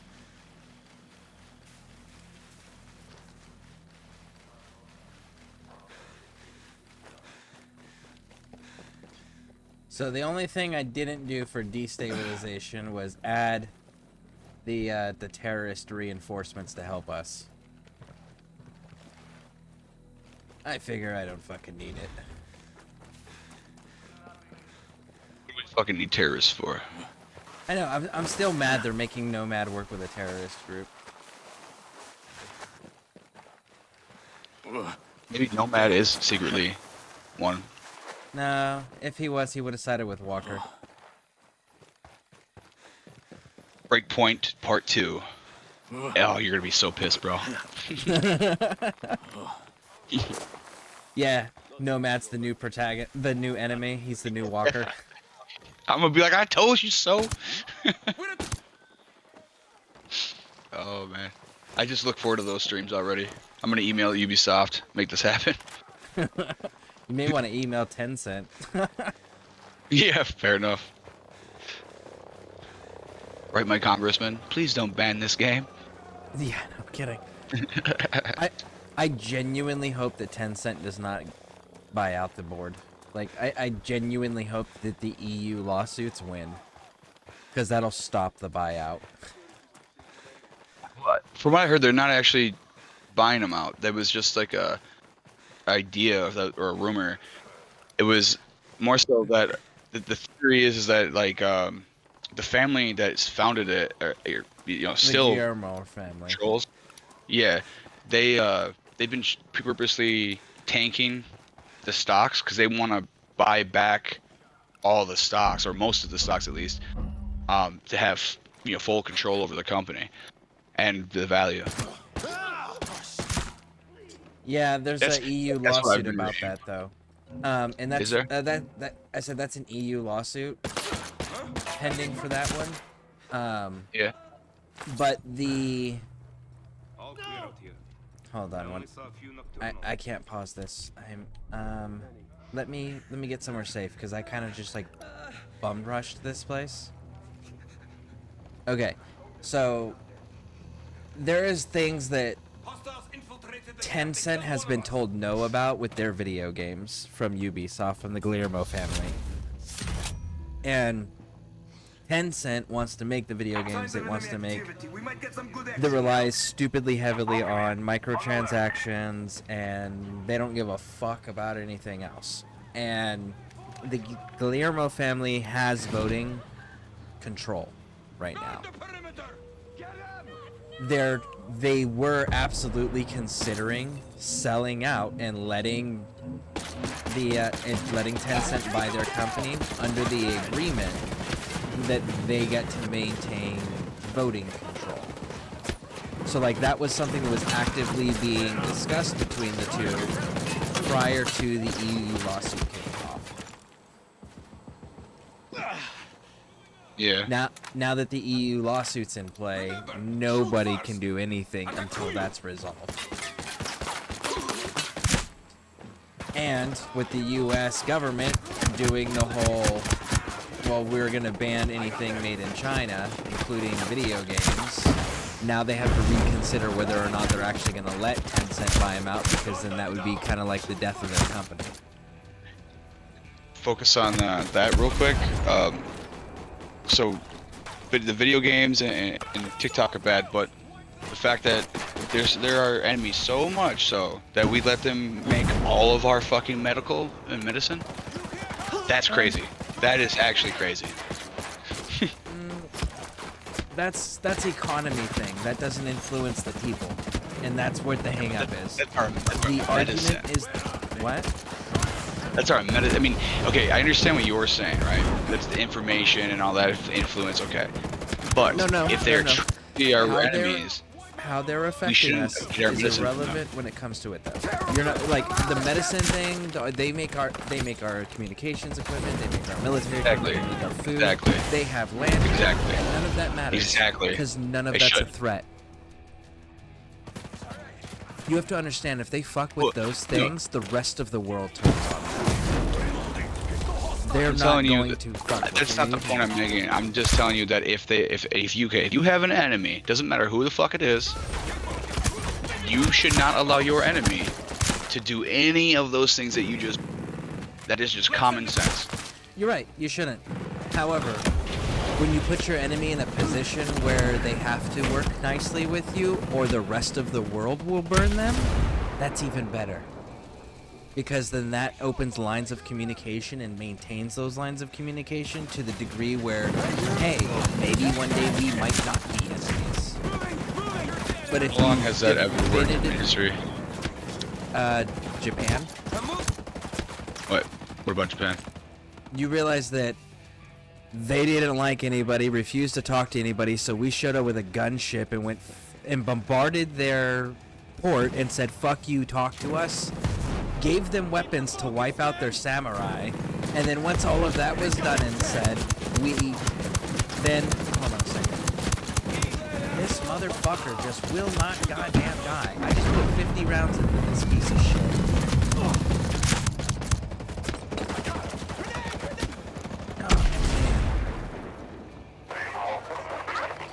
Okay, so Japan.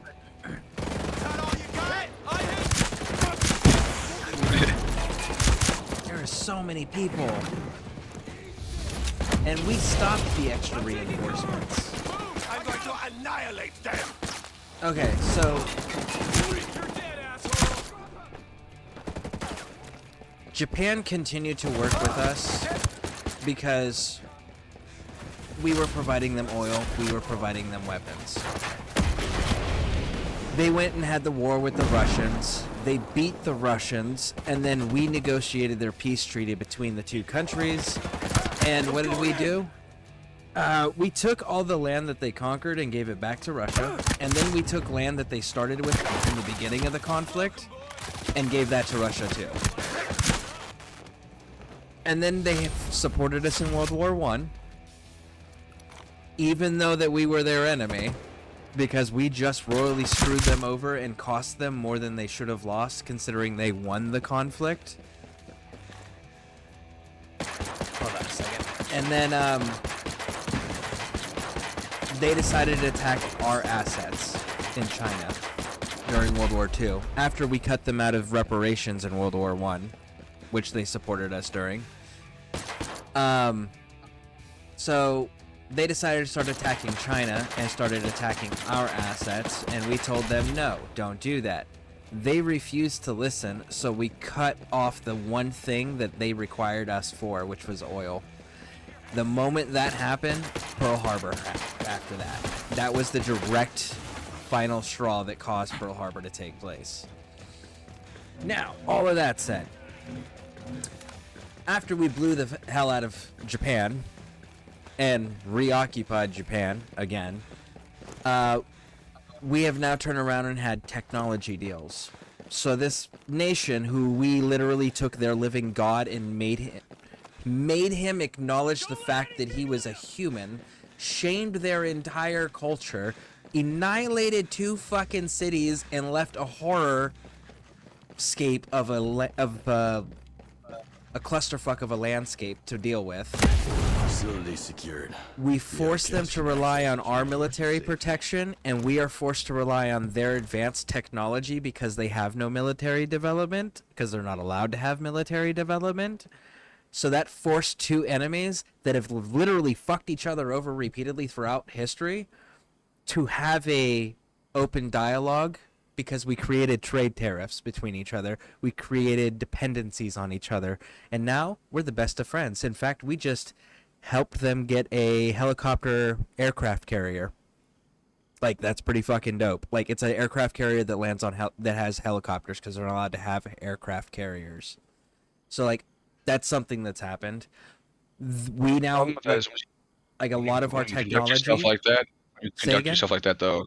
When you conduct yourself like that, as a country or an empire, really, the fact is that at some points someone gets tired of it and stops it, and then you no longer have the hegemony. You don't. You're not the leader, and then other people are sick of it, but they don't want to do anything about it because either they're lazy, don't have the reason, status quo, whatever, right? But once they see somebody else, they're like, oh, okay, yeah, fuck that guy, yeah, you know what I mean? Like, that's the problem, is that I'm not saying it hasn't done stuff, but it's not. I don't think it's the right way to go about shit, because we know how it's gonna end, right? But here's the thing, though. What's your alternative? You conquer them and make them part of your country? That's your No, because alternative. military expansion just leads to collapse also. Correct. Trade tariffs keep negotiations and talking and dependencies alive, which means you don't have to annihilate each other, and it's not beneficial to annihilate each other. Realistically, though, it's not a dependency on each other as it is a dependency on the U.S. Well, the U.S. wants to make so the U.S. has been forced out of isolation twice, and the second time they forced us out of isolation, we never went back. Yep, you're right. So the world did that. That was the world's choice. And we just were like, fine, fuck it. We're not having this. We're doing this a third time. We're just gonna stay out, and we will police the world if that's what everyone's insisting on. Just like England is the world's bank. Just like. Well, we had the goal in World War II wasn't just to defeat the Nazis and shit. It was to make sure that our two most, competitive empires were not able to compete anymore afterwards. Partially. Japan, France, and Britain, basically. Partially, yeah. I'm saying that was our other goal, but yeah, it's Just happy to be doing something. There's a lot to that. It's, Rotting and Churchill was a fucking psychopath. Yeah, but he was effective. And the amount of money they spent on propaganda in World War II to get us in, like, on our people, like Britain on our people, to get us into World War II is insane. Yeah, but it didn't matter. It literally just took one thing. And while we were waiting to figure out how we were going to get into war with Germany, because American people were legitimately protesting the war against Germany, Germany declared war on us, and that kind of ended that whole problem. Yeah, there's a whole thing on that, though. That's a whole other thing with them declaring war on us. Yep. Because we declared war on Japan, their ally, so they declared war on us as a result. He declared war on us because he believed that we had already declared war on them. That was his belief at the time. Because he was smoking that shit. He wasn't smoking. He was being drugged without his knowledge. Like, you seen that footage of him at the 1939 Olympics? Ooh, he is twacked out. Again, without his knowledge. I'm not saying with or without his knowledge. I'm just saying he was fucked up, bro. Yep. Oh, absolutely. But I mean, like, and people are like, "No, it's just the footage." No. Nobody else is shaking back and forth like a crackhead. I'm sorry. Not happening.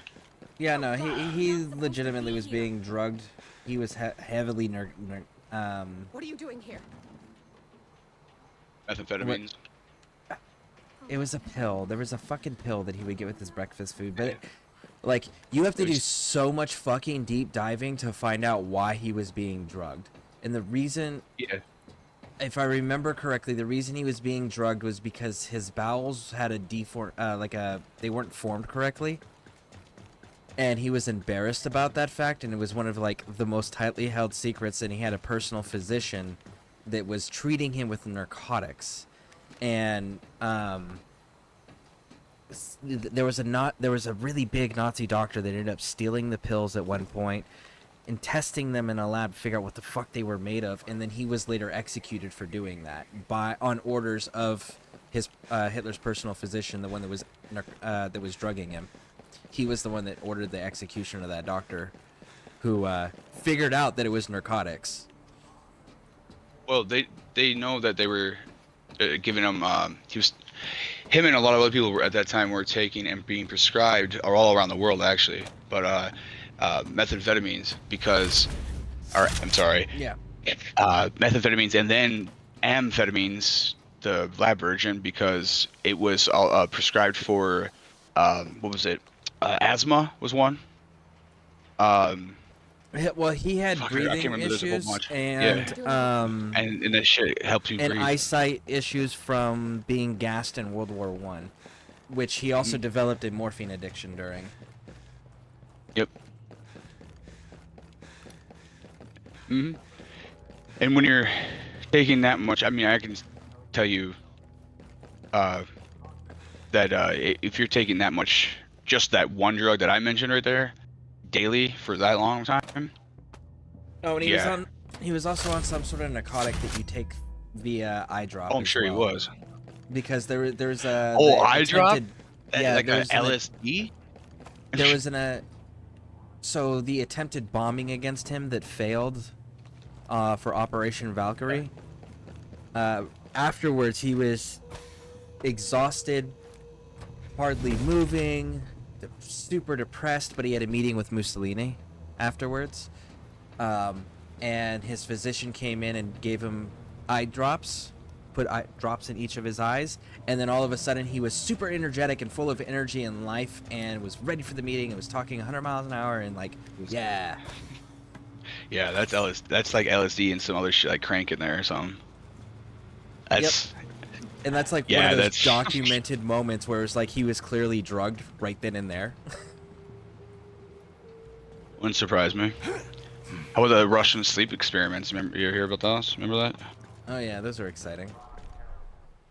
That's creepy, bro. Like then what they found out like how many days were they awake? Like a 30 or something like that? Possibly. I can't remember. Yeah, it's been a while. You are so close started... to Twitch. Scareborn. Oh, nice. Cool. I didn't know that. Oh yeah, yeah.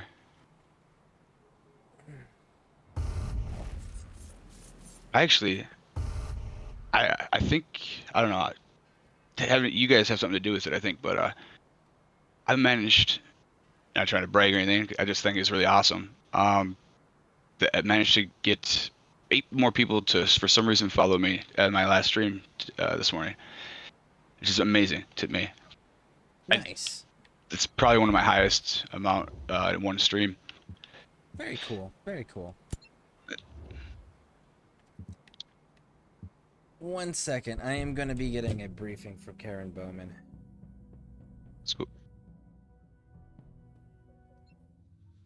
By the way, all my lurkers out there, if any of you are content creators... Coleman, this is Nomad. Send traffic. The Discord has a self-promotion channel. Please use it. Looks like there are testing areas in Why didn't you join mine, fool? prototyping and R&D. I haven't been The Bodarks invited. are sending highly trained engineers to gather intel on the Skell Tech Really? and local I swear to God, I did. Your Wow. objective Don't have is it. to Don't kill have the a Bodark link or engineers before anything they to can it. access that intel and escape. Their deaths will prevent the Bodarks from using the region and launching a counterattack against the outcasts. The engineers are scattered and difficult to locate, but you might be able to find them with some well-executed chaos. The Bodarks' communications should indicate where the engineers operate. Find them and kill them. There are several destabilization missions for you. One possibility is sabotaging some factories to prevent the production and use of flying drones. That will lessen security presence in the region. Another option is to destroy the Bodarks' VHCs to weaken their air superiority. You can also target the drone shipment in the region. Oh, okay. You must not have seen it. It was the very first message back on like 4 days ago. Deactivate the drone swarm that blocks us, and also neutralize the Bodark garrison to weaken them around here. We go to this. Are the priority. The rest is your call. On it. Nomad out.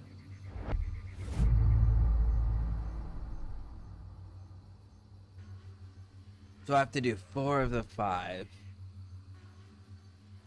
Bodarks want fire remove from the region. Grounding drone swarm, which is called... Removes the ground drone presence from engine R&D. I mean, that's not a bad option right there.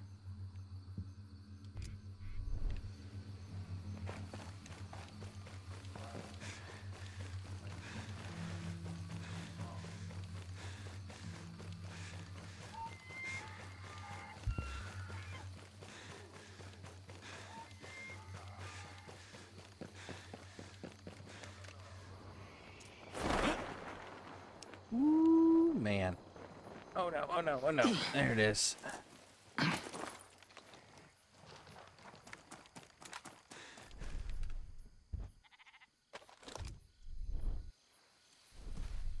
You know what? I need to take that off. I just realized that.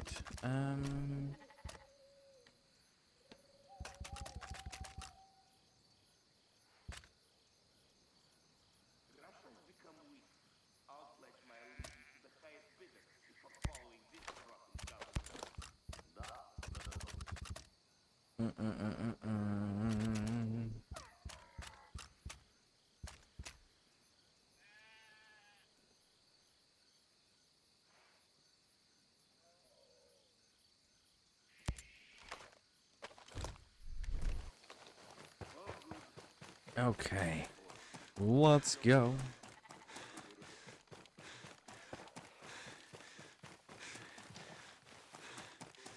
You good? I grew some. Are you good?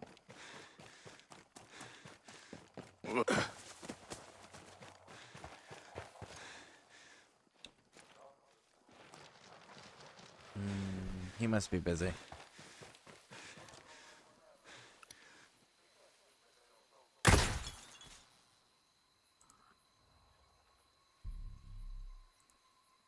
Okay. Ah, destroy the red container things. Yeah, I can do this one.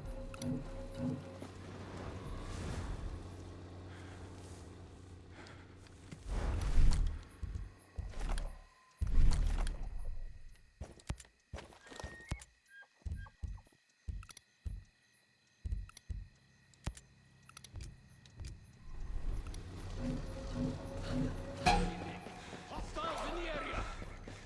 Enemy attack! Shoot them! Shoot them!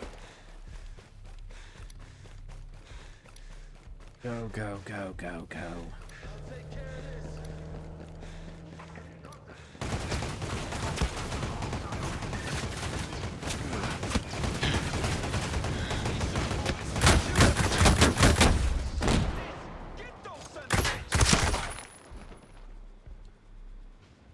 Oh, that is silenced. No shit. Telling you, they can't take us.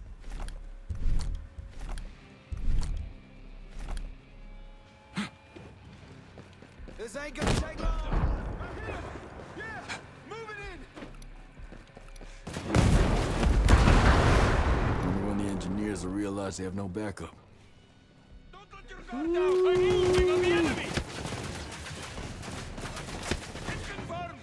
Oakland, fire on the hostile.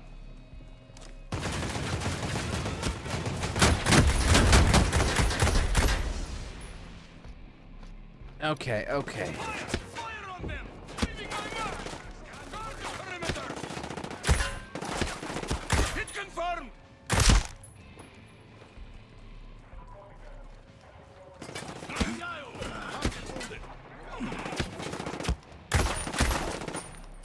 They've been hit! There we go. Boom. Gotcha. Switch my laundry over. Ah, you are back. Nice.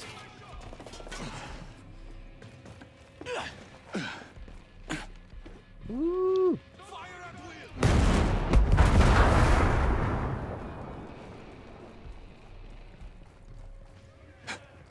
Don't let your guard down!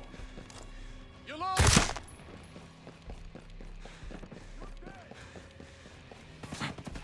There we go. Drones to protect the engineers. How you like that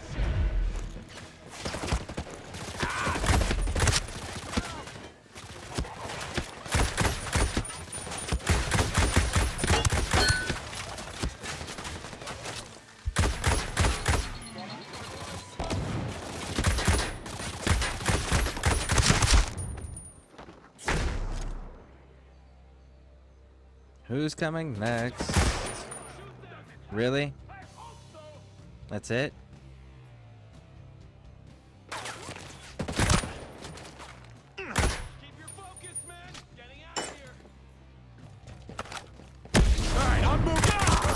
Not playing those games with you. Either fight me or fuck off. We're not doing hide and go seek.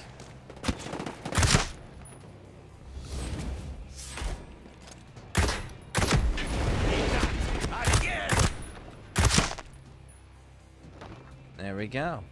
Problems. Nope, almost. Come here, you bastard. Shoot those assholes! Shoot them! Well, in order to shoot me, you gotta stop running from me first. Alright. Let's pick this dude and have him open the door. Oh wait, I got 3,000 points for the camo upgrade. 24. I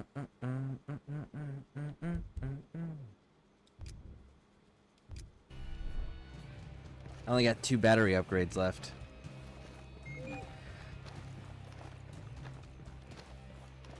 Are you back yet? I'm here. I'm just messing with my stuff. Okay. Did you need me? Oh no, I was just checking to see if you were back yet. Okay.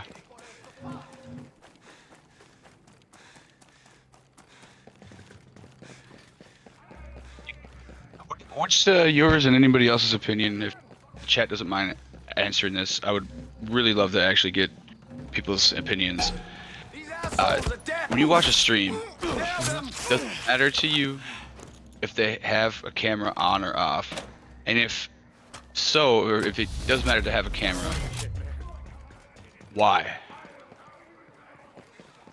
I can give you my opinion. So, for those who didn't hear the question, and he is asking for input from everybody.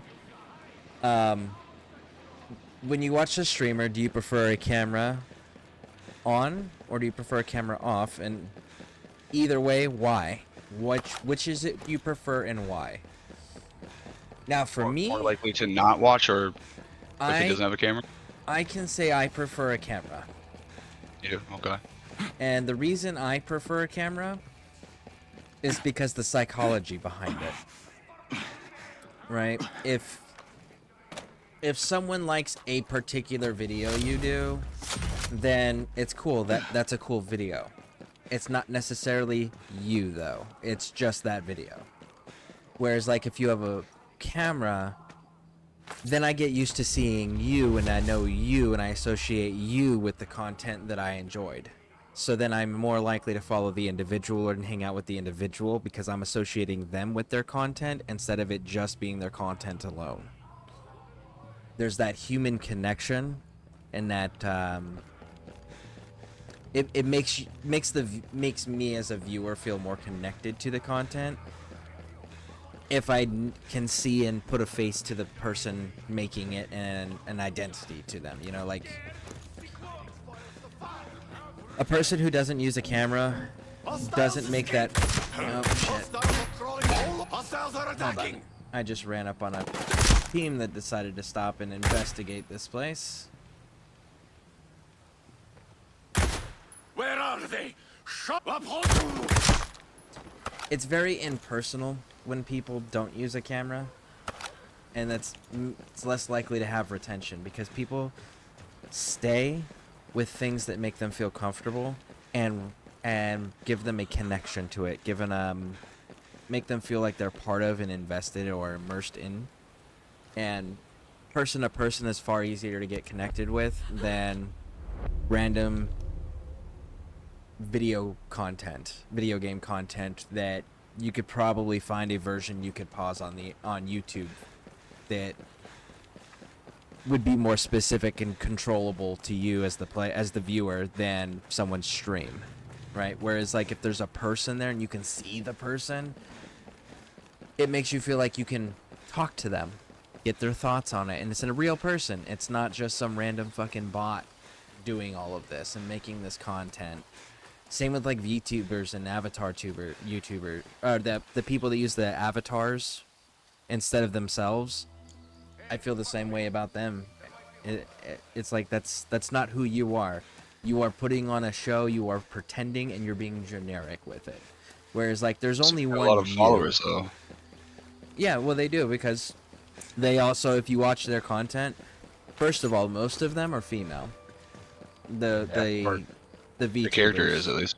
Yeah, the characters are, and they're rather provocative.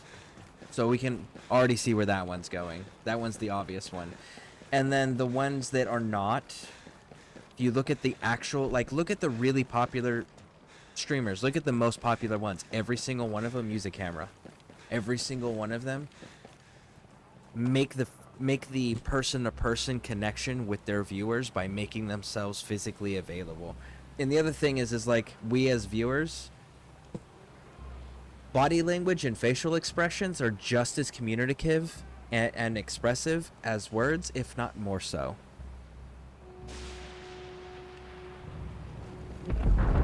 But again, my personal opinion.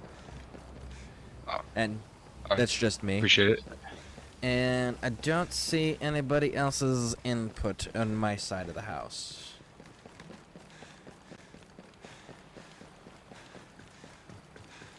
Because, like, the other thing is what type of people are showing up to YouTube, or are showing up to streamers' channels that are interacting with the streamers, right? What kind of people are doing that? The people that want a person-to-person connection. The people that want to make friends or be part of a community of people that have common interests and likes. Right?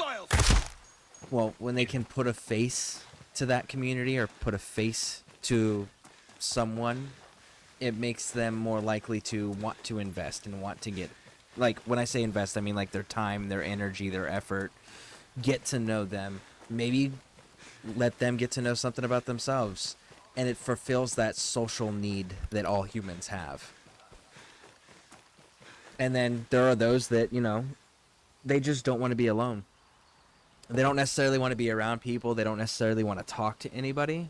They just don't want to be alone. And being able to see another person, even if it's just on a screen, but see another person that they know right now is live, is sometimes just enough so they don't feel alone. And sometimes that's all they want. Good point. But is it needed? No.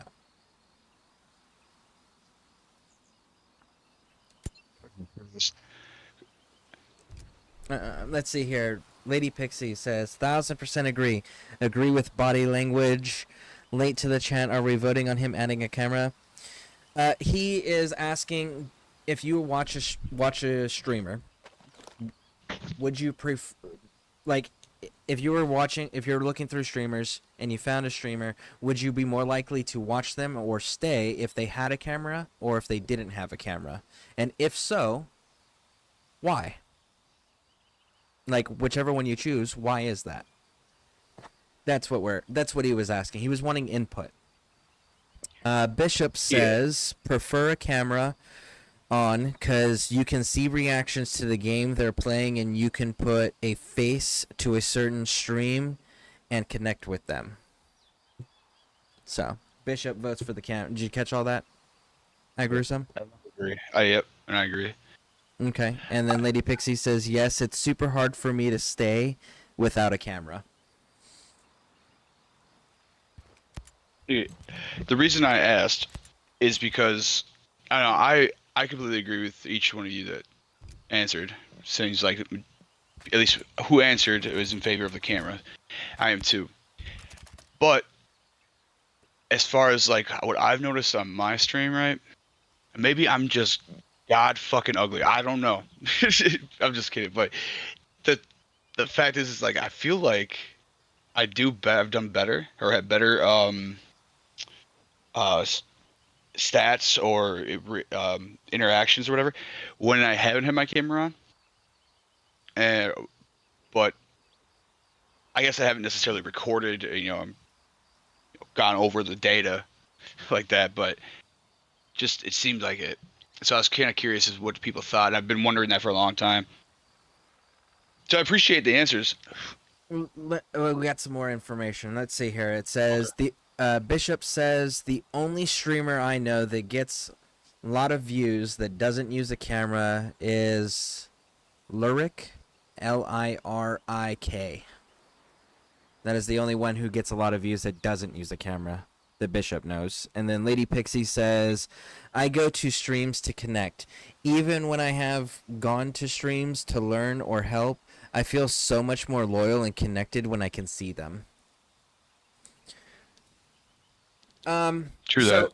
As far as what the results you're talking about, there is a couple tricks when it comes to using a camera that I've firsthand figured out myself, or at least from my own experiences. And a couple of those things is make sure your background isn't a mess, right? Like, you can use a screen like I'm using. You can have just your room in the background. Just make sure that the clutter is cleaned up. Make sure it looks decently presentable, right? It doesn't need to be fancy or anything, just not a mess. And then the other part would be is like when you are using a camera and you're taking time to read the chats, which is important to read the chats, not just respond to them. But to read the chats, and then when you respond to the chats, look in the camera, so that way you're talking directly to the people that are talking to you and you're answering them, you know, like you would in real life. When you're talking to a person face to face, you look them in the eye. So like if you're using a camera and you're responding to something in chat, make sure you're looking directly into the camera to give them that same courtesy you would if you were face to face with them. I find that that's helped quite a bit as far as like viewer retention and viewer interaction.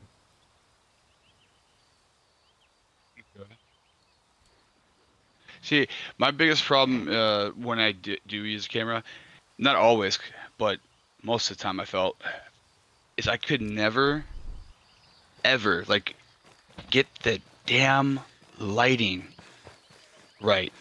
I use 2 lights. God, it's annoying. I use 2 lights, and then even then, it's usually screwed up because of how close I'm sitting to the TV, so the TV's providing a light that I can't necessarily control to. So, like, it is a pain in the ass, and it's a lot of trial and error. And I even got one of them ring light cams, right? It's like a built-in 3 setting LED light around the lens of the camera. And, dude, I don't know how people use that. I'm gonna be dead-ass honest with you. Because that shit is bright. And you know, it's right in front of you, dude. It gives me a headache, or I can't like see the TV right. You know what I mean? Like people are typically props to them. People are usually using that for like TikTok videos and shit, so they're not in front of it for very long. True. Like I have 2 rectangle lights, but the 2 rectangle lights are at the sides. They're over there off screen, so they're not directly in my face. So they're not in my eyes. Yeah. And then it has multiple modes in them. I can dim them. I can go with the cool light versus the warm light versus a mixture of them versus multicolored. And it's a pack that I just got at Walmart, so it's not like it's an expensive high-end brand either or anything. And then like the few times I have gotten it kind of good looking right, of course, I'm like, nah, I could tweak this a little bit more, you know that saying, don't fix what's not broken? Yep. Yeah. It applies there too. So there's that, and then there's also, if you're using OBS, there's camera settings. So you'd have to get a camera that is a quality camera. Okay. Like, yeah, I'm not very familiar with those settings. Yeah. And then in OBS, you can adjust the individual camera settings, and you can throw filters on them. That'll help with the lighting as well. Yeah, that's what I'm messing with that right now. The filters, the extra filters through OBS. Yep. I'm gonna be honest with you, I don't know what some of them do. Let's see here. Hold on. Lady Pixie says if people didn't want to connect, they'd watch pausable content. That's actually a fairly good point. So they'd watch pausable content if they didn't want to connect. In my opinion, hashtag streamer tips, and then Bishop says hashtag knowledge. And then yes, his are way off to the sides talking about my lights. And then Bishop says key lights are Elgato. Makes some that have filters that you can put on each side of the light, and that will light you up good. So Elgato is a brand of lighting that that Bishop is recommending. I think Elgato makes good products, but they do. They make really good video capture cards, right? or capture yeah, cards. yeah, Yes, but they're fucking so expensive. Yeah, they are.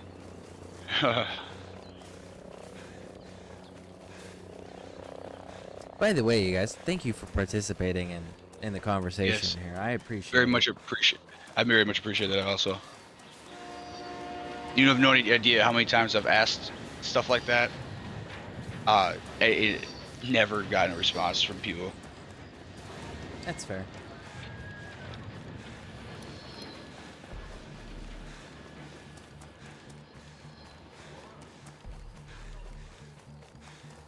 What am I supposed to do here? Interfere with enemy equipment, sabotage enemy equipments. I don't know what I'm...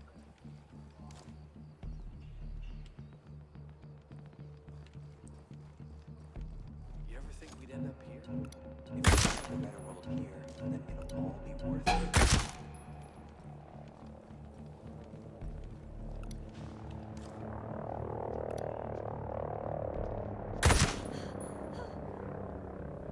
Wow, that's bad. I should not have done that. Hey, you can't be here. Oh my goodness.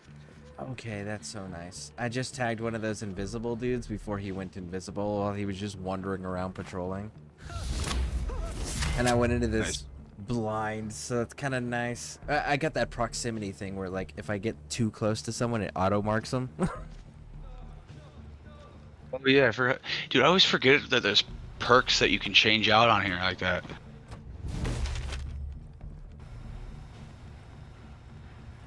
If you want to say goodnight, I'll be going to sleep soon. Scare, I'll survive, and I might cry. Alright, so man, this is such a bad time. You're gonna have to wait, because, like, I can't pause this in its current state.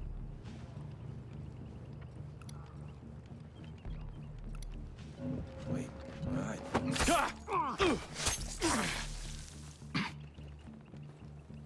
Man, that almost got me detected. Okay. Oh,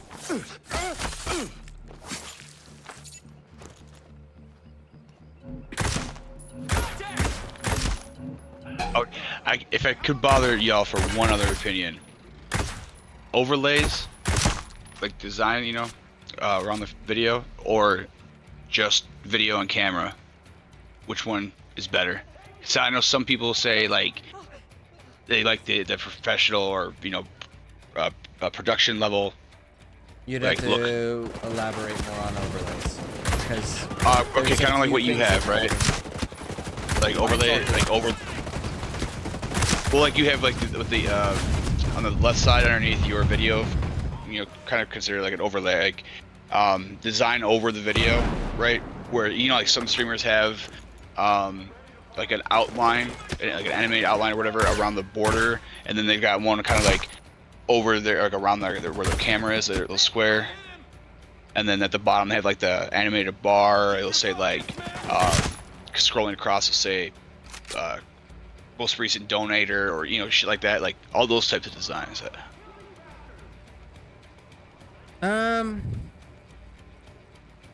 It's okay. Oh, shit. God damn it.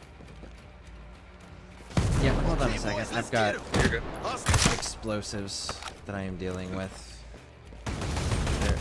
Rush. Let's kill these bastards! Got it!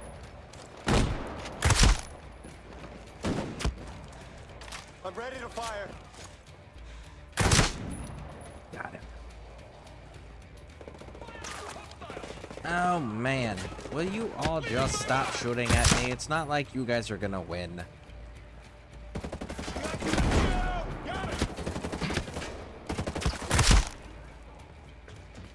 There's like 50 million of you laying dead, and you guys are like, maybe I can do it. Shit, Robbie running the opposite way. What the fuck?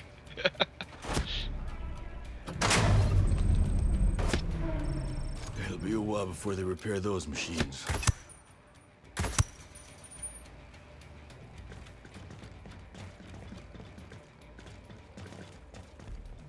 I am killing this damn mortar system so I don't have to deal with it again. Okay. I'm not safe. Azrael can detect me here. I need to go get undercover, at minimum.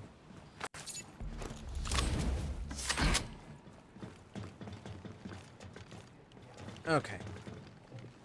Now then, let me get caught up on everything. It's okay, it's okay. I'm finishing a movie now. 20 minutes. I don't know what that means. I'm getting annoyed when I get annoyed when the game is covered. I think every overlay needs to have... This is all from Lady Pixie. I get annoyed when the game is covered. I think every overlay needs to have an important purpose and not ever cover the whole screen, even temporarily. All three main things he has, his chats, and his captions, promote and support communication, and the NRF is minimal and important to him. She's talking about the stuff that I have on mine. Yeah. Bishop says, I feel like overlays aren't a must, but they look good when not completely necessary. I see a lot of people that just have alerts and donations on their screen. So, got a mixture of things there. Me personally, I don't want my screen to be too busy, but I want it to have a few things for the community to be able to have an easier time communicating with each other and with me. So that's why, like, I have my own caption area, and then, like, I found a way to, through restreams, to post where Twitch and YouTube can see each other's chats so they can talk amongst themselves or be part of the conversations regardless of what platform you're on and have that reference. And then, like, I have nothing covering my game screen. So my game screen is completely clear so everyone can see everything on my screen.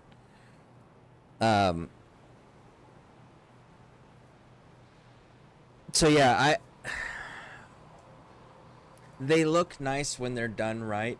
The problem that I've seen others run into quite regularly when they hyper fixate on that is they end up putting too much.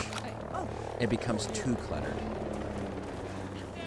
So that would be the thing you'd have to figure out is, like, what is the things that are important to you and how can you incorporate those things without it becoming too cluttered or too busy.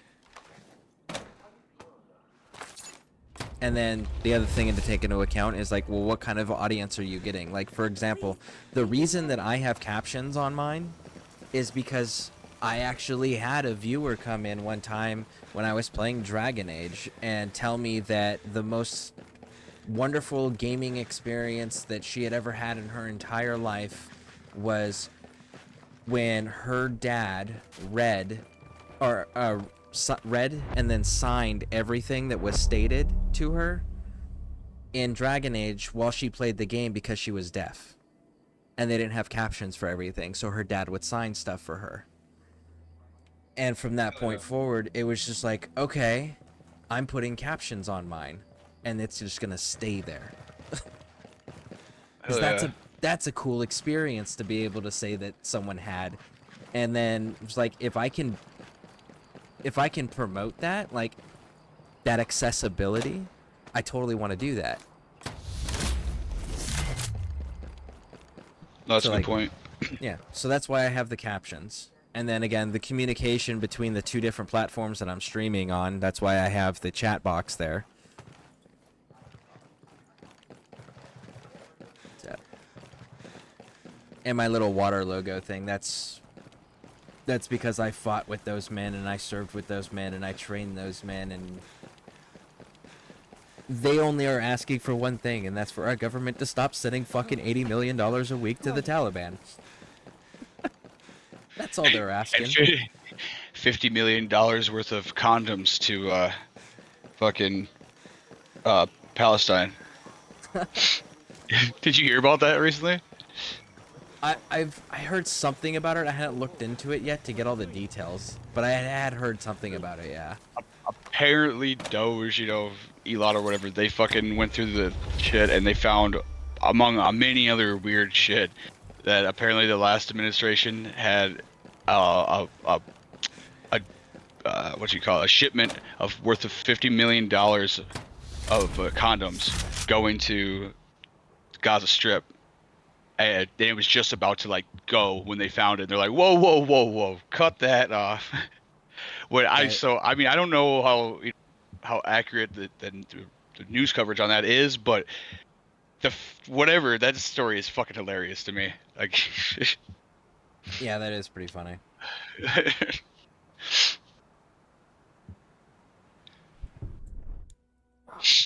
Let's see here. Up there, we got more. Lady Pixie says, reply to the overlays. It's definitely something that you can build over time. Just start with a camera and build from there. He didn't always have chats and captions. They were eventually added. That's true. I did add them as my community brought them to my attention, and they became relevant to my community. It was originally just my camera and the game. So this has evolved as my community's needs has evolved. And then Bishop says... Go ahead. Oh, fuck, I saw me. I was gonna say that I wish you guys would have known me longer, because I actually, like, my stream used to look way different. I used to have all this stuff, but I've changed it so many times, and then like, I doubt how it looked or whatever, or you know just stupid shit. And then after I was gone for a little, like 6 months or so, I just haven't gone back to it, because I want to know what people like before I do that, because I don't want to keep constantly like rebrand almost, you know what I mean? Yeah. I want to have constant identity or whatever. But as you were saying, Bishop says the captions is cool if somebody is and their spouse or their kid is watching TV or playing games, they can read what you are saying without sound. That's also true. Yeah. Actually, I know Lady Pixie does that for my channel sometimes. She'll watch me, but she can't have the sound on for where she's at, so she'll be able to read what I'm saying, so she'll still be able to participate. As far as, like, what yours is doing, I would say... I would honestly go with Lady Pixie's advice on that. Like, start with just your gaming, your camera, and then evolve as your community requires.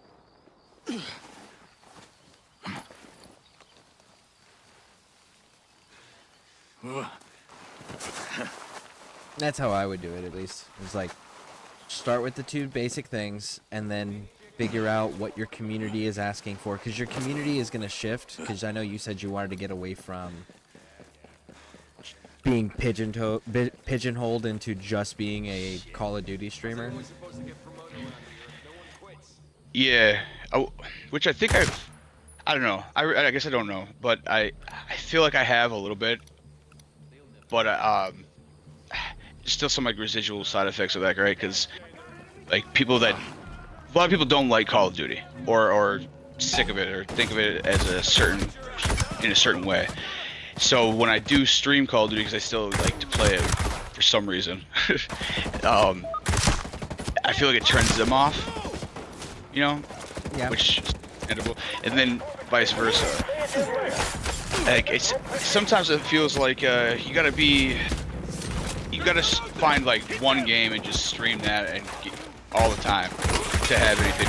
I know that's not the case, but I'm just saying, venting a little bit. That's how it kind of feels.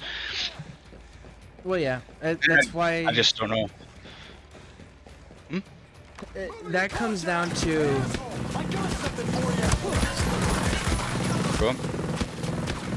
By the way, I am gonna put a...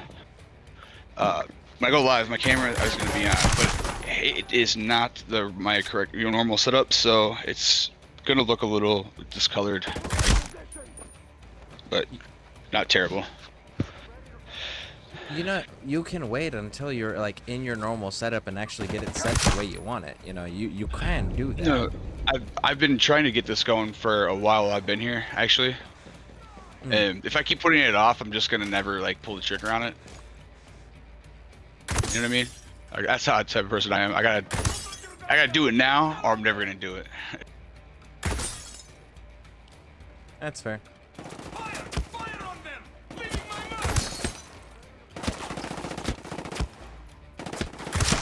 It's actually not a great personality trait, because that's exactly what impulsive behavior is based off of. Yep, I'm aware.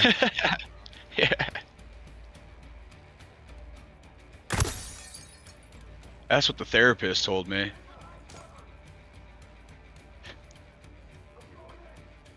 I wonder if the sniper's gonna pop up and try to take a pop shot at me. No?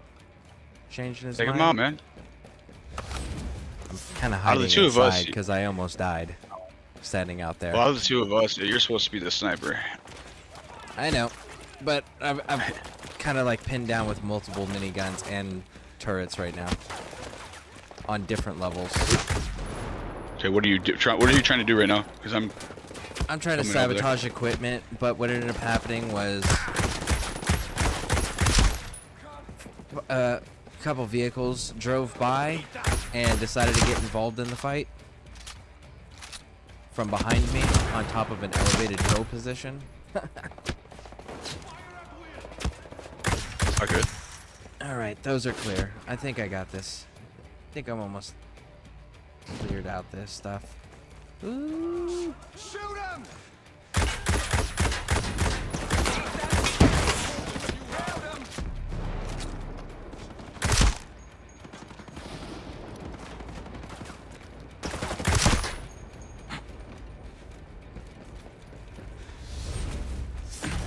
Taking my shot. Does it hurt? See, I will say this though. I think you're asking the wrong questions when it comes to the overlay stuff.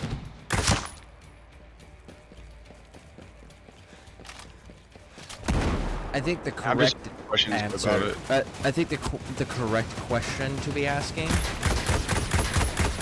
is if you had no restrictions, no money restrictions, no equipment restrictions, no skill or knowledge restrictions, none of that. If you had everything that you could possibly need, what would your stream look like? And then once you have that clearly of like, what is your ideal stream setup? Doesn't matter what anybody else wants. What is your perfect version of that? Okay, and then try to figure out how close can you realistically get to that. Because then, irregardless of what type of a community you build, irregardless of the people that come and go, that, you know, whether they're supporters or trolls, either way, right? Like, you'll be satisfied with your product, and you can take pride in your product because it's the way that you would want it ideally. Oh no, I'm asking strictly because I'm just curious to like a poll. So I'm just curious what people think, like what they like, what does the average person actually just? Why do they come to Twitch? You know, I just like finding out shit like that. Well, that's a really simple one. Why do people come to Twitch? Because they want a human connection on something that they have common ground with from the safety of their homes. Or to entertain them while they're at work and bored and miserable. Those are your that's your legitimately two reasons why people come to Twitch.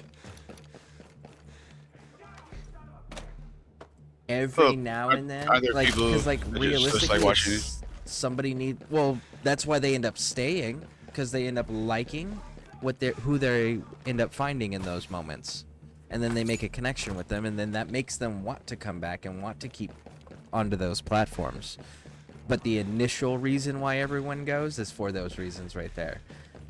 Because like if you wanted help on a video game, you'd go to fucking YouTube.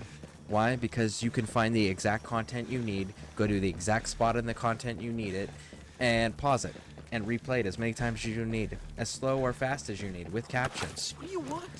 So if someone is coming to Twitch, they're initially it's simply because they want that human connection, you know, and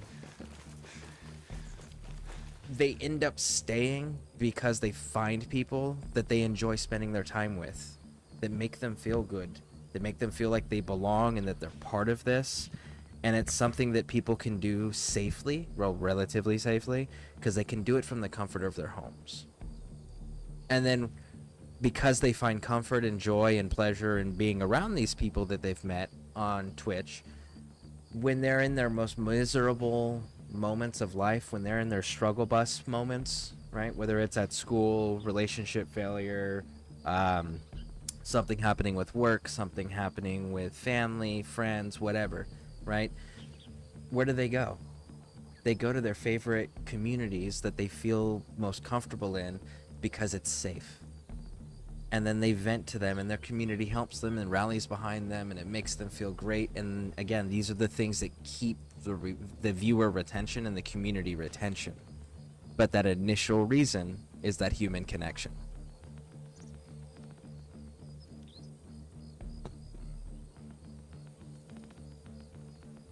And we've got, let's see, captions need to be refreshed, by the way. I think I did that. Yes, I did. Agree, and Lady Pixie says, agreed, Bishop. I use them so many times for various reasons, and I am not hard of hearing. Talking about the captions. I am. But yeah, so Twitch, it's because you want the human connection initially, and people stay because of the communities they find and become part of. YouTube, it's because they want information. Or that's really typically it, unless you're like talking a country like, say, South Korea, where Twitch isn't supported any longer.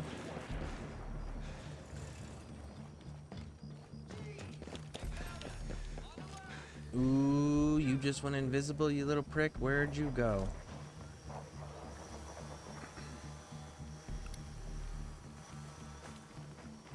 Oh my god. Oh. He's inside the building. Well, you can stay inside the building, good sir.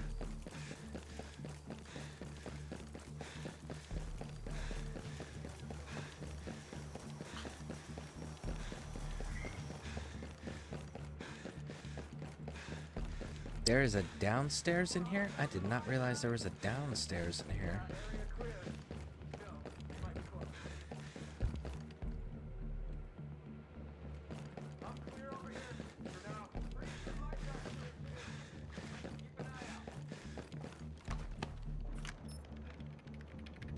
Hey, can you say something real quick? The Bodarks seem Yeah, very what do you need me to interested in say? producing Or flying do you just drones need me here. to keep talking? Well, let's prevent What do you that. need?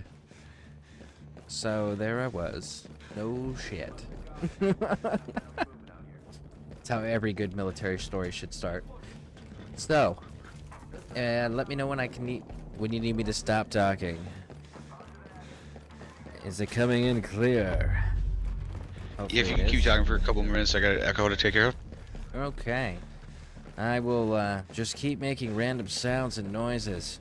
Maybe the enemies won't find me randomly talking in their factory out loud while I'm running around. I wonder how Nomad would like he is clearly panting and struggling with keeping up with this running here. But like when he goes to comms, cool as a cucumber. It's like he wasn't just running 50 miles, you know? That's so weird. You would expect a little bit of windage when you've been running for as long as he's been running. At least, I mean, that's usually how that type of thing works. One would expect that to translate in a game that prides itself on realism. I don't know how to get into the basement. Yeah, you're good, bro. Okay, I'm good. Thanks. Thank you, though. Yep. Dude, you want to know what the echo was? I'm embarrassed to say, but I didn't realize that I didn't have your tab on my browser muted, so it was monitoring through OBS and it coming through the tab like normal. So it wasn't even an echo; it was two things playing at once. Well, that makes sense. Yeah. I legitimately cannot find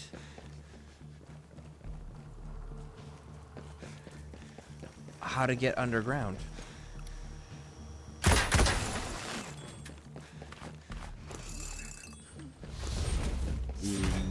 Where?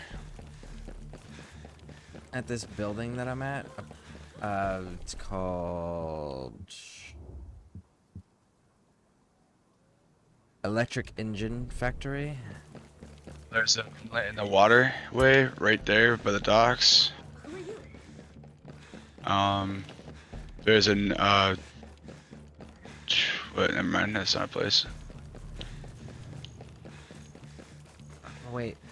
Wait. You just gave me an idea. You're right. The entryway by the water. The pipes coming out the back of the factory. There's an entrance there. Yeah, there's an entrance here. Hell yeah. See? I'm there when I'm not even there, bro. So, not for nothing. Shit! That's hostiles! We are under attack! On the frickin' move! At least these dudes sound scared when they're like, oh my god, hostiles hit! They're on the freaking move, man! Like, you can hear the terror in these dudes' voice. That's convincing. If a ghost showed up by himself, I would be terrified too, if they were real. Bodarks won't have access to any If data they were now. real.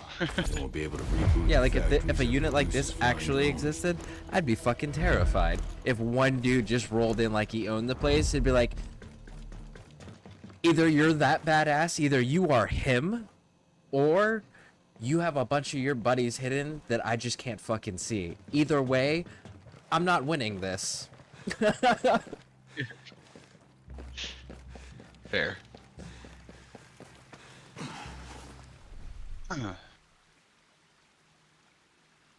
I should sing. He doesn't need me to make any more voices anymore. What? She told me I should sing. You sing?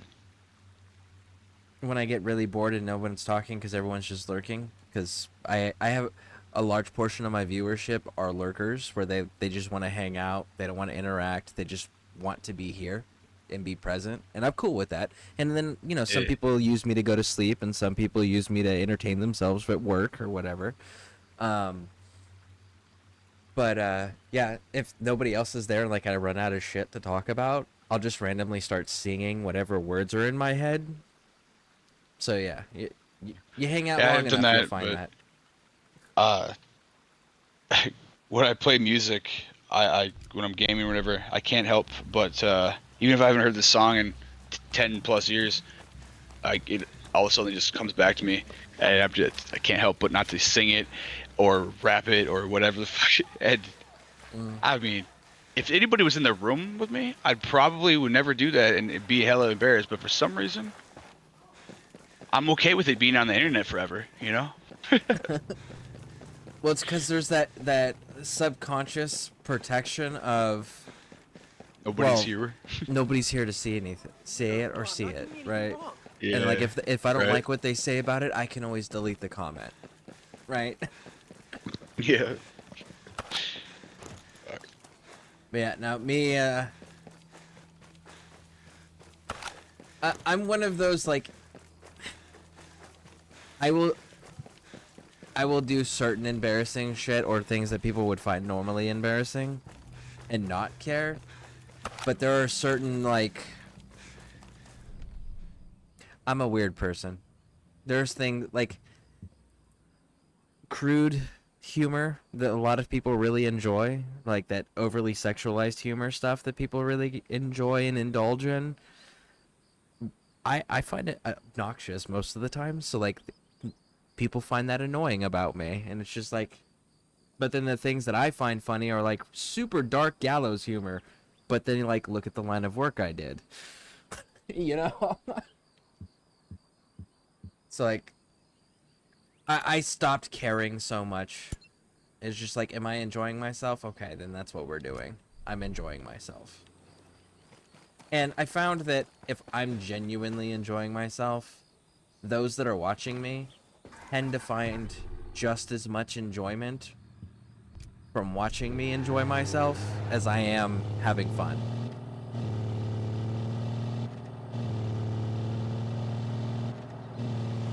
And sometimes people start typing my lyrics back to me that I sing. That's always fun.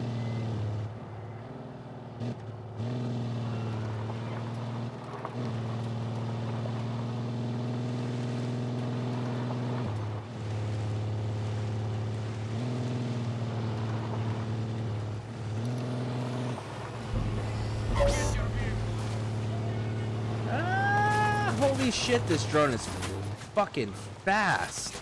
That drone literally was outrunning the vehicle.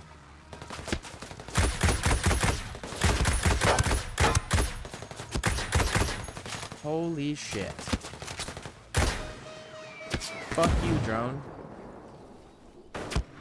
Did you really just cost me my stealth entrance, you fucking piece of shit?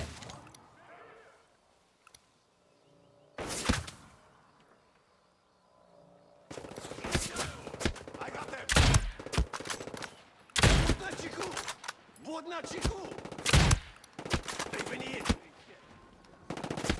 Я заряжаю. That makes me genuinely mad. The fucking drone outrun the vehicle. So it alerted the base that I was trying to go to. Gun down the hostiles! Fire! Fire on them! Hit them!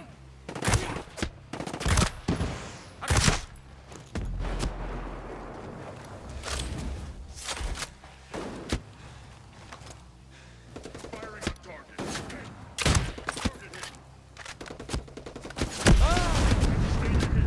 Well, I just died.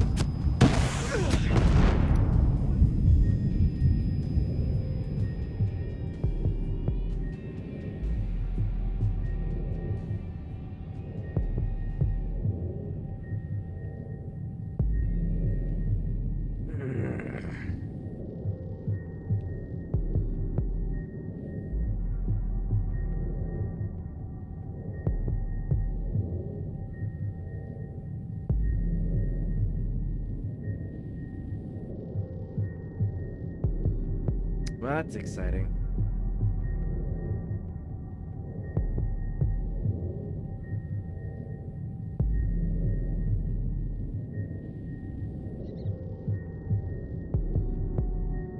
Bro, fuck, my mic was muted, my bad. So they alerted him, and then, like, was just an asshole of soldiers or helicopter? No, I was driving down the road and there was one dude walking down the road with a drone, and because he was walking down the road with a drone, the drone saw me. Holy shit, it's gonna put me way over where you're at. God damn it. I can come. You want me to come That there? makes me... No.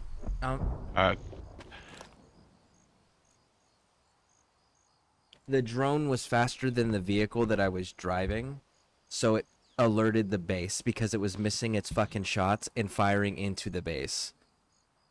And then the base called reinforcements and swarmed me. Yep. That's weird. But I can't say it entirely surprises me. Given that what I've seen this game do in the last 24 hours.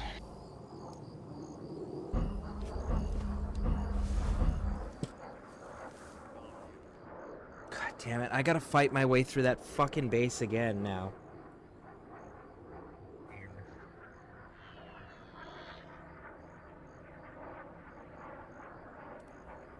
Oh, that was such a pain in the ass to do on my own. God damn it.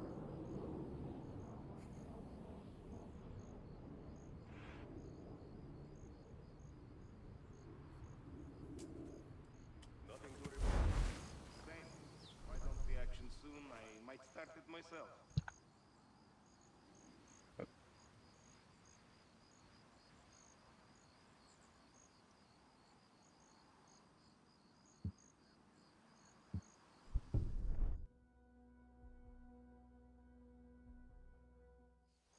Because if I bypass the factory, they'll send reinforcements and I'll get caught in between a fucking pincer maneuver if I don't. Man, that is so frustrating.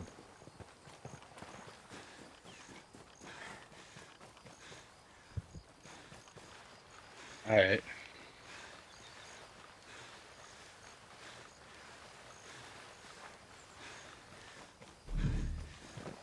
Water.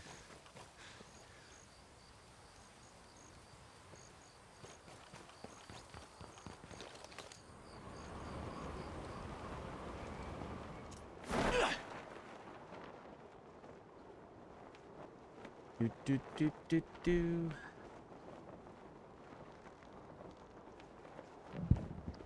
Are they gonna miss me?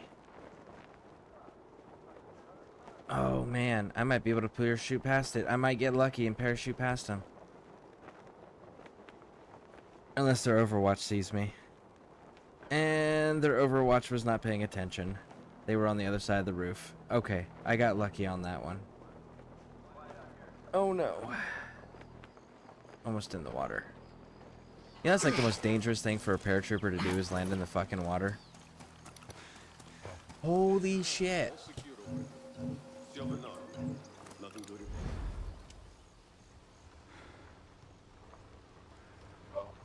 I started my shit up and everything is about to crash.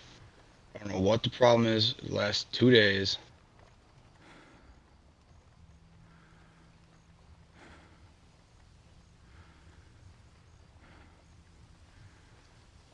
Oh, they're gonna stop and stand right on top of me. Есть происшествие.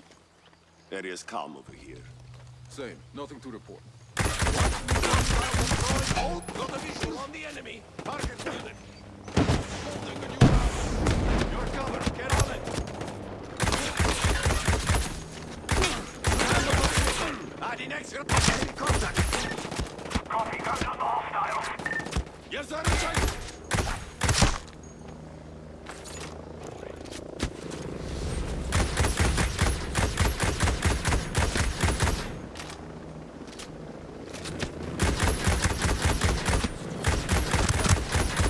Somehow I got a helicopter fighting me now from attacking at ground control.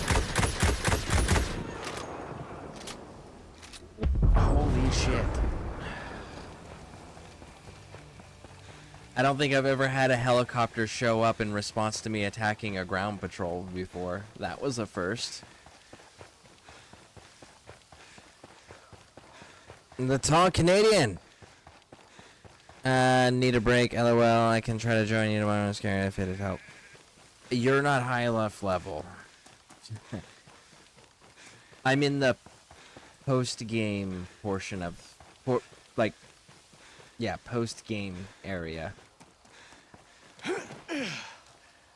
You would have to definitely build up quite a bit. Who you talking to? Lady Pixie. Oh. Hey, she could be cannon fodder. Yeah, Helps. that would not be enjoyable for her. Well, that's true. A fucking drone swarm again, man. Come on.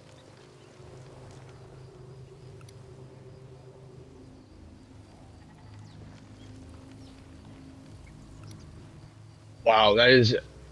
Are you talking about all those little drones that fly?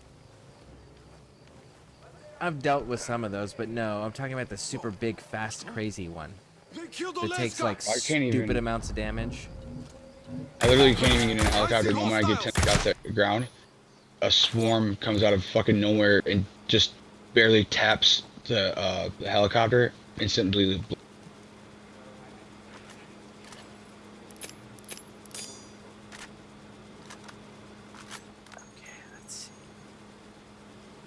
Can I make this happen?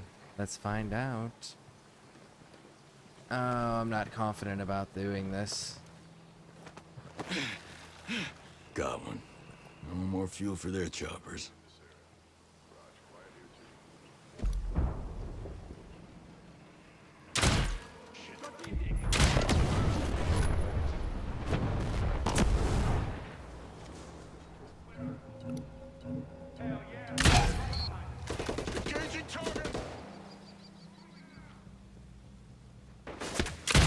Fucking Iron Man over here.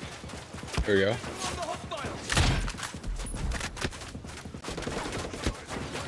I killed one truck, by the way. Okay.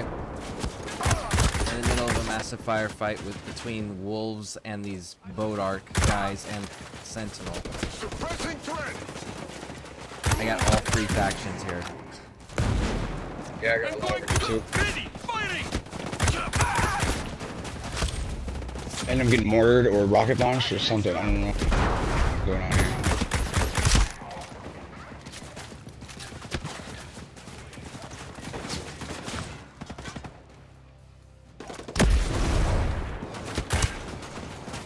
Whew.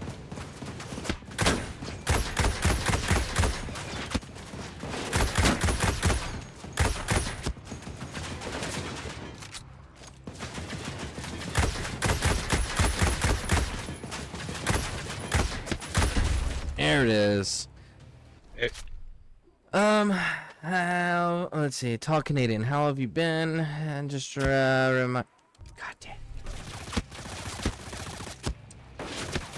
this mortar stuff or rockets is getting real old.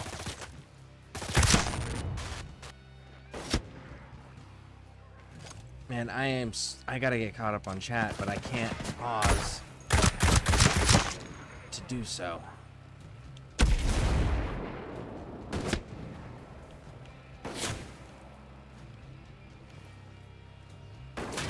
Target's hit.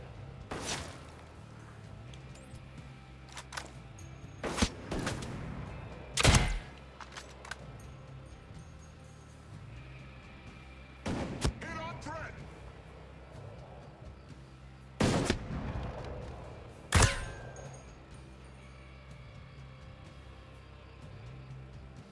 I'm going to the far one to get it. What? I'm going to going to the far one to kill it. Okay, just a reminder of a video I saw. A guy walking with a light machine gun. So again to see the exact gun. Yeah, you're gonna have to let me know about it. I told him walking while firing, that is. You'll have to tell me which one it is, because there's a few machine guns that you can do that with, and there's a few that, like, you just have to be built like a Space Marine to do it.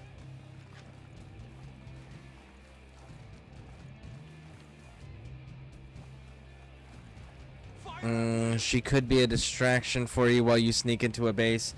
The problem is like, yes, we absolutely could use the distractions, and it is a viable tactic that, militarily speaking, is used frequently throughout all generations of war. Problem: I would prefer not to be detected at all.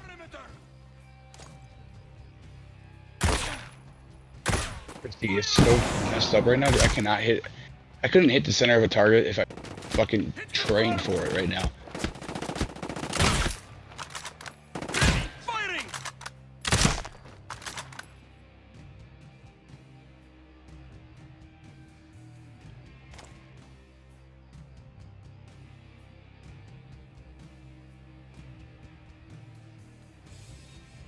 Okay. Damn, that's far away. That sniper's just not popping his head up at all. So what's behind me?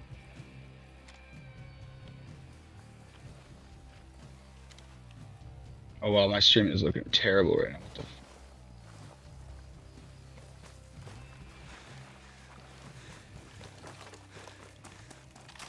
the yeah, I'm gonna shut it down. There are...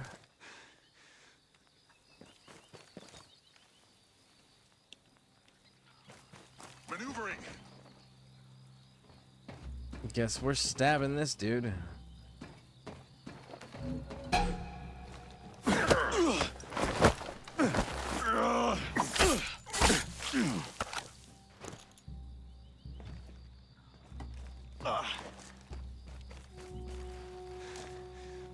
I see you way over there.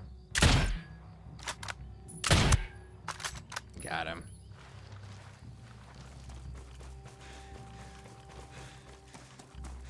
All right.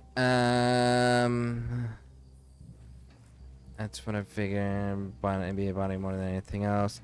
If you don't want to break, I'll visit in 10 seconds if you're purchasing and I'm Canadian. He's playing and chatting with I Gruesome, FYI. I am playing and chatting with I Gruesome.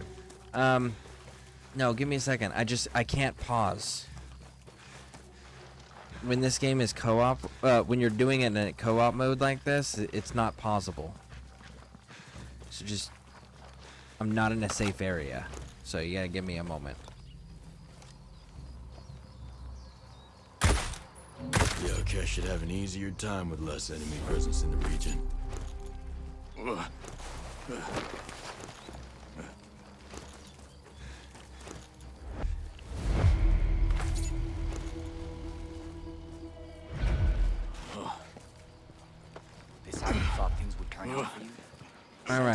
to be stopped. Feels good to be doing something.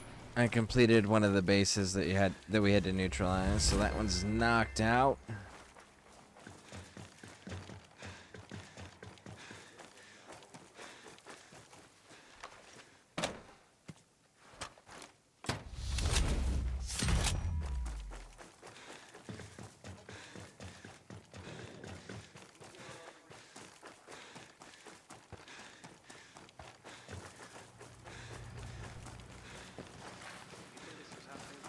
Sentinel can we can make a new world here. A better world. Oh, okay, that's cool. Oh, nice. What? I'm getting lit up.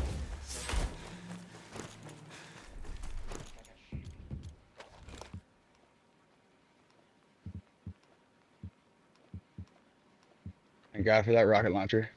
Why are you over there? Because I tried to get caught up with the fucking vehicle, but moving. Now it's not over here, and I'm trying to get a vehicle to get over there, but I keep getting lit up by everything that moves. Drone swarm, fucking Bodark, Sentinel, whatever the other one was called.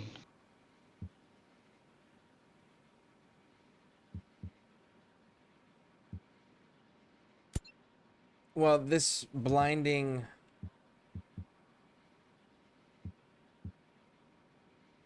drone swarm is the one we need, which looks like it's all in one spot. That one's in one spot, and that's at the storage depot. And at the same time, I'm trying to get my shit to work because everything's about to crash on me. Okay.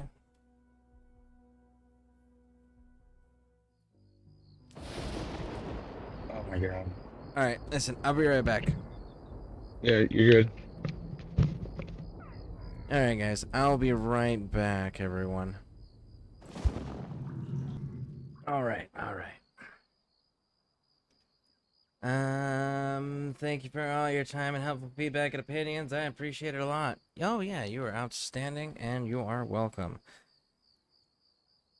I see a drop group. Okay, cool.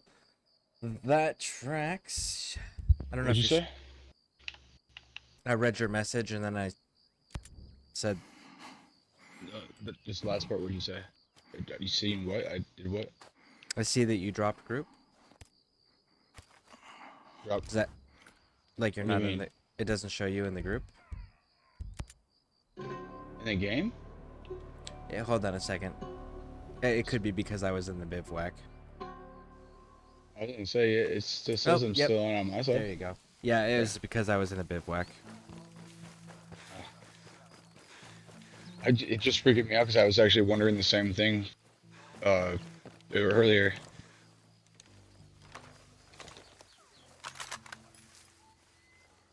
Before I go in this and do this, this is the mission. Is this Bodarks Won't Fly is the mission you're doing right now, right? No. I'm doing blinding drone swarm. Okay. So apparently I've been working on the Bodarks Won't Fly. Okay. You want me to continue? I have 1 out of 4 trucks destroyed.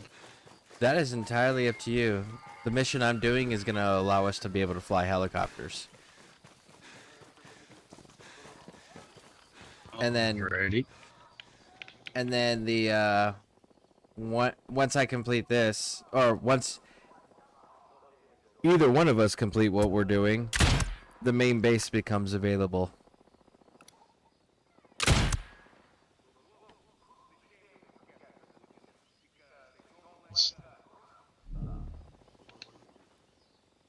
I'm like at my mission site.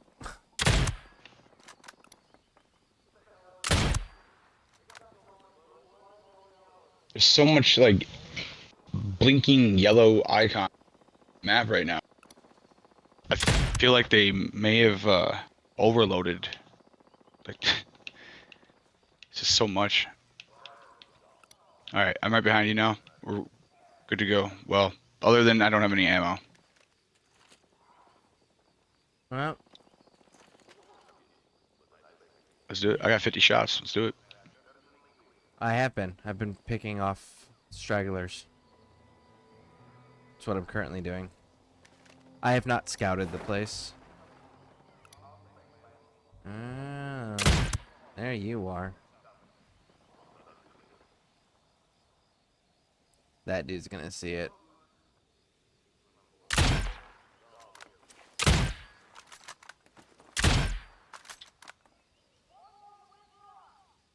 Where the fuck is Speed Racer running off to?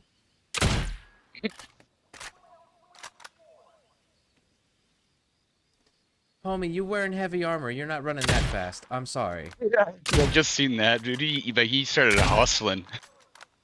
Yeah, it's like, bro, not in that heavy armor. That's not a fucking thing. Yeah. Right?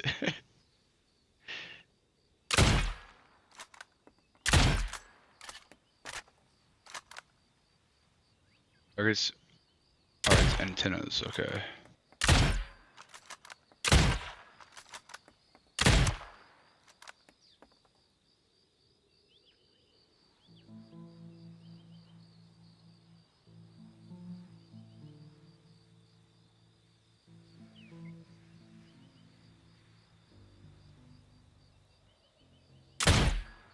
Hope the drone swarm doesn't come after me.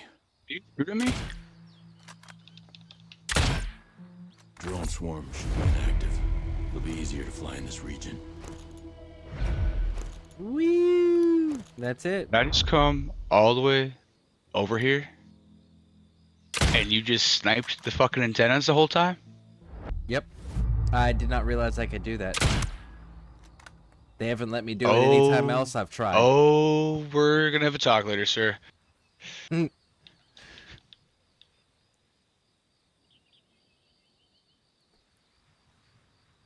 Yeah, last time they wanted me to mess with the antennas in the previous region. I tried to show up with an attack helicopter and bomb the shit out of them. They're like, no, you need to get out and actually interact with the panel. So that's what I was anticipating I was gonna have to do this time, but I was like, you know what? I'm gonna shoot it just to see. And I was like, oh, it worked. Yo, why am I getting rockets dropped on me? What the hell? I don't know. I just destroyed a SAM site above your head, though. Oh. That made the whole building shake.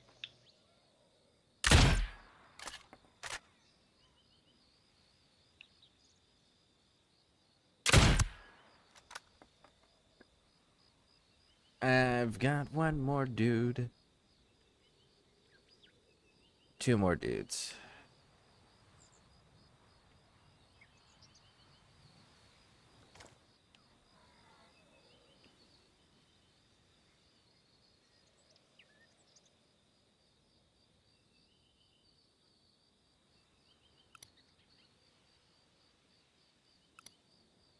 He's hiding them somewhere right over here. Got some new knee pads. Cool.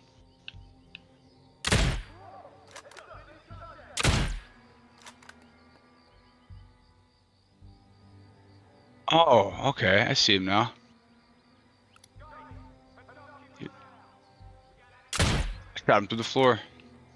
Nice. Felt good to get a little bit of revenge.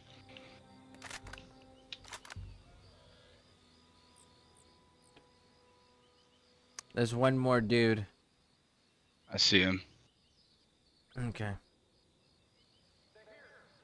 Well, he's inside the building, but there's actually like two directly below you too at that little entrance in the mountain. Yeah, they're hiding right now. As they should. As they should. Well, then they're not doing their jobs. They should have just stayed home if they wanted to pretend to be soldiers. Oh, wow. Okay, there's a juggernaut right there, right in the staircase. That was shocking. Yeah, that was the dude I was telling you about. Yeah, so the juggernaut just fucking hustled his ass right to the middle of the staircase, the most secure building, or part of the building. It's funny. Definitely an effective use of your environment if you're a juggernaut. Yeah. Although I don't imagine that it's very maneuverable being that big and that clunky armor and a minigun. Correct. And then it being in a staircase. Correct. But it also limits the amount of people that can be thrown at you. Like, you're not fighting more than one person realistically at a time. Why did I just see that rebel vehicle come out of the tunnel? And start shooting at him. Because there was an enemy vehicle that went in the opposite direction at the same time the rebel vehicle was going out. So then But they isn't stopped and got shot. an enemy base in there? No, this is just a checkpoint. Oh, I thought this was one of those like underground tunnels going to like their little secret clubhouse or some shit, like before. Standard little checkpoint. That's it. Oh. Well, to their credit, then that's a really cool entrance to a tunnel. It totally says, you know, bad guy hangout. Yep. All right. That's the next. One last thing here. All enemy or eliminate all targets. Okay, so the gun was a SIG M338. A SIG M338. Okay, let's take a look at which one that one is. SIG M338.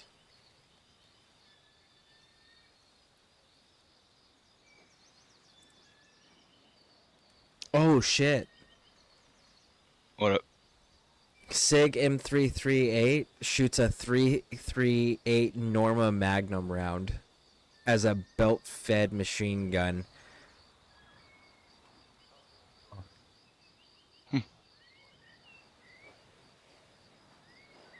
Jesus. I wonder if the recoil on that bitch is. It's gotta be massive. So yeah, if a dude's walking and shoulder firing that, he's definitely built like a Space Marine.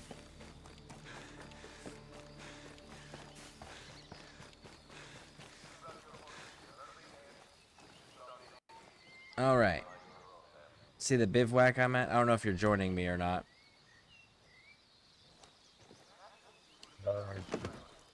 Be or join and multitask, you know? I'm not very good at it, I guess.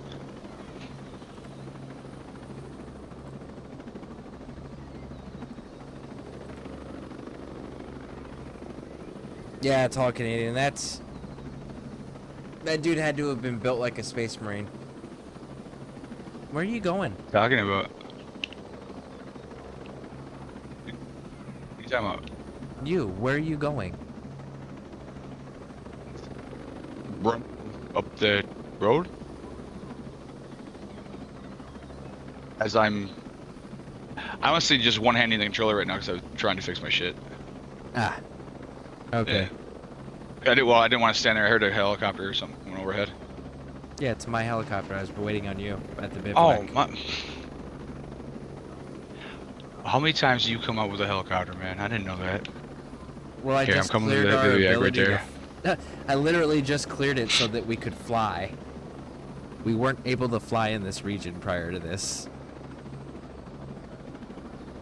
Yeah, you think we have that like drone swarm? I just handled it. By the way? No. I mean in like the U.S.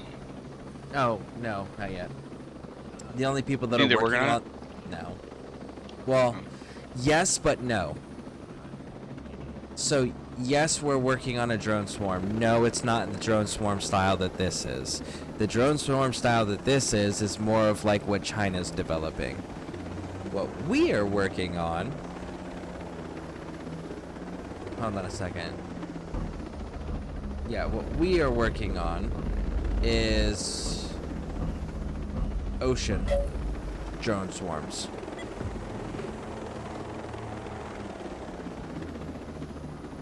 So swarms that we can put in the water. Him and his colleagues. Gotta get him before he escapes.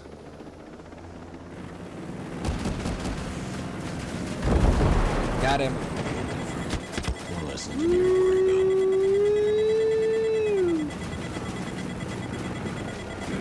feel like this gun should be 360.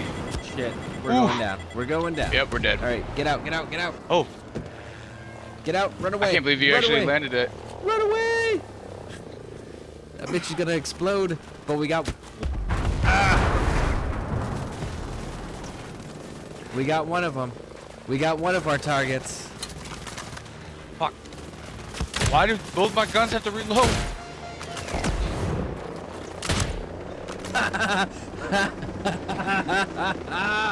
Oh, I shot one of the dudes off of the bench seats. That's so funny.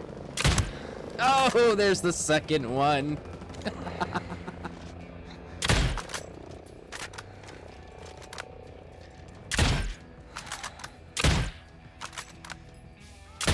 Oh, they are so lucky.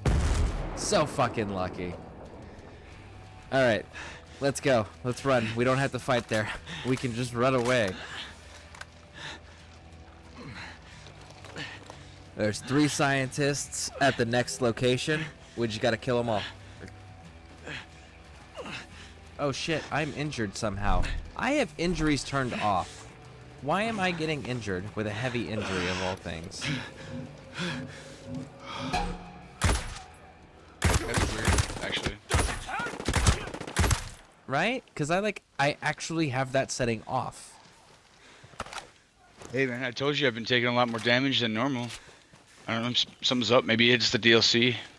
Maybe that messes with it too, I don't know. Maybe. What is that? I've never seen that symbol before.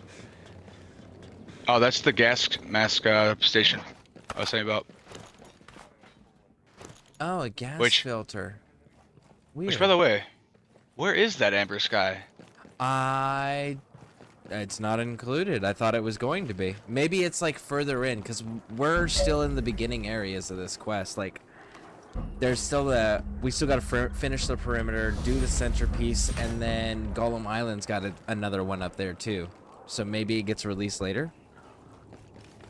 Sure. I didn't know it's a setting you have to turn on though. Also, you know you can turn these Azrael drones off. I should turn the Azrael drones off. I was really hoping that it would be a storyline thing where it's like, take the Azrael drone offline, and not just a setting. I think it would be cooler if it was like an actual mission. Sure, yeah, it might be actually. I forget about that. Woo! Well, it must not be, because like I completed the game other than this, which is 3 months after the main campaign. Yeah, they probably wouldn't put it in here then. Yeah. I know that if you put that a rebel, because it's like what the classic rebel, I think, and then amber sky in the settings, it takes off the Azrael drones and everything too, like automatically. Interesting.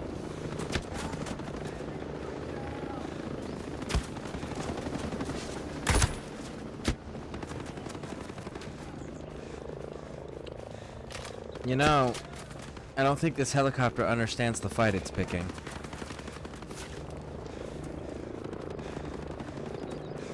I don't think they understand the assignment.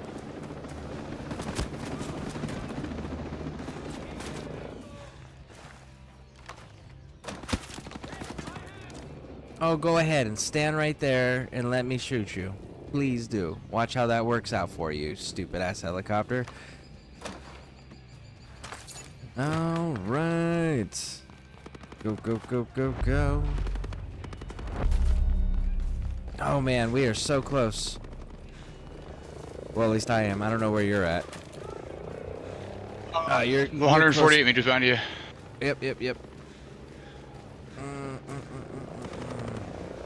Helicopter is pissing me off to the max. It's there down. We go.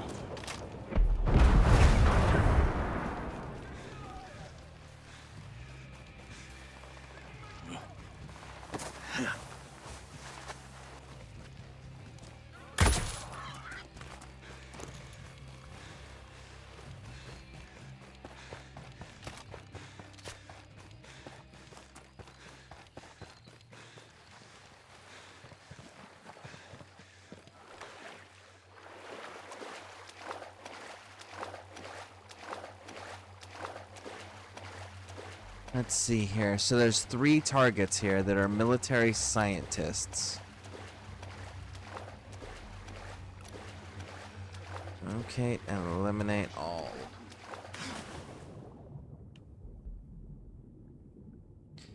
I say fuck it, go loud. I can't see these guys, man. This camouflage I got on is better than the invisibility shit.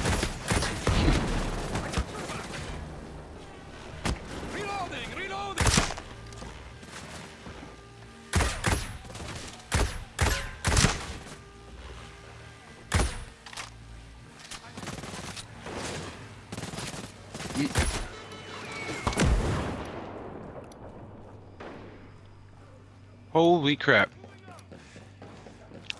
Ow. Scan the perimeter. Confirmed. One less engineer to worry about. Reloading.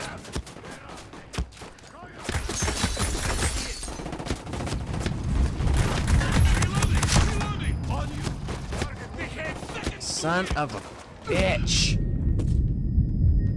I'm here. Just trying to get around this sniper. I should be able to come get you though. If I can find my way out of the water. I'm going to bed. I'll keep my PC on stream, but I'm catching Z's. Short time for a pleasure, always. Scareborn. All right, thank you. I hope you sleep well. Same good night, chat, and I suppose Scareborn and I gruesome. Uh-oh. Please heal fast. Oh my god. All right, dickhead.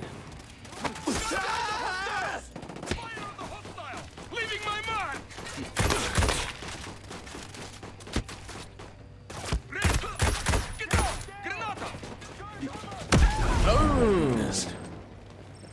All targets down. We stopped the steal of the tech. There are hostiles in the area. I'm actually surprised I was able to get you right there. I'm not gonna lie to you.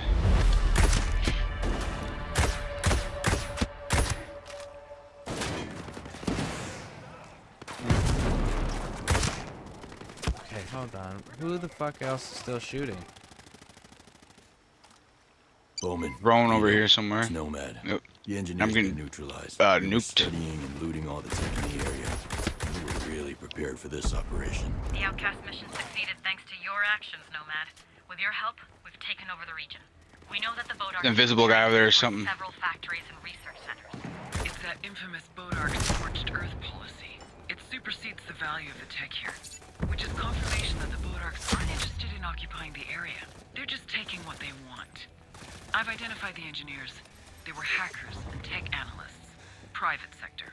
They worked for Russian hackers situated on the island. Cost us Chirkov. Bad when your mortal enemy is thermal vision. Of an industrial spy. This one's interesting. He's infamous for his ability to steal and reproduce even the most complicated tech, while luring people into accusing anyone other than him.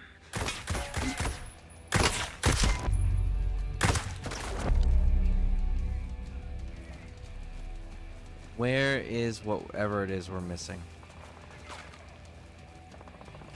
That's you. These are civilians. What are you shooting at? Somebody over here on the fucking ledge over here. I can't see. I just hit him, but I can't see him from right where I'm at.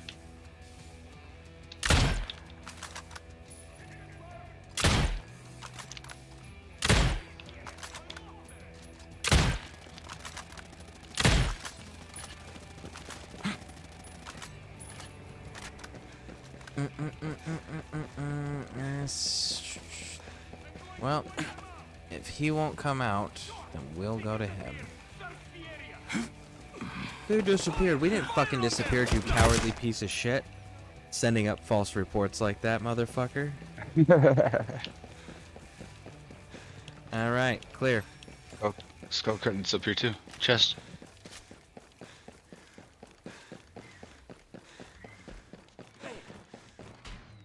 That dude pretending like we were the ones running and hiding. Bitch, please.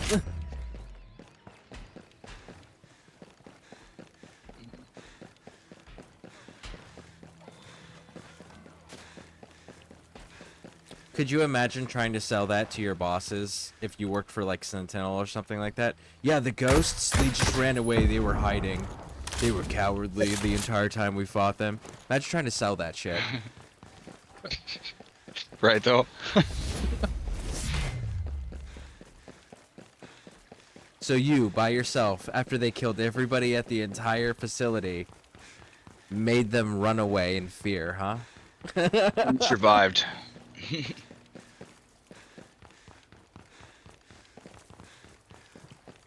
Wish me luck. I'm gonna try this one more time. What are you doing? Starting up this stream, Mm. but for some reason, last time I did it, everything in my computer just about damn near crashed, and it was pulling like 90 or 80, 90% CPU percentage. I don't know why. I wasn't having these issues until about a day ago.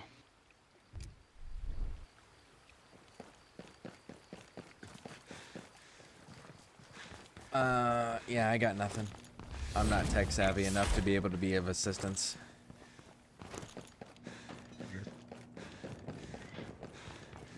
Yeah, sometimes it's just pile of shit.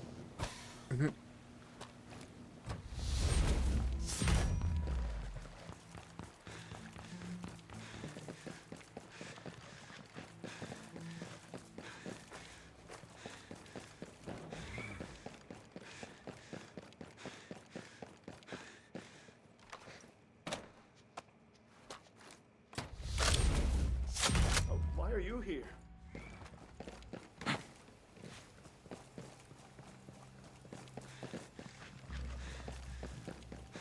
Let's see what that did. Bum bum bum bum bum bum bum. Oof. Almost there.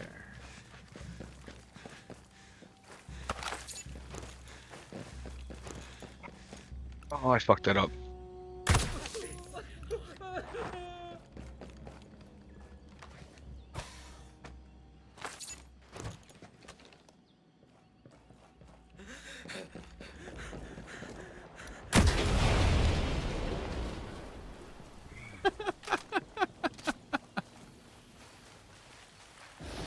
Did you take out their power? Yeah. Why? To deny the enemy. You already killed all the enemy. Well, now they can't reoccupy. Let's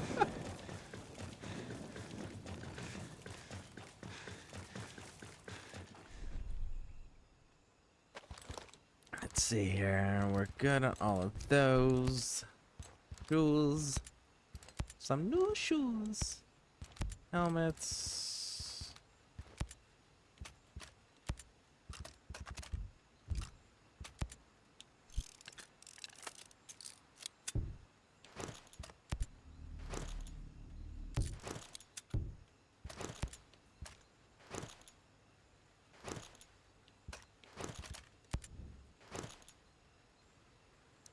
Enable pumps out, engine range, train up, blah blah blah blah blah blah. No. All right.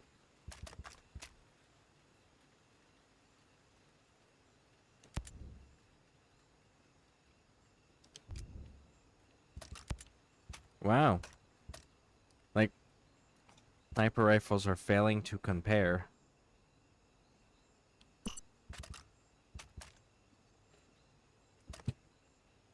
Alright. It's kind of wild that all them are failing to compare.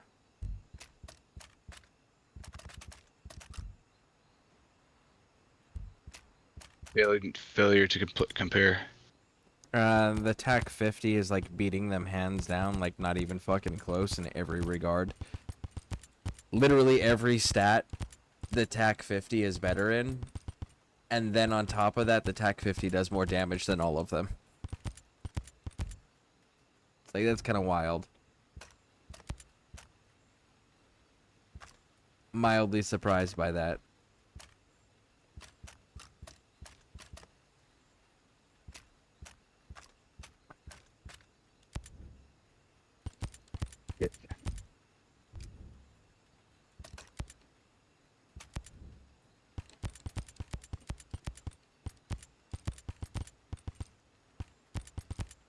Duty Nation only thing that can really compare if you want as a DMR like the G28 for faster shooting, so more DPS.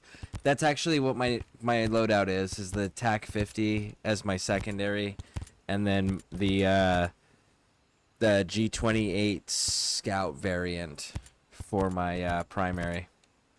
Sometimes I'll switch it out with the Honey Badger.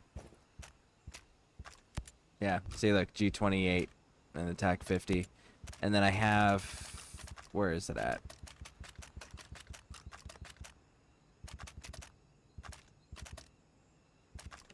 Yeah, there's my G28 Scout that I run. Yeah, I run both of those weapon systems. They seem to be in fairly nice, good trade-offs for each other.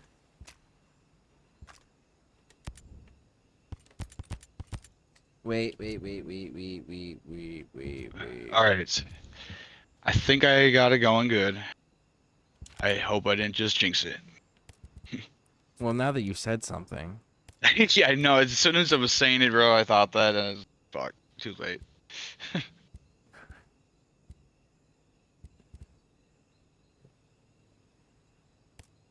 Okay. Bum bum bum ba bum bum ba dun dun dun dun. I got about 2 hours.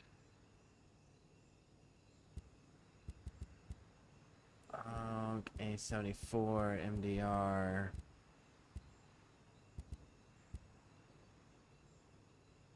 Tactical integral suppressor, highly accurate. Russian compact assault rifle, high rate of highly lethal, short ranges, low bullet speed. Oh, well, I was playing the Division 2, lol. Nice. Very nice. Yeah. I was supposed to be playing that too. Yeah, I'm just kidding. Yeah, that's a valid argument. So I got I grew some as the other voice you're hearing.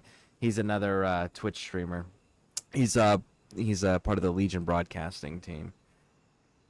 I quite frequently have been playing these types of games with him, so you'll hear him regularly and see him regularly.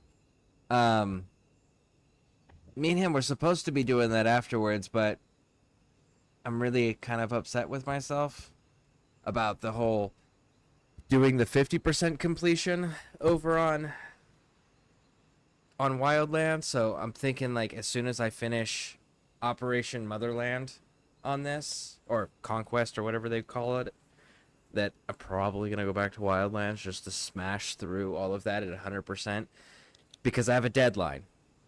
On the 13th of this month, Avowed becomes accessible to me, because I paid for the 5 days early access, and I'm going to be streaming that as soon as it becomes accessible.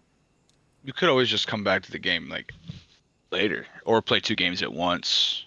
Ooh, I'd have to see. Because I've deliberately stayed in the dark about Avowed because I knew I was going to buy it.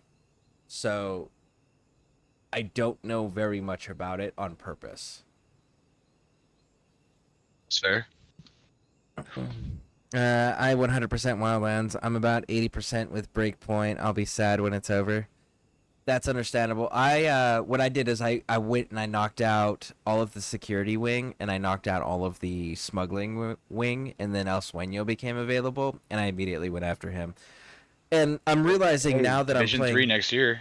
Well, maybe we'll see if the company still exists. But That's fair, dude. Sorry, that was just funny. I hope so, but we'll see. I would like them to use more of these types of mechanics in Division, though. That would be dope as shit.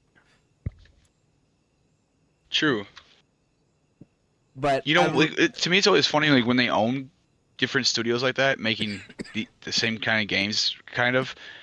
Why they don't just streamline the, you know, mechanics and the game engine and all that? Like, you would think that would just be simpler.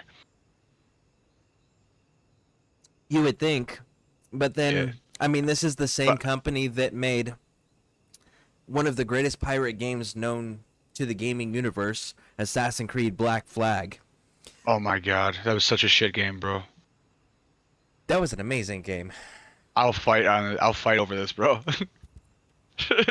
Why was it a shit game? that the whole ship thing Was amazing. I didn't like. I didn't like. No, I did like Odyssey a lot. I didn't the boat stuff didn't bother me at all.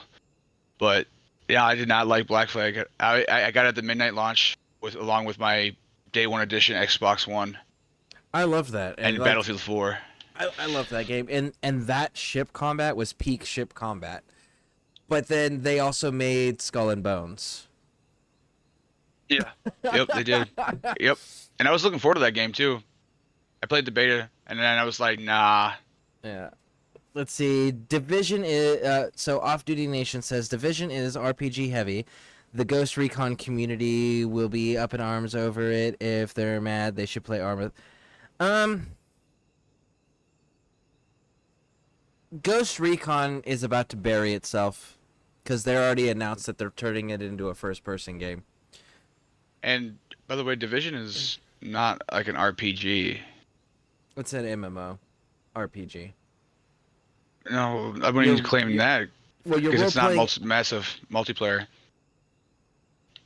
Well, it is when you get into like the post-game stuff.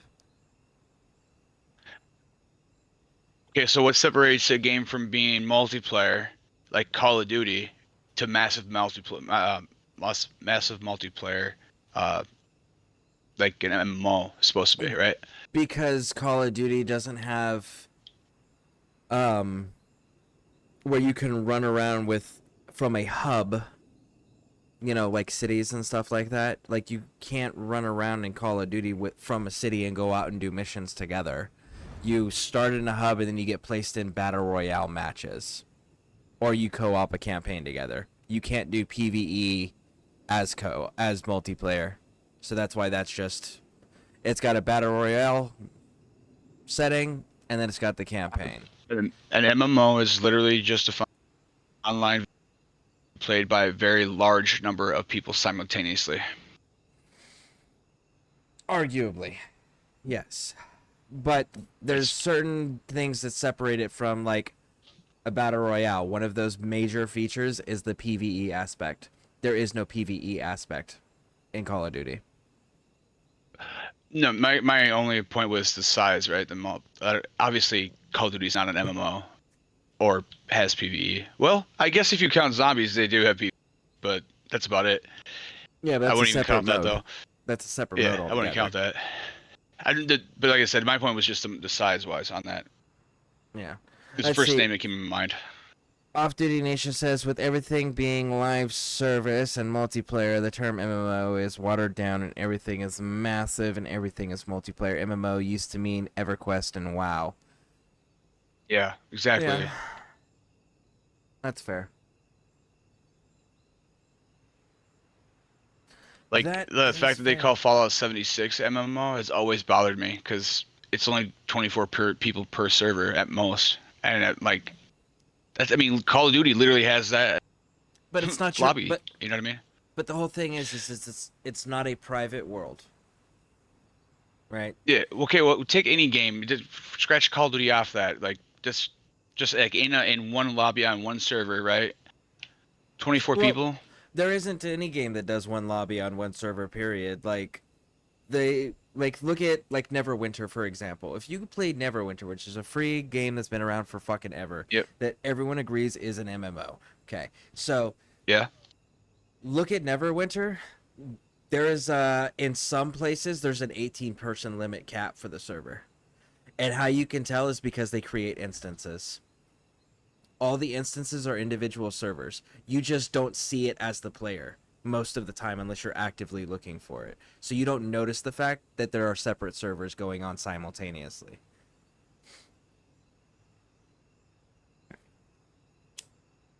So okay, run that by me like just one more time. Like you have 18 people per server. Is that what you're saying? Some Or of them, yeah. per Instance is what they call the individual servers. So, like, Yeah. you and I might be in the same city, but we might be on two separate servers, so we won't see each other. But we won't, as players, won't know that unless I'm actively looking for you. And then I have to change my instance, my server, to match yours so that I can see you. But we're still in the same game together. We're still online. We're still talking to each other, and we can still meet up at locations. but we might get spawned into 2 different servers, 2 different instances. But again, unless you're actively looking for a specific person, you won't notice that as a player because it's done in the background.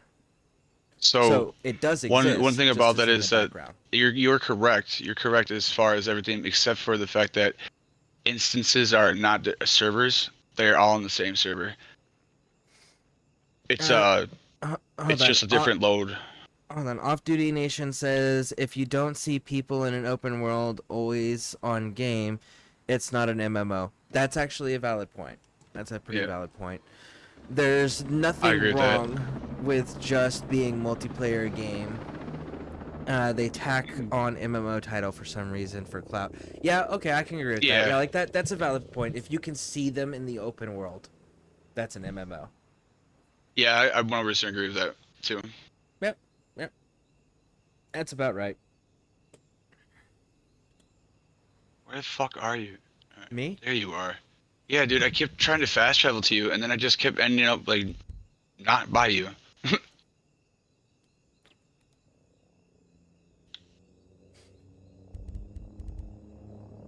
We're dropping in and hot.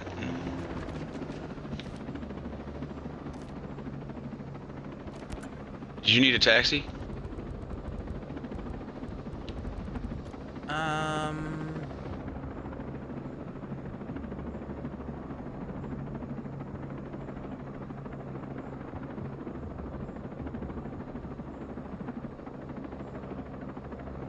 No, I think.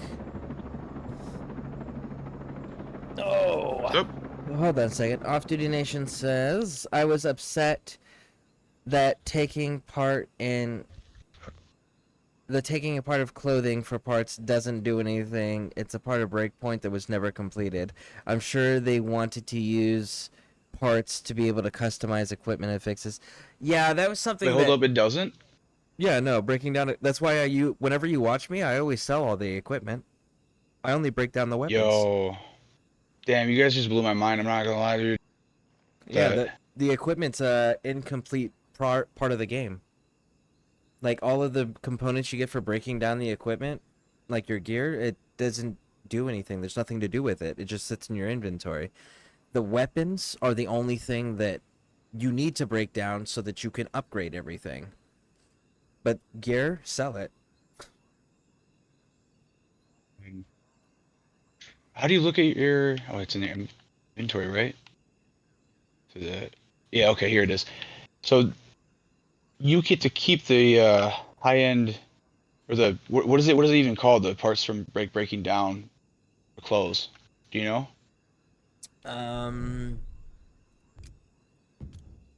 I will tell you one moment. All right. Let me find a... Here we go. Dismantle gear parts, and it looks like cloth folded. Okay, so it's like standard gear. Okay. So...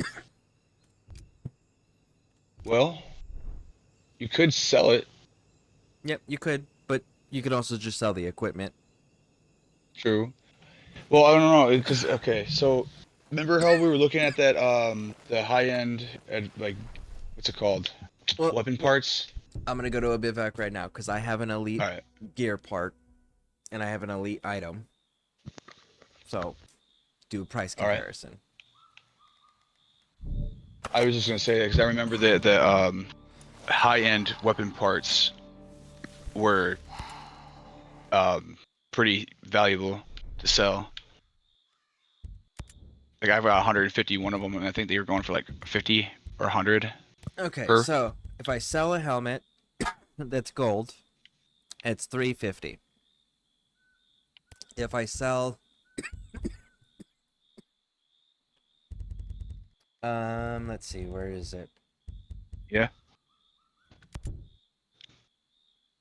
Hold on here. Wow. Yeah, no, elite gear parts are 200 a piece, and I got 400 for scrapping a single. Sorry, 4 for scrapping a single helmet. So that's 800 for scrapping the parts instead of selling the gear versus selling the gear at 350. So yeah, boom. Scrapping the parts is still more profitable. by like a lot. Hell yeah. I didn't know it was that much, but I thought it was at least a little bit. Yeah, because I got 4 pieces off of a single hat, and it was 200 a piece. So that's 800. Whereas selling it gives me 350. So 800 versus 350. That's a 450 difference. Yeah, that's a big. That's actually pretty big. Yeah, that's what I said. It's like that's decent difference there. Let's see. Off Duty Nation says even then the difference between Mark 1 and Mark 3 is nothing. I would have rather been able to roll stats like make weapons from drone damage and range pulses, just to spare clicks and times. See, I would have liked it like if the blueprint mechanic allowed you to try to build from, like, if you're building, yeah, then be able to put the specific parts in that you want that give specific stats, right? So that you can custom build your weapon itself. That would have been cool. Still, like, I can definitely get behind like the Mark 1 through 3. Like, I wish that the stats were more noticeable, more worth the time that it takes to actually gather the components and then upgrade everything. I wish that you got a better return on your time investment. But I do wish the blueprint mechanic had a customization feature to it. That would have been nice. Let's see here. Off Duty Nation says, just spare the clicks and save time. Camp, I'd rather sell items and move on with my life. That's fair. Unless you're like trying to do what I'm trying to do. It's like, I want to buy the $100,000 glasses, but then again, I also want to buy everything else in the store. And I grew some thinks that I just need a financial advisor. So you do. 100%. I mean, when you're looking at possibly spending $100,000 on glasses, I don't care if it's in a video game or not. You need help. There's like every fiber in your being should just be like, no, that's obviously not worth that much. Let's see. I spent a total of $450 on 3 pairs of glasses in a single year. How much? $450. In real life? Yep. Because I was wearing $150 Ray-Ban glasses, and 2 of them got broken on missions while I was in Afghanistan. So I was just like, fuck, I'll just go get another pair. Yeah, I used to do that, but with Air Force Ones and J's, like high top Jordans, in my 20s, and I look back at all the money I spent on that. Yeah. Or here, you want to hear something really douchey that I used to do with that? I kind of feel like a d-bag now, but if I had a date coming over to my apartment or something, I actually, kid you not, instead of just doing my dishes, would just take a big garbage bag and throw my pots and pans and my dishes in the garbage bag in a dumpster and just buy a whole new set. Just because I didn't want to do it. Yeah, I'm a dick bag. Let's see here. Off Duty Nation says, select blueprint, use weapon parts, roll for the stats. That would have been a cool one too. Yeah, either one, like, just something that you can personalize it, you know? Part of the RPG the attachments element, are kind of weak. Yeah, they are.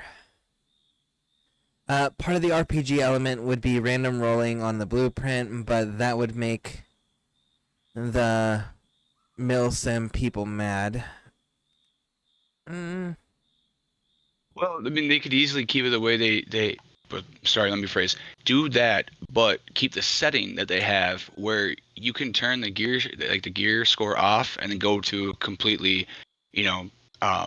craft your weapon system that they already have in here and just go further into it with what you're saying or what he's saying. Oh, no. There's a way to combine them. This game already has 2 different types of blueprints. This game has standard generic blueprints, and then it has specialty weapon blueprints. That's how you could have incorporated it. You could have kept the military sim people as the standard weapons, and then do the customization, the RPG elements to the specialty weapons. Hold on. Where's the specialty weapon blueprints? What are you talking about? Okay, so like for example, you've beaten the game, correct? The base Yeah. game. Okay, so go over to pistols or handguns, right? And you'll see sharp thunder. See that in the blueprints? No. Nope. Yeah, no idea. Yeah. Sharp. What? Yeah. What? So go What's so ahead and special about it? when you make it, see how the icon's a star? That's a unique item because that is Lieutenant Colonel Cole Walker's handgun. That is his signature weapon. So that is a unique blueprint that will always come out as a star with those stats, period. Right? That's the gun. So they could have done that where the specialty weapons were the unique roles, where you can make that your RPG gun. You could specialize that. And then keep all the generic guns as military simulation type guns. That's how you could have incorporated the two. But what I think what he's saying though is that's the military sim people, most of them don't want any of that shit. Oh yeah, I know. But like, Yeah. they already So have like specific guns like this that don't really. Some of their specialty guns exist. Others clearly don't. They are a inspired by type of a weapon. So like those types of things already exist in the game and they're okay with it. That's what I'm saying is like you could have just like just tweaked the specialty ones. Because already the specialty guns, you can't customize to begin with. What color they are, that's it. You're not changing the color. You're not mixing and matching the cosmetics on that.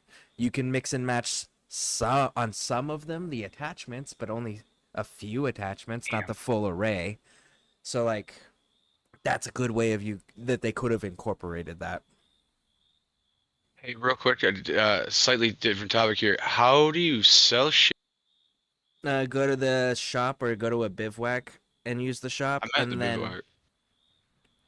if you see at the top where it says Oh buy. fuck! Oh my god! Never mind. Just pretend I didn't ask.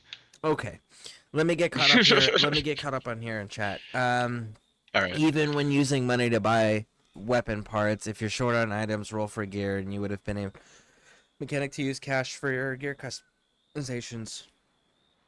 Correct, or just use parts to just boost the item level. The specialty weapons in the games almost act like legendary weapons in fantasy games. Unique modifiers for only those items. There should just be a parameter in the options that says "prude" and want nothing to do with numbers. Yeah, I like. I think there's a legitimate way to actually blend the two ideas. Because, like, here's another option. What if Nomad had his own iconic weapon? Like, you selected it when you created your character. This is your signature weapon, right? And you can customize your weapon throughout the game. That would be dope. Yeah.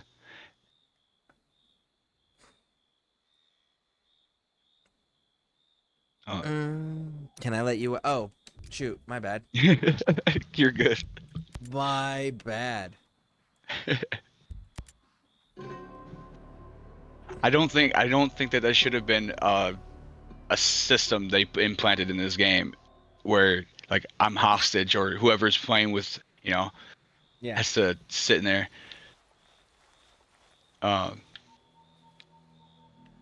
Yeah, that's a weird tether, considering that they went out of their way to make sure that the players could be on any part of the map they wanted, doing multiple missions that are different from each other.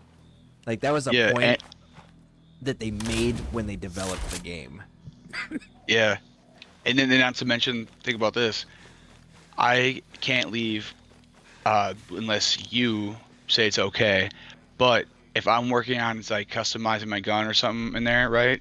Mm-hmm. You can decide that nope, it's time for us both to leave right now. Yeah. That seems really a little weird. Yeah, the only thing Nomad has is his backwards baseball cap. Yeah. I need to look into it to find out the actual reason, because I'm kind of curious as to why they changed the voice actor. Because the Nomad voice actor from Wildlands is not the same voice actor in Breakpoint.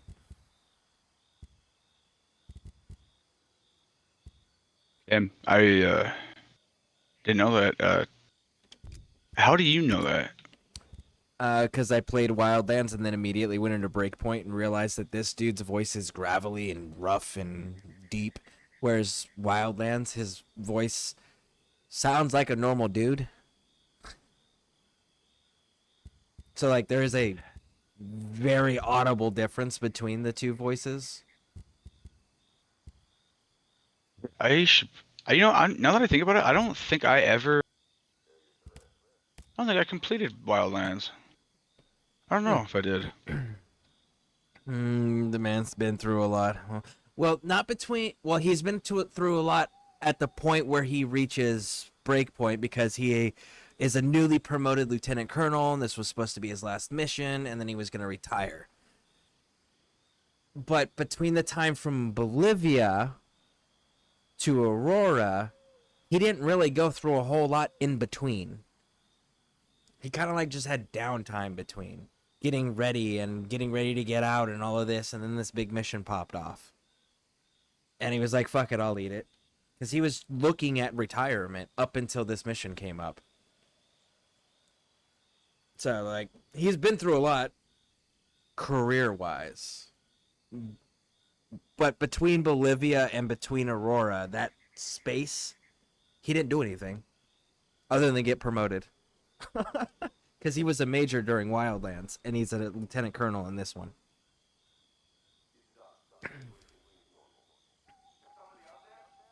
All right.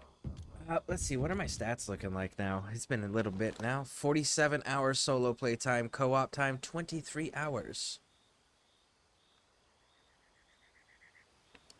3,420 total PvE kills with a total PvE kills, period. So of that, 100 are knife kills, 2,399 are headshots. Nice. Most played PvE weapon, G28 Scout, which is my DMR. 50.94% of my kills have been PvE, or have been stealth. 390 kills are over 150 meters. And my longest kill is 542 meters. And I've only got 36% of the world explored. And I've completed episode 1, 2, and 3.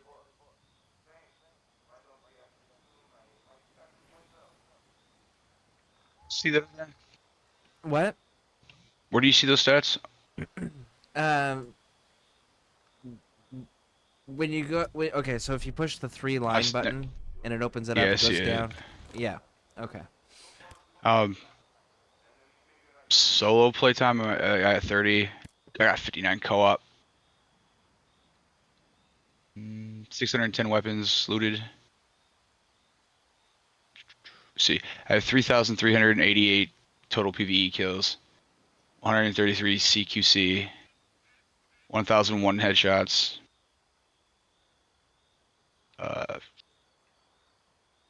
I guess my most played PvE weapon is a G28. I'm BS on that one. I don't know, the G28 is pretty dope, man. That's my weapon, but I like the Scout variant. Only 26.06% of my kills have been stealth. My longest is 3,998 meters. Your longest is 398? Yeah. How many over 150 do you have? 88. 88? Nice, nice. How many did you have? 390 over 150, and my longest was 542 meters. And 50% of my kills, 50.94% of my kills were stealth. That's pretty good, though. That's pretty good. Yeah. I've only got 44.8% of the world discovered, apparently. Still. I've only got 36. Alright, we get caught up on chat here. Let's see here. Off Duty Nation says, shame no crossplay. I'd come and shoot out. I'm on PC. Oh, man. Right? Yeah, like, they need to, with today's technology levels, they absolutely need to make more of these types of games crossplay. You know, I don't see why they couldn't easily do that. I mean, I don't it's know. I don't know enough about programming and coding and technology to know how all of that works to be able to competently comment on that. But I just like, yeah. I know it's possible because Path of Exile, right? Like, that's cross-platform. Oh yeah.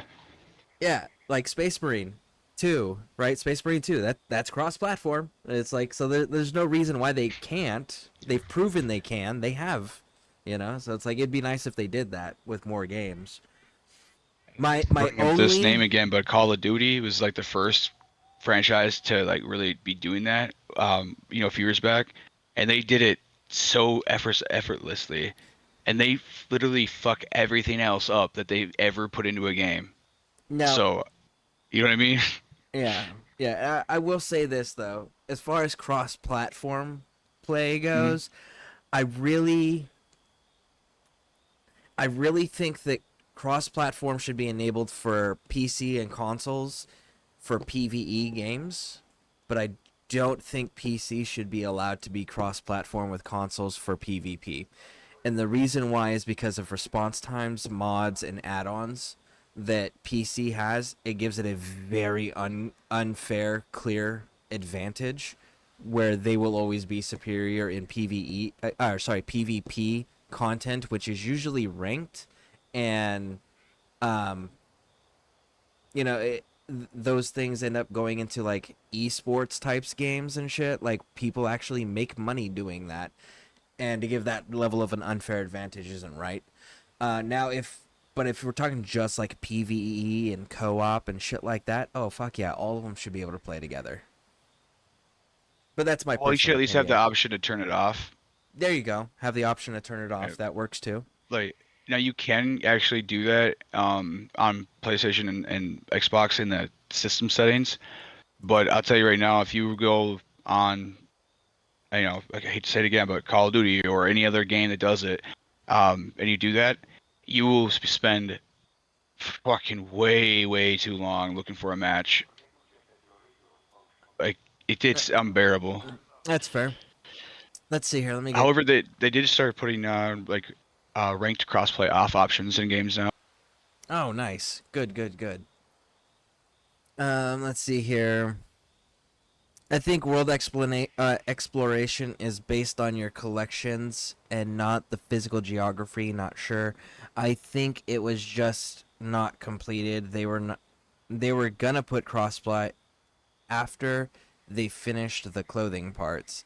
Not only that, other Ubisoft titles also crossplay that have come out around the same time. Rainbow Six as well. Rainbow Six is a cross platform. I didn't know that. That's pretty cool. Is it? Console. I I didn't know that. Off Duty Nation saying it is. Huh. I didn't know that. Unless I'm misunderstanding, which is entirely possible. Console gaming has come a long way, and I admire the consistency. I do in I am yeah, I gotta say I agree with that because like I played Atari. My first console that I didn't have to share with my 7 siblings was Sega Genesis. Hell yeah, I had that one. So like, yeah, they've definitely come a long way because I remember the Sega and Nintendo days where it was just like you had to complete the game in one sitting or hope that nobody bumped the console or accidentally shut it off because there was no Yeah. saving. Yeah. Who had a memory card, you know? Yeah, that didn't even come around until like what, PlayStation 1 and Nintendo 64. Yeah, kind of. And even then, they weren't really like widely used. Like, at first time I remember seeing widely used was like PS2 maybe, and then you're still like kind of the lucky kid if you had one. Yeah, that's fair. Yeah, meaning the chances you're gonna find a modded hacker in your game are much lower than on PC Warzone, for example. Yeah, Warzone. Yeah, that's one of those ones that Call of Duty really screwed the pooch on. Well, they invite it in. I mean, you know how many skins they sell that when they launch them for the first month that they're out, at least to go That's a valid invisible. point. You get, I mean, you're doing that at that point because people they're gonna go and spend all their money on those skins to have an unfair advantage right away. Yep. That is a valid point. All right, let me ask you, camo efficiency, recharge rate, or battery duration? Um.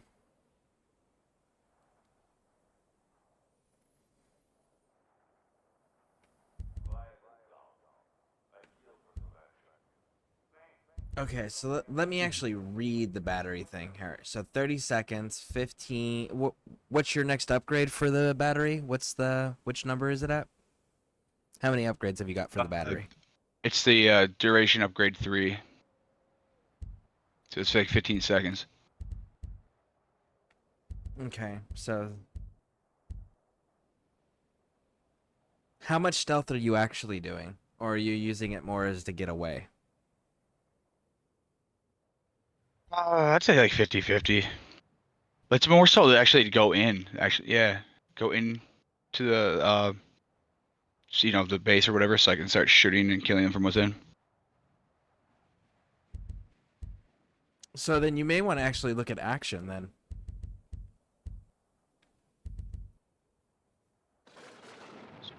Reduce battery consumption. Oh, actually, that's a really good one. I'm on the last one. Firearms? Yeah. Okay, good point. Because, like, the less you're using, the more that battery actually lasts. Touche. Touche. All right. These upgrades cost way too many points, by the way. I just want to throw that out there. Oh, yeah, absolutely. But I think it's because they expect you to go back through all the main installations again to re-get the boxes. Yeah. Z, hey, hi guys. Hey Z, how's it going? Welcome in, welcome in. Every time I almost download a Warzone, I see a TikTok of a hacker bragging, and then I play something else. That's valid. That's why I only play boot camp on there, because it's less sweaty people and hackers, and there's enough, bots in there that are easy that it boosts my ego. Yeah, I personally, I'm just like so opposed to PvP. Like, at a core value of mine is just like I hate, despise, and do not do PvP. I can't fucking stand it. There is only one PvP that I really wanted to work, and I have tried, and I'm mad that it doesn't, because all of the mechanics are there to make it work and be one of the coolest fucking PvP systems in existence. But the players won't follow the goddamn mechanics. What's that? Elder Scrolls Online has a massive siege map that you can go do with like full on like ballistas, trebuchets, like all of the different elemental types for those siege equipments, catapults, and boiling oil that you can pour on people with castle walls and shit, and battering rams, settlements outside of the cities, the castles that support them, that like give you bonus resources and shit. And it's like, it's one of the coolest things, because you literally have to lay siege to these castles to get through, and then fight your way through to capture the flag, and you have to hold the flag for X amount of time before reinforcements can stop coming in, and the enemy can respawn on the point if you kill them. Unless you unless there's enough of your people on the point where it's contested, then they have to spawn outside of. And it's like, that is such a cool concept, because you can legitimately do false flag operations where like you run out and you have 2 people with like 3 pieces of siege equipment apiece go siege a castle in one spot, and it'll pop up on the world map that it's under attack. right? While you have the main bulk of your army on the opposite side of the map just laying waste because the entire team decided to show up to the very first warning where they didn't realize it was just like 2 dudes. So the entire army is on the opposite side of the map, so now they can't get there in time to actually defend their castle. Like, you can do so much shit like that, and there's bridges you can destroy to, like, cut off parts of the map from being accessible, period. Like, so much cool shit. But the players don't use the mechanics. What do the players do? They run around in fucking mobs, and it's just one horde that goes around. They call them zergs, right? So these fucking zergs just go and overwhelm I've been everything. gangbanged by a few of them in my day. Yeah, so frustrating because it's like if people actually use the medieval tactics for siege warfare, good God, do you know how cool that would be? Like, people would actually be able to apply real life strategy and tactics to that. Like, that is such a cool concept. But players don't do it. So it's so disappointing to me.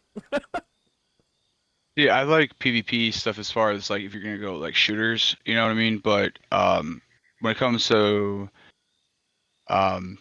games like that, not a fan because there's such a high like a difference in ability when you have a fucking level 3000 versus a level 400 even, you know?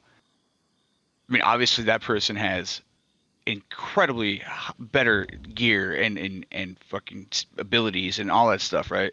Mm-hmm. Yeah, like there's no, I honestly don't know, at least maybe somebody else does, but a good way to balance that in that type of situation. Yeah, like, see, my thing is the scale of that map. That scale of that map, I think, allows something like, what was it? It was something like little over 300 players or some shit like that simultaneously. I think it's like 360 players, if I remember correctly. It's like 180 per team. Something stupid like that. I'd have to double check that. I know they've done some serious changes in the last like 3 years on that. But I'm just like, man, too much.